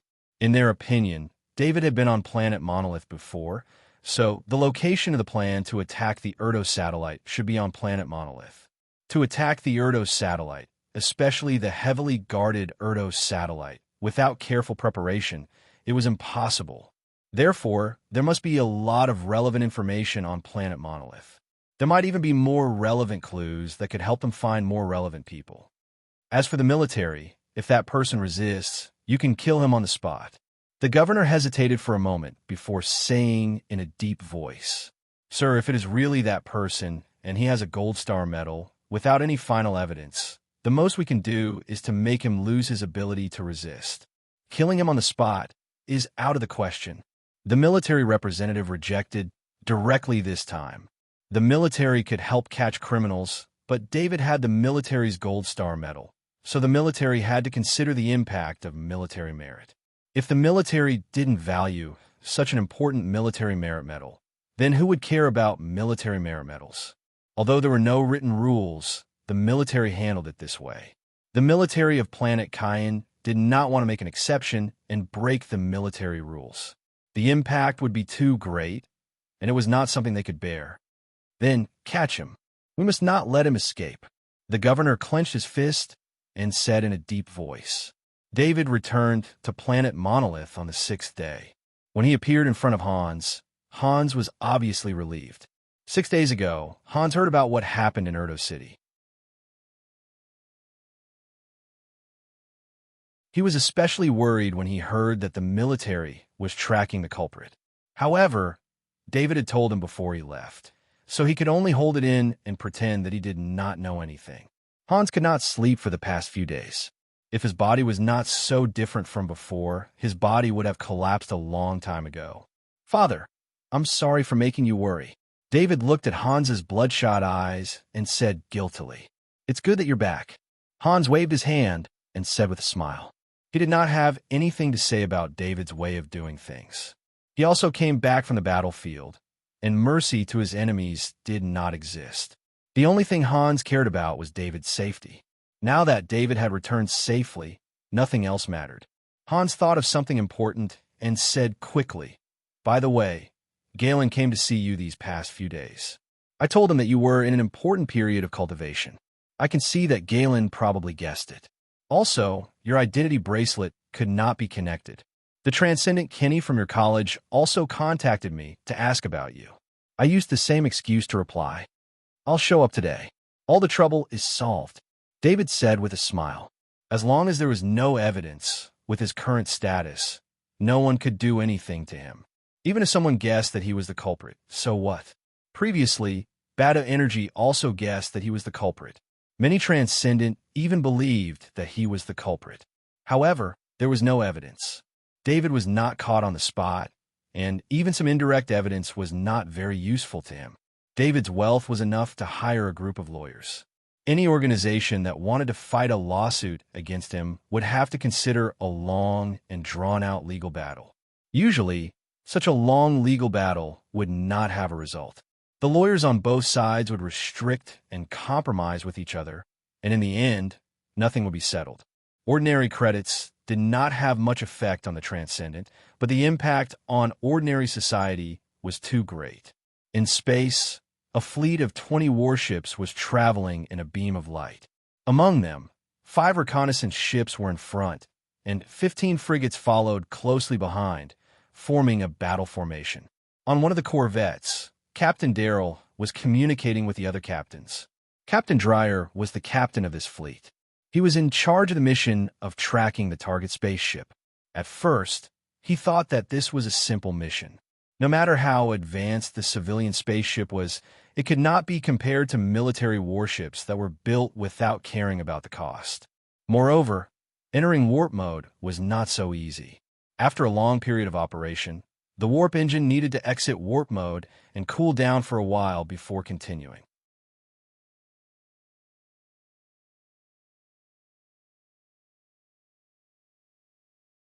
Chapter 416.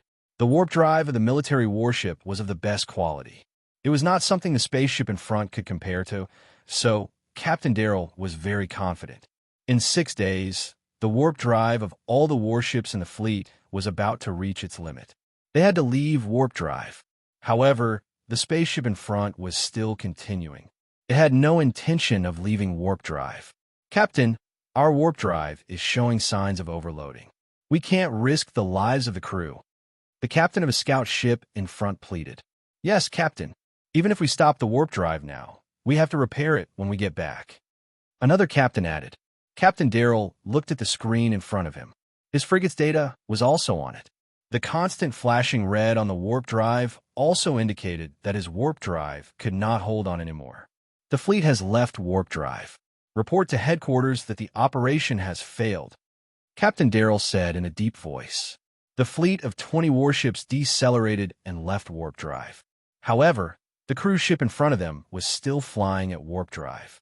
Captain Darrell had been in this line of work for more than 20 years, and this was the first time he had failed to complete a mission. This made him extremely depressed. No one would have thought that there was no one on the cruise ship. The Erdo AI was managing everything on the cruise ship, including the warp drive. With a set of programs written by David, the Erdo AI could more accurately control the warp drive's most balanced operation. David was a spaceship pilot, spaceship maintenance master, mechanical maintenance master, and electronic warfare master. With this knowledge, he created a set of driving programs for the cruise ship. With the Erdo AI's execution, the warp drive's running time was more than doubled. This made the military's warships unable to keep up. In the government building in Parent City, Monolith, the secretary walked into Mayor Bernard's office with a middle-aged man in a suit. "My name is Kegthor. I'm from Cater's sector. This is my ID. This is a search warrant issued by the Justice Department of Caen sector. Please cooperate." Commissioner Kegthor looked at Mayor Bernard and showed his ID. Parent City was a small city. Mayor Bernard did not have much power. Commissioner Kegthor, who represented Caen sector, was a few levels higher than Mayor Bernard in terms of position. However, Mayor Bernard only glanced coldly at the search warrant and ID card and rejected in a deep voice. "You have to get permission from the Justice Department of the Monolith planet to conduct a case across star fields." "Mayor Bernard, do you know what David did? That's a big case with 50,000 deaths. You have to think carefully. If you affect the case, you'll be in big trouble." Commissioner Kegthor was a little anxious. His words carried a hint of threat. There was nothing Commissioner Cogsall could do. He had just received news from Planet Caen that the military's pursuit had failed. At present, the only hope to convict David was to search David's house and find the relevant evidence and clues.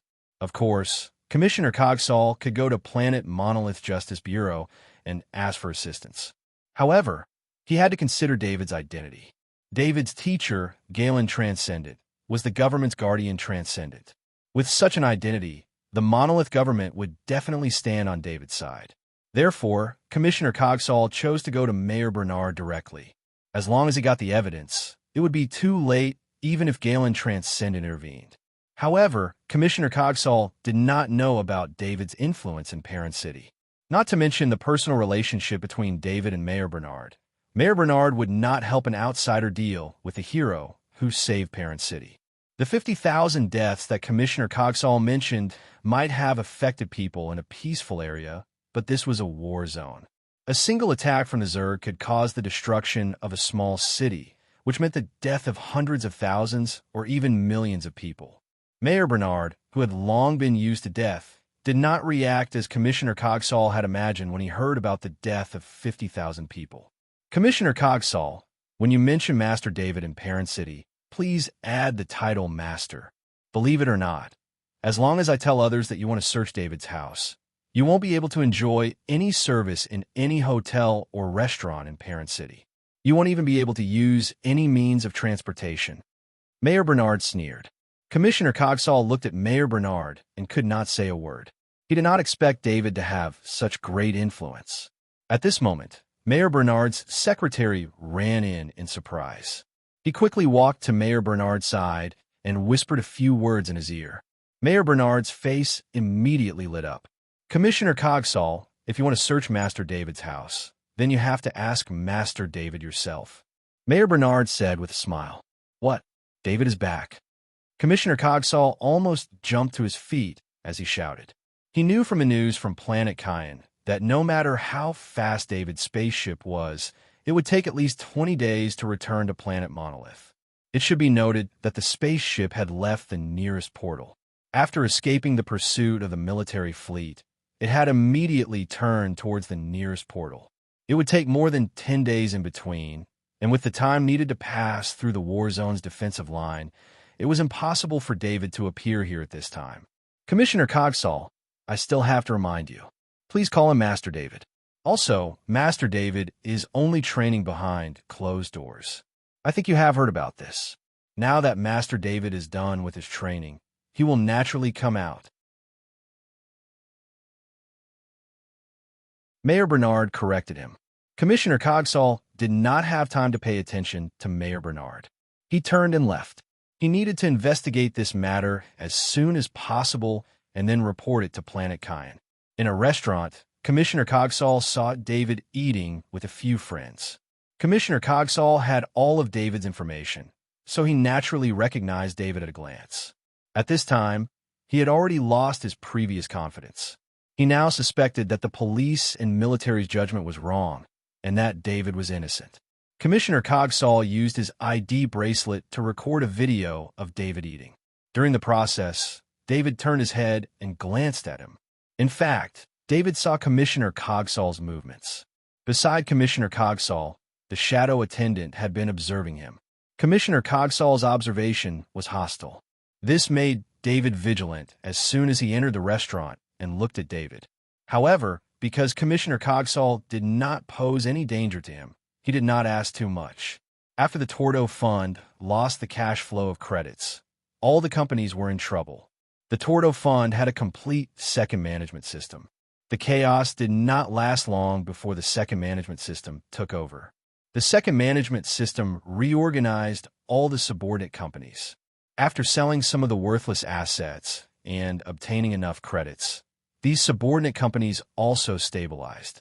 Due to the second management system's decisiveness and speed, the other forces did not have the chance to divide the Tordo Fund during the entire process. After a week of chaos, the Tordo Fund began to return to normal. Although David had applied for leave, he had been away from the Guardian Planet for a long time. In addition, Hans's body had recovered, and there was Transcendent Galen to take care of him. This made him feel a lot more at ease. Of course, the most important thing was that he had dealt a heavy blow to the Tordo Fund, the opponent who had been trying to assassinate him. At least, the opponent would not have the energy to threaten him in the short term. As long as the Tordo Fund did not have the energy to deal with him in the short term, the Tordo Fund would not stand a chance in the future. This time, David did not take his high-speed spaceship back to the Guardian Planet. The high-speed spaceship was locked behind the Thundersnake modified spaceship by the traction system. After receiving his order, the Thundersnake modified spaceship was piloted by Captain Hopper from planet Lunka in the Iridia Star Zone. It was because he had used the Gaussian cannons on the frigate to kill the Stoneskin Worm King that he brought the Thundersnake modified spaceship back to the Guardian Planet. That was why everyone who wanted to kill him was wary. With the Thundersnake modified spaceship, he could use the 10 Gaussian cannons on the Guardian Planet to hunt level 3 insectoids and accumulate enough credits faster. Sir. Captain Hopper and the crew stood on both sides of the cabin door and greeted David respectfully. Captain Hopper and the crew were proud. As the captain of Transcendent Castle's personal spaceship, he had crossed the war zone's defense line many times. With Transcendent Castle's reputation on the warring planet, he naturally received enough respect. After following David, he thought that it would take a long time for him to achieve the same status as before. However, he was wrong. When he came to planet Monolith from the Iridia Star Zone and arrived at the war zone's defense line, he was treated with great care when he found out that this was David's spaceship. Captain Hopper could even feel that this was even more important than when he was with Transcendent Castle. Thank you for your hard work. David smiled and nodded at Captain Hopper and the crew. Other than Captain Hopper, the rest of the crew began to get busy with their own tasks. Captain Hopper followed behind David. This time, you're following me to the Guardian Planet. Have you talked to the crew? David asked as he walked. Unlike David's spaceship, this one had a professional crew. Although there were only a dozen people, they were going to suffer on the Guardian Planet with David. Sir, you've given us great benefits. Besides, we live on the warring planet. Compared to the Guardian Planet, life on the warring planet is much more difficult. The crew is already used to it. Captain Hopper replied confidently. I'll discuss this with the First College of Iridia. Usually, the spaceship will be parked in the base's hangar. Also, I have some shares in the Slaw Combat College's base. It's almost finished, so you can park there. I'll think of a way to provide you with food. David said, Don't worry, sir. I've already replenished my supplies on planet Monolith. We won't have to worry about food for at least half a year. If we don't care about the taste of the food, our spaceship can survive for 10 years. Captain Hopper reported. David nodded with satisfaction. Captain Hopper was very experienced, so he did not need to worry too much about these things. When the Thundersnake modified spaceship entered the Fifth Fleet's airspace, an obviously strengthened frigate approached the Thundersnake modified spaceship and requested to dock. In space, the hatches of the two warships were connected through a connecting channel. This time, David and Captain Hopper stood at the hatch to welcome the guests. Rear Admiral Compton Transcendent did not bring any attendants. He walked over alone. "General Compton, we meet again," David said with a smile. "Master David, I was rude last time. I should have met you in person," Compton Transcendent said with an apologetic look. Last time, when David passed by the Fifth Fleet, Compton Transcendent had met David through a video call. For a Transcendent, this was already very important to David. However, it was different this time. Although David did not admit that he had something to do with the destruction of Erdo's satellite, it was clear to everyone that only David had the motive and ability to do so. No one else had the means to do so. This was also related to David's experience. From the first 3 mercenary groups to Bato Energy, it was clear that David had the ability to destroy an armed base. However, the destruction of Erdo's satellite this time was too unexpected. With that kind of defense system and the protection of 2 Transcendent, David still succeeded in the end. This made Compton Transcendent have to pay more attention to David, which was why he had come to visit him in person. "I was in a hurry. Otherwise, I would have visited you," David replied politely. David and Compton Transcendent walked side by side to the cabin hall, which required them to pass through a long passage. On both sides of the passage, there were dozens of display cabinets with various exhibits. While Compton Transcendent was chatting with David and tasting the exhibits, he suddenly stopped. In one of the display cabinets, there was a broken Transcendent armor separated by a transparent partition. This was the first time Compton Transcendent saw someone using Transcendent equipment for display. Although the Transcendent armor was broken, the materials were still useful. It could still be used after some repairs. Of course, David knew this as well. It was easy to repair the extraordinary armor, and the cost was in credits, which was nothing to him at the moment. However, repairing the Transcendent armor had a prerequisite, which was that the person who repaired it must be a Transcendent. If it was just a broken Transcendent armor, it would be fine. However, David now had 2 broken Transcendent armors and 4 intact Transcendent armors. This made him lose the idea of repairing the Transcendent armor. He might as well use the broken Transcendent armor as decorations to fill up the display cabinets. David did not know how much of an impact his actions would have on Compton Transcendent. Even though Compton Transcendent was working in the military, it was not easy to get level 3 materials. They had to do dangerous missions to exchange for them. Compton Transcendent shook his head and continued forward. Soon, he saw the second broken Transcendent armor. "Master David, this is too wasteful." Compton Transcendent finally could not hold back and said.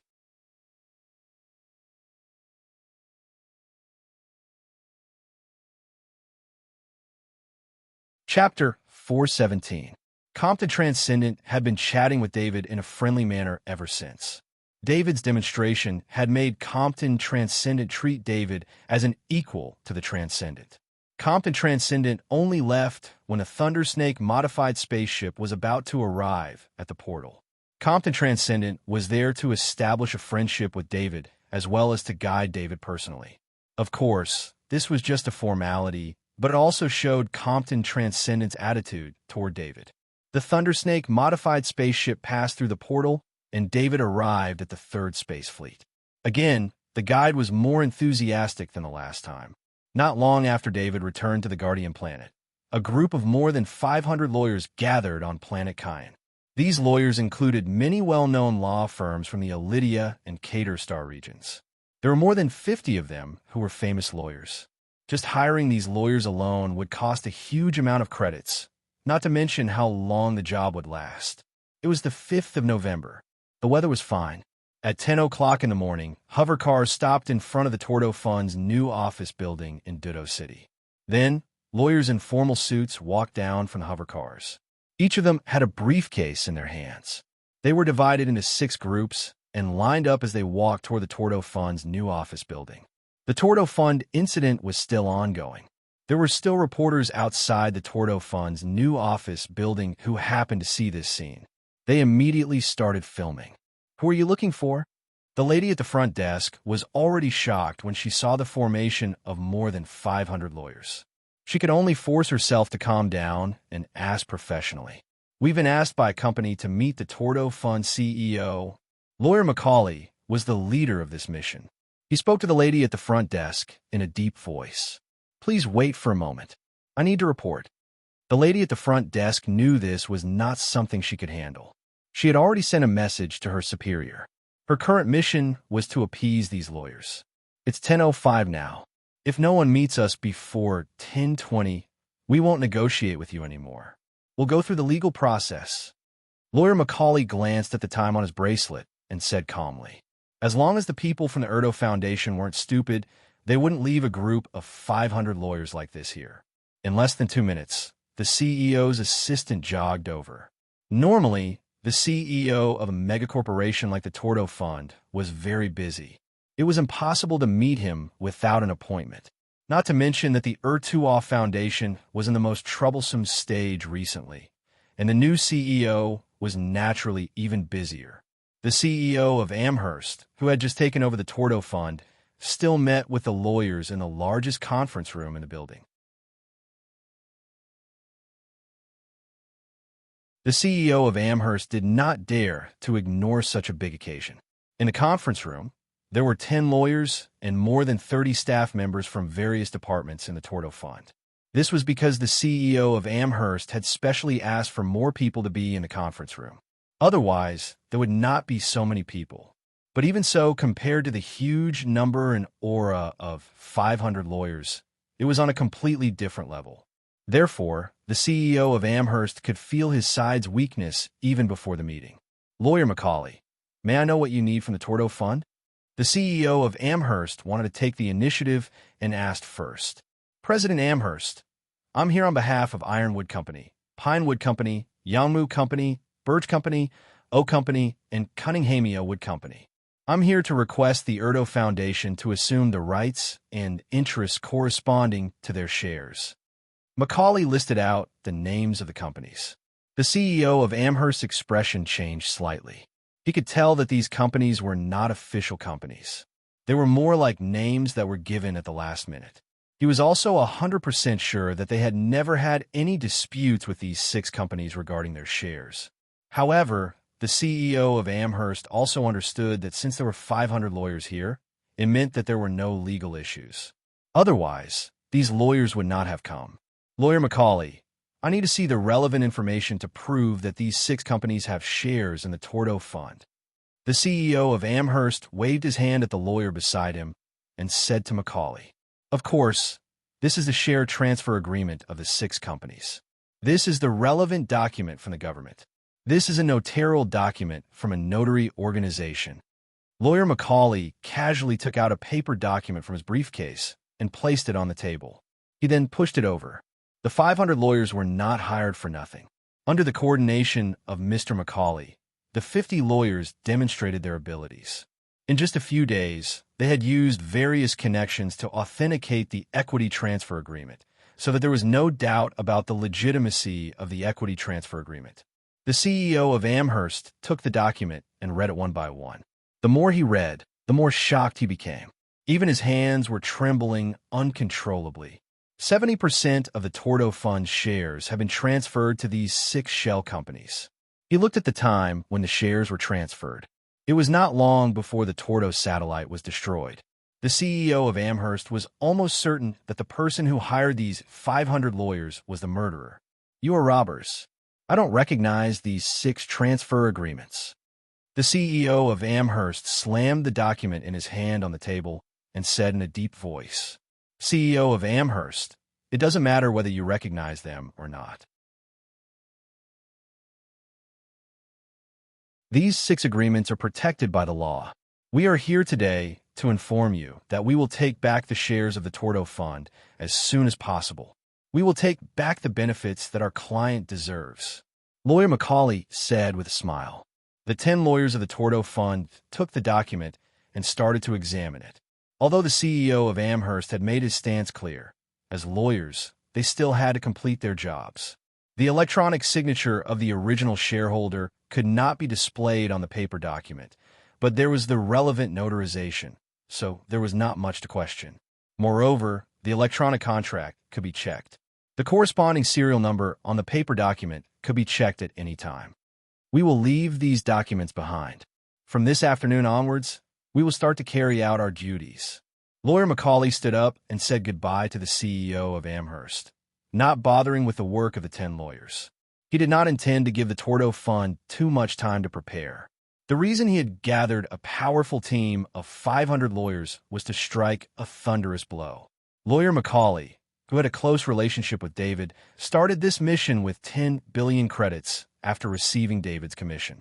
If the Tordo Fund was still a mega corporation with a huge amount of cash flow, Lawyer Macaulay would still be very worried about whether he could win. However, it was different now. The Tordo Fund's funds were tight. Compared to Lawyer Macaulay, who had 10 billion credits and was prepared first, the Tordo Fund was in a passive position. Why had the CEO of Amherst not received the relevant news before this? Based on the actions of the lawyers everywhere, the relevant news should have reached the CEO of Amherst a long time ago. This was because of the effect of the credits. This kind of case was actually a competition of strength and credits. In terms of strength, the Tordo Fund had just suffered a huge blow, and its influence was at its lowest point. On the other hand, Lawyer Macaulay had displayed a powerful team of 500 lawyers, which to a certain extent closed the huge gap between them. In addition, the sudden attack had increased Lawyer Macaulay's chances of winning. As for the credits, it was believed that the Tordo Fund did not even have 1 billion credits on hand. Most importantly, once the equity lawsuit was carried out, the Tordo Fund would not be able to transfer funds on a large scale. Even the sale of fixed assets and large loans would have to wait until the lawsuit was over. Unless there were some business needs, the rest of the fund transfers would be monitored by the Judicial Department. It could be said that the Tordo Fund's biggest weakness in confronting Lawyer Macaulay under such circumstances was the amount of credits. Whether it was hiring a lawyer or filing a lawsuit, a large number of credits were needed to maintain it. In fact, when David entrusted Lawyer Macaulay, he did not ask Lawyer Macaulay to take back the Tordo Fund shares. Instead, he asked him to delay the recovery process of the Tordo Fund. If the Tordo Fund was in a weakened state for a long time, other forces would help David attack the Tordo Fund. Previously, Bado Energy had declined in this way. However, when Lawyer Macaulay took over the case, he saw an opportunity for him to become the most famous lawyer in the Interstellar Federation. The Tordo Fund was huge, and its total assets exceeded 5 trillion. A lawsuit of this scale was rare even in the Interstellar Federation.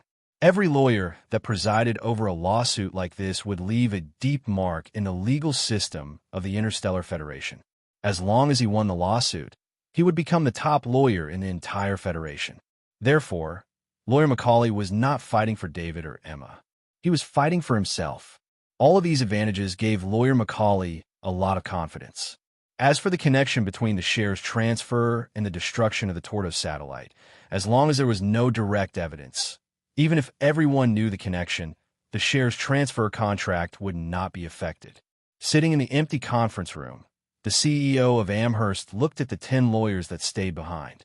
Although the CEO of Amherst knew the answer, he still asked, "Are there any loopholes in these documents? Is the transfer contract authentic?" There were 500 lawyers, and each of the 50 lawyers were more capable than the 10 lawyers. How could there be any loopholes that could be detected by the 10 lawyers? One of the lawyers smiled bitterly and said, "President, we have reviewed the 6 transfer contracts. They were indeed transferred by the former CEO Bridges and the 5 shareholders.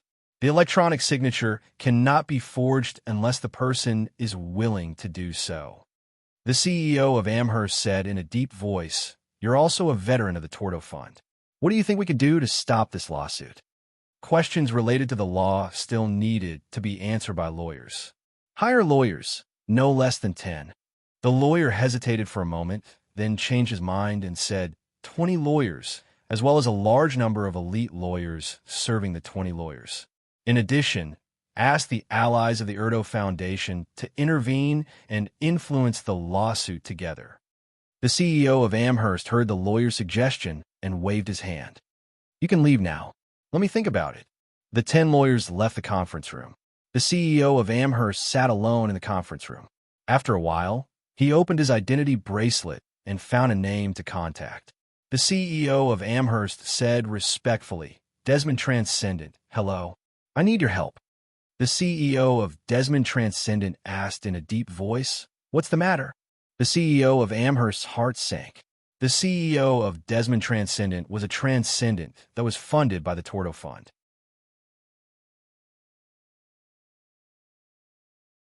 Although it did not become a Tordo Fund in the end, it had always been in contact with them.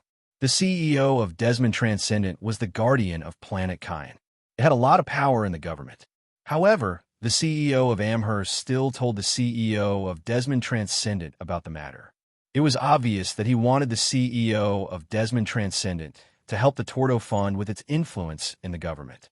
The CEO of Desmond Transcendent was silent for more than 10 seconds. He seemed to be thinking about something before asking, CEO of Amherst, do you know who your opponent is? The CEO of Amherst did not intend to hide anything and answered directly, yes. The Tordo Fund had a conflict with Sniper Master David. The fund sent the CEO of Melville Transcendent to assassinate David but failed. He also died on the Guardian planet. This kind of thing could not be hidden at all. Since the destruction of the Erdo satellite, the related speculation had already spread throughout the Cater Star sector. Perhaps ordinary people did not know, but the CEO of Desmond Transcendent must know very well. More than 7 Transcendent have died at the hands of Master David. What kind of reward have you prepared for me to help you?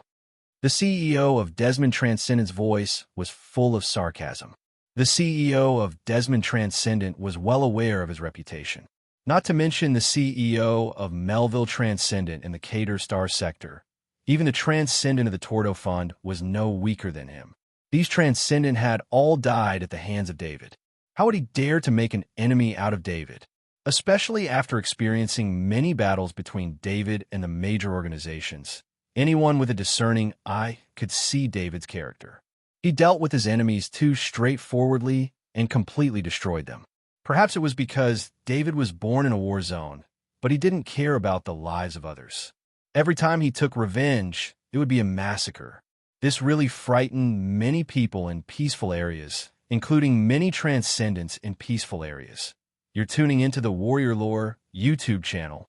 Don't forget to subscribe and join us on this journey to catch the most captivating stories.